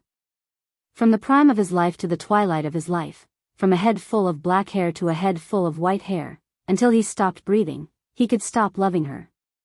Yi Qian, whose eyes were moist, bit down hard on his lower lip, forcing back the sobs that were about to come out. Remember my words, little fox. I will try my best to come back and see you. Please, you must persevere and wait for me to come back. When I leave you to carry out a mission, you just have to wait for me to come back. You can't let me affect you, especially when you're on a mission. You can't let me affect you. You have to do the same. You have to work hard for me and come back alive. You can't let me down or make me sad. You have to come back alive even if your uniform is stained with blood. Do you understand? Yi Qian, who had stopped crying, nodded. She knew everything. She knew everything. I know. You've told me this before. I've always remembered it. Yi Qian closed her eyes and sniffed the familiar scent on his body. It was so peaceful. To be able to come back alive, even if he was injured, it didn't matter. At this moment, Yi Qian understood why it was said that injuries on the Snowfield Brigade Special Forces represented a new life. It turned out that coming back alive with injuries represented a new life. Chapter 2146. Xia Jinyuan had always known that Yi Qian was very obedient to him. She would remember every single word that he said. Every time he heard her say that she remembered his words, his heart would always soften and melt into water. You're so obedient, my baby. Xia Jinyuan lowered his head and smiled as he kissed her forehead. Suddenly, he bent down and picked her up while Yi Qian was unprepared. He smiled and said, "Don't move. I can't use my strength as I please. If you move, you might slip from my hands." Yi Qian didn't dare to move. She was afraid that if she struggled, she would reopen his wound. She gripped his clothes tightly with both hands and looked at him with displeasure. "I won't move. Aren't you afraid that your wound will reopen if you bend down and pick me up? No wonder the commander-in-chief said you were a bastard and even sent so many people to guard you. They really did protect me this time." Xia Jinyuan smiled. The person he missed had already arrived, so it didn't matter if he guarded her or not. He carried her to the bed and couldn't help but lower his head to kiss her lips that were red from his kisses. He said softly, "You only have an hour. Come to the bed with me." How could Yi Qian refuse? He was injured and it was best for him to rest in bed. Yi Qian didn't dare to lie in his arms. She only dared to rest her head on his shoulder and hold his arm with both hands as she listened to him talk about the danger he encountered. "I was interrogated when I returned, but fortunately, I wasn't the main person in charge. I was fine after being whipped a few times. They were all minor injuries. My skin wasn't even broken." The two of them lay on the bed that was not spacious and whispered about those thrilling things. No matter how thrilling it was, after Xia Jinyuan's narration, it was not thrilling anymore. They just skimmed over it casually. After my mission was completed, I decided to add another mission at the last minute when they were exchanging fire. I triggered a hidden alarm and was hit by shrapnel. That's why I was injured. There wasn't much of a problem. I checked it out and was discharged after 3 days of anti-inflammatory injections. He said it with a faint smile. The bloody gunfight turned into a child's fight. Yi Jian, who was lying on the side, couldn't help but get up a little. She then looked down at the man lying flat on the bed.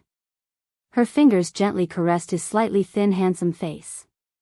She didn't say too much because they both understood each other. They wore the same military uniform and carried out the same dangerous mission. They really understood each other. Sigh. She originally wanted to teach him a lesson, but now she really couldn't bear to. It was normal that he didn't recognize her when he was on the mission. He was injured. Xia Jinyuan couldn't help but smile at her gentle touch. He closed his eyes and felt her affectionate gaze. She used her fingers to trace his face. From his eyebrows to his eyes, to the tip of his nose, all the way to his lips. Her fingers gently caressed his face, then she used her delicate lips to kiss him. She kissed his forehead, his eyes, the tip of his nose, and finally stopped at his lips. She used the tip of her soft tongue to gently lick his lips, then nimbly entered and danced with the tip of his tongue. "Little fox," he called out softly. He reached out and pulled Yi Qian into his arms. "I'm not that weak. I just need to avoid the wound." Yi Qian kissed his thin lips, then kissed his handsome chin. "Lie down properly. I want to see your wound." "What's there to see? I'll bandage it. You won't be able to see it even if you want to." The wound that had been stitched up again, to be honest, it was a little hideous. He really didn't dare to let her see, for he was afraid that her heart would ache. Chapter 2147. Gently biting his chin with her teeth, Yi Jian, whose voice was as soft as water, snorted, "You didn't recognize me, and I didn't care. Now, I just want to see your injuries. Are you not happy?" "Happy, happy. Happy. 100%. Thinking about how he was less than 3 meters away from her on the island and how he didn't realize it was her, Xia Jinyuan didn't dare to go against Yi Qian's words. He spread his long arms and legs and spread his tall and straight body. "Come on, let's examine it properly." He looked like he was saying, "Please pick more." Yi Qian gently pinched his arm muscles and started to be naughty again. The somewhat heavy atmosphere was eased by his nonchalant body movements and facial expression. Yi Jian, who was hiding the worry in her eyes, couldn't help but chuckle and tease, "You look very easy to bully now. Can you bear to bully me?" can you bear to bully me? Xia Jinyuan raised his eyebrows and smiled elegantly. But I don't mind if you bully me. How can I not bear to bully you? How can I not bear to bully you? You've already brought it up yourself, so how can I refuse? Compared to the past, Yi Qian was becoming more and more talkative with Xia Jinyuan. She pinched his arm again with her slender and fair fingers. Lie down properly and put your hands down. Do you want the stitches to be pulled apart? He had copper skin and iron bones. She couldn't pinch him without using some force. The so-called bullying was nothing more than loud thunder but small raindrops. She pinched the same spot twice in a row. Seeing his cynical handsome face contorted in pain, Yi Jianjian stopped before going too far. Xia Jinyuan saw this and chuckled sexily. His little fox couldn't even bear to bully him. Yi Qian carefully lifted the patient's gown and saw a corner of the white gauze. He held his breath. He did not see the wound, only the gauze. His heart ached faintly. His fingers gently caressed the edge of the gauze, and his voice was tense as he muttered to himself, "Fortunately, it's a bullet wound, so it's easier to disinfect and treat it. There's no deep purplish bruise on the lumbar muscles. Fortunately, the muscles weren't cut off. Captain Xia, I don't know how many injuries you have. Did you deal with them yourself first? Of course you'll deal with it yourself. With your temper, you won't go to the hospital if you can avoid it. Even if you go to the hospital, you won't be content and will do everything possible to get discharged. Move to the side a little. Let me look behind you. The shrapnel came in from the front and went out from the back of your waist. You're lucky that the shrapnel didn't stay in your body. When you hugged me just now, you used a lot of strength on your waist. I don't think you pulled the thread open. Otherwise, there would be blood seeping out of the gauze." Without expecting Xia Jinyuan to answer, Yi Qian answered his own question. Both his front and back were wrapped in sterile gauze.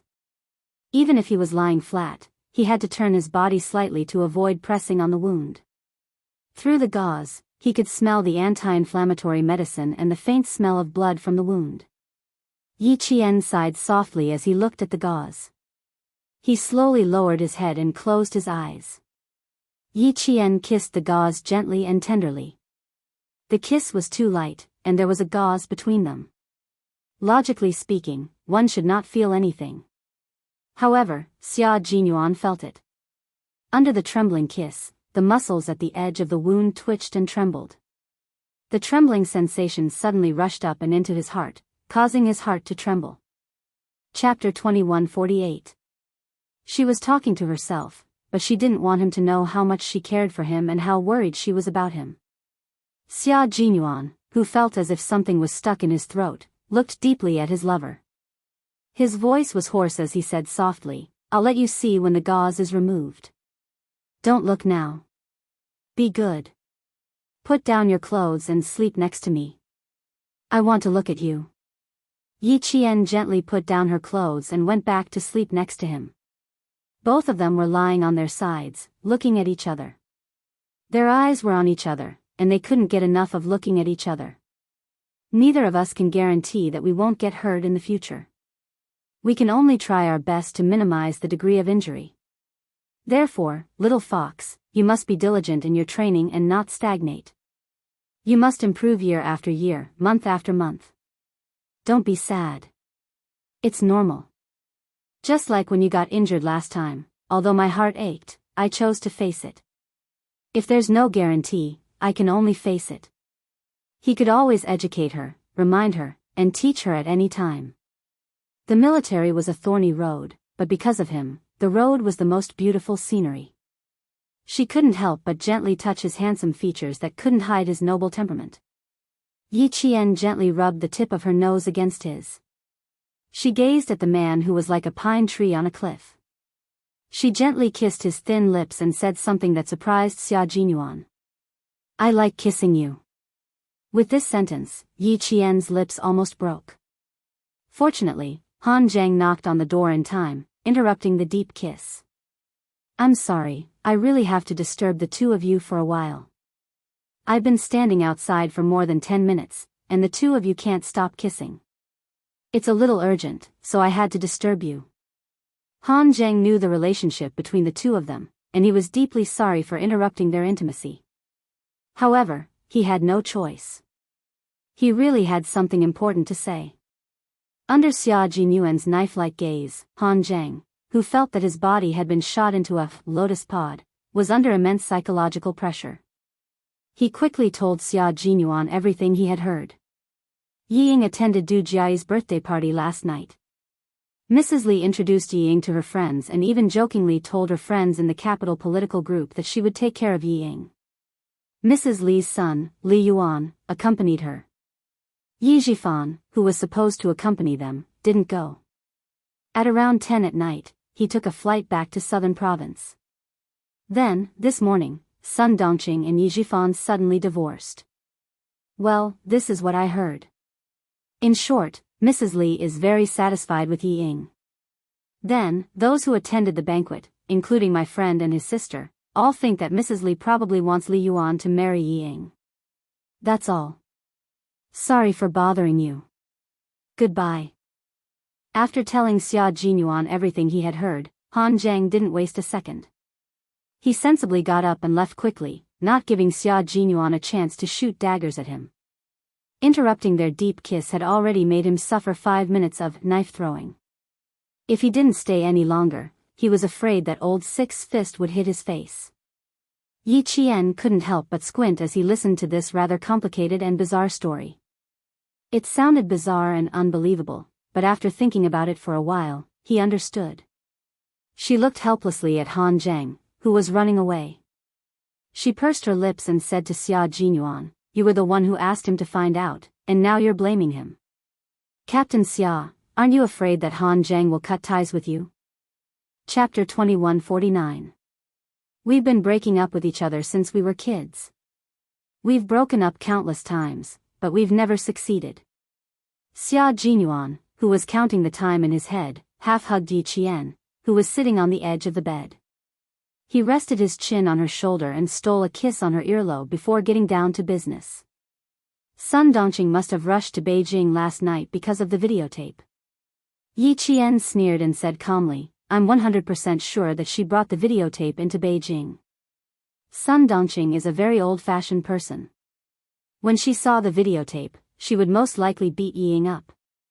Wearing a military uniform to attend Du Jiai's party, it seems like Yi Ying was badly beaten up. She had to wear a military uniform to cover up her injuries. Otherwise, with her love for beauty, she would have worn a little dress to appear in front of everyone. Yi Qian, who knew Sun Dongqing well, was not there, but he could guess a little of what happened. This was the meaning of the saying, "Know thyself and know thy enemy, and you will never be defeated." Xia Jinyuan liked this side of Yi Qian very much. She was very smart and quick-witted. She could find the right direction with just a few clues. This side of Yi Qian made him fall in love with her. Yi Qian patted the hand that kept stroking her waist and felt itchy. She continued her analysis without being interrupted. Yi Zhifan did not accompany Yi Ying to the Du family's house during the day.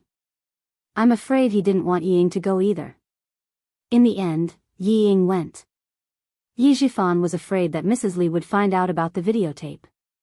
He didn't want to implicate himself, so for the sake of his career, he proposed a divorce that night.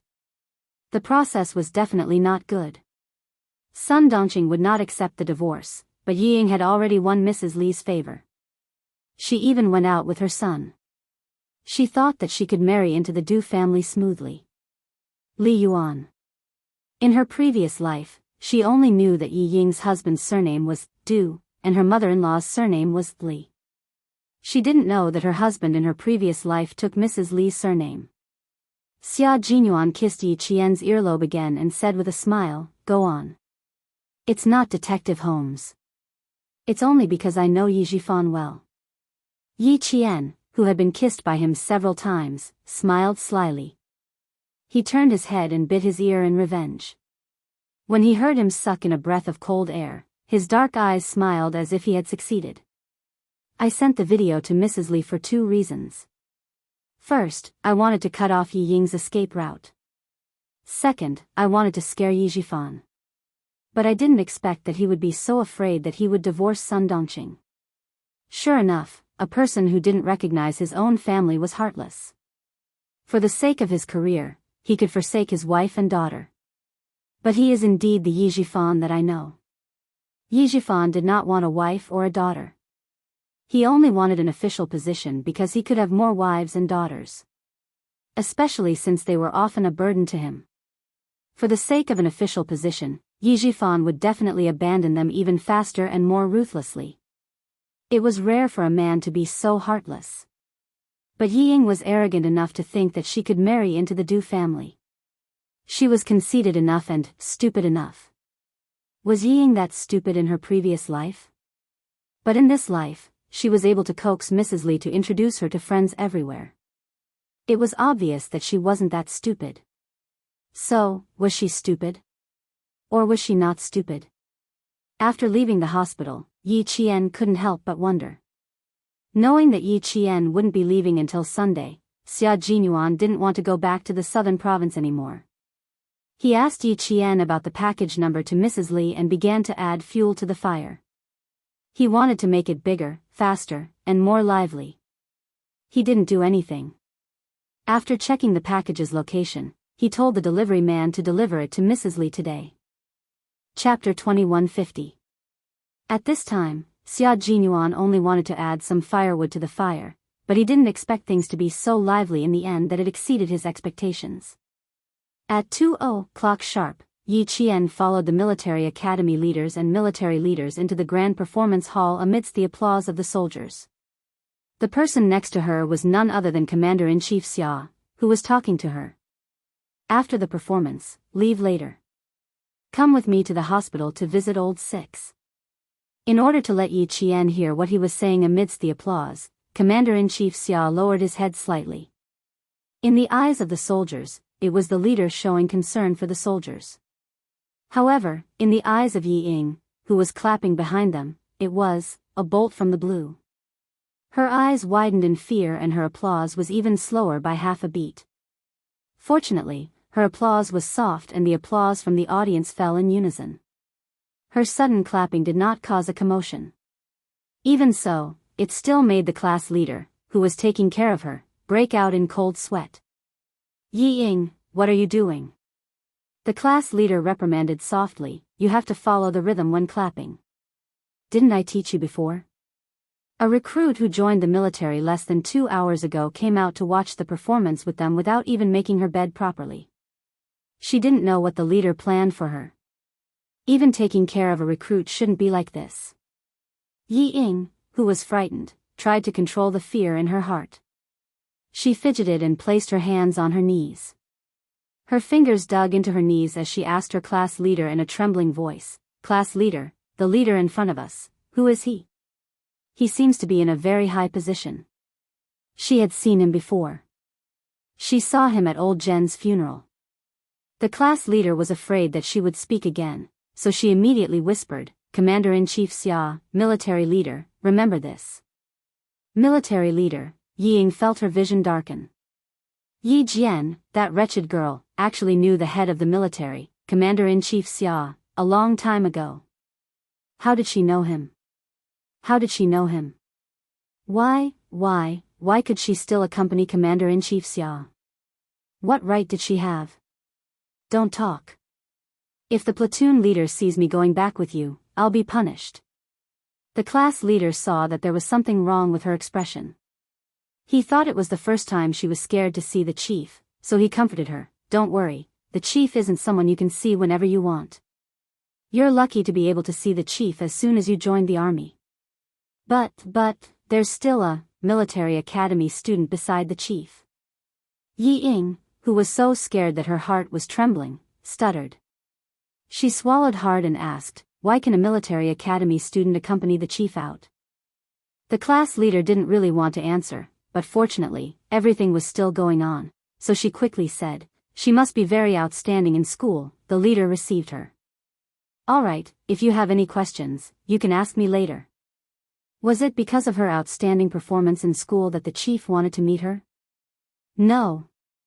Definitely not. How could she not know how capable that bitch Yi Jian was? She did have the ability to fool ordinary people, but in the elite troops, her ability to fool ordinary people was not enough. How could she possibly be received by the head of the military? There must be a problem, there must be a problem. Yi Ying, who couldn't accept this, madly guessed. Her guesses were all about slandering Yi Qian in an attempt to calm herself down. She couldn't believe it. She couldn't accept the fact that Yi Qian accompanied the military leader to the performance. Right. She could find Du Jiayi and let Du Jiayi deal with Yi Qian. Chapter 2151. Where do I find her? Damn it. Where do I find Du Jiayi? She must find Du Jiayi and tell her that her cousin who cheated on the college entrance exam was Yi Qian, who accompanied Commander-in-Chief Xia. She also needs to tell the Deputy Chief of Staff Du to investigate Yi Qian's cheating and kick her out of the military academy so that she will never have the chance to accompany the chief of the military. Yi Ying, sit properly, sit properly. The class leader noticed that the recruits were leaning forward, making them sit in a straight line in a very obvious arc. She immediately shouted and reminded her sternly. Yi Ying couldn't control her emotions. Whenever she thought about how Yi Qian was summoned by the chief of the military, she couldn't control her emotions. Her ears clearly heard the class leader's voice, but not only did she not retract her body, she sat up straight and even wanted to stand up.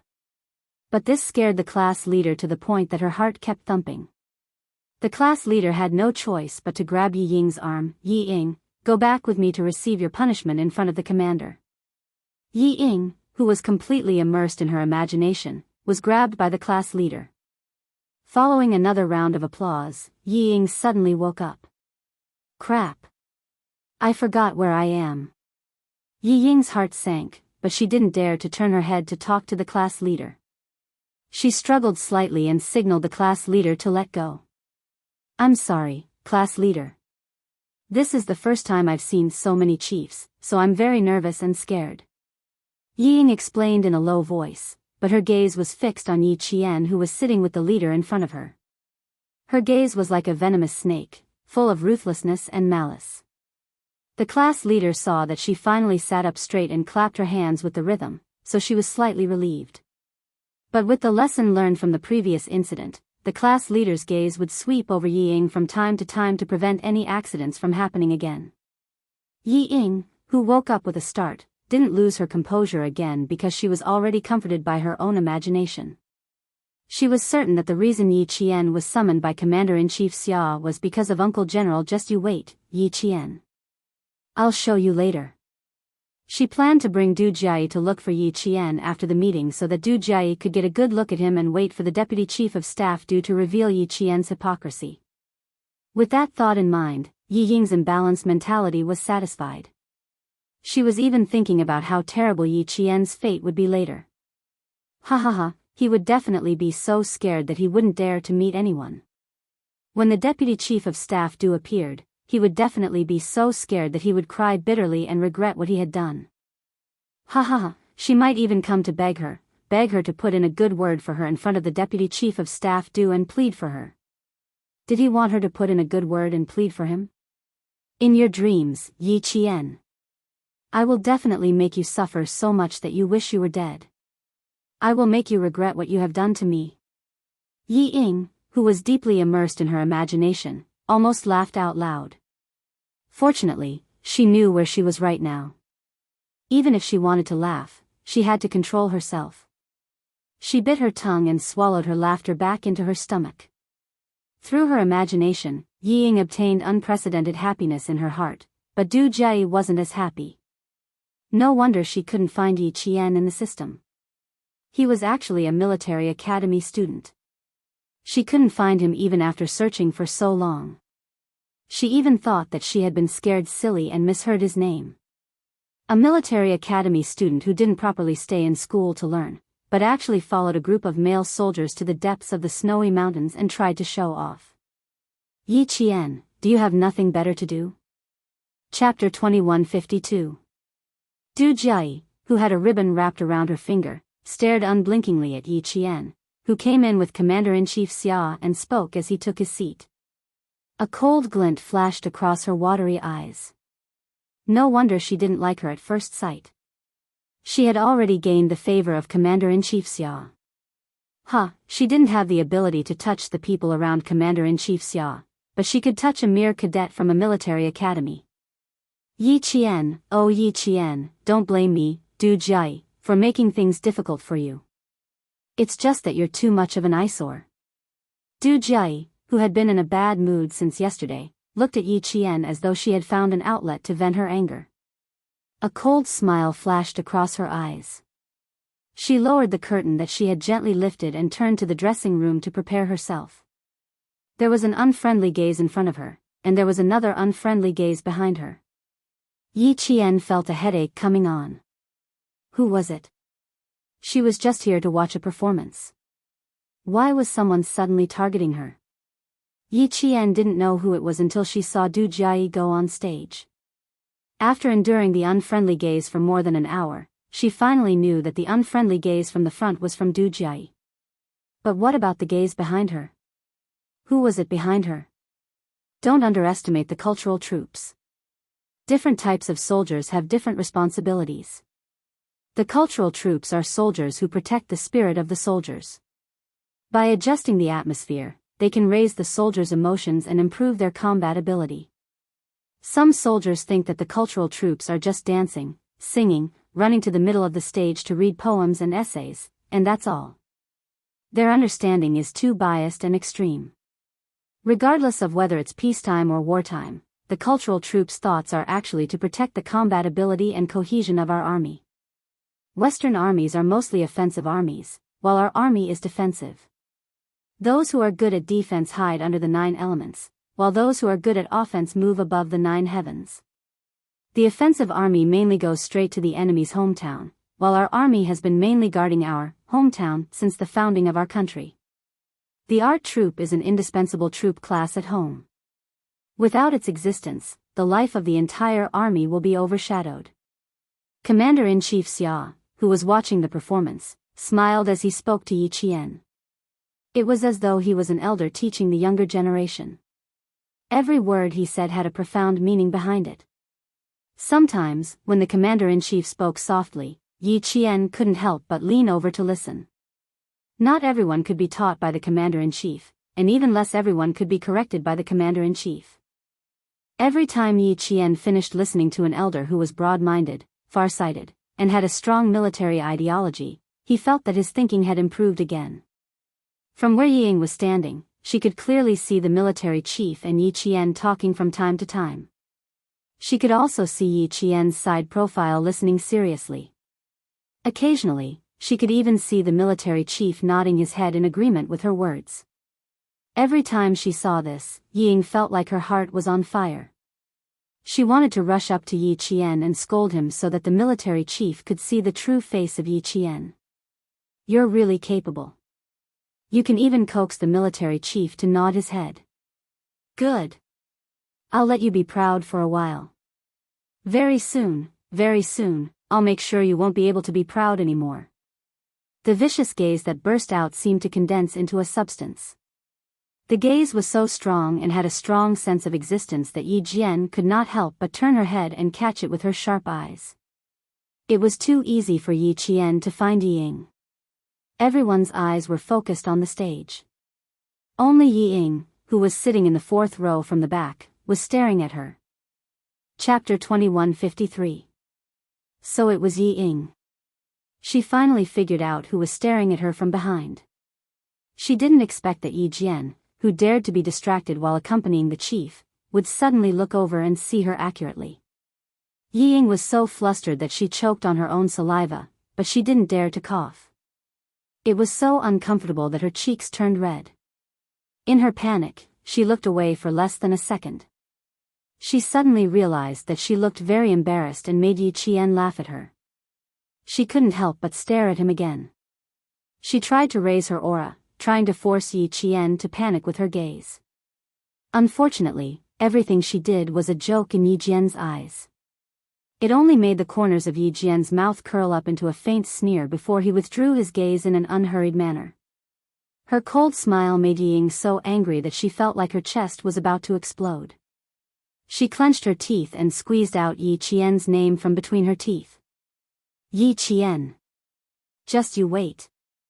She grabbed her knees with both hands and dug her nails into them until they turned red. In the magnificent performance hall, the Beijing government troops' outstanding troupe presented a wonderful and morale-boosting performance.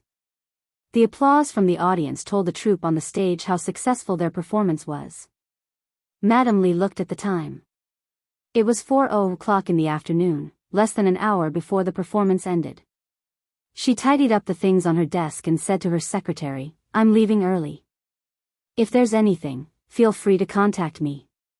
Also, inform the R&D department to postpone tomorrow's morning meeting to the afternoon."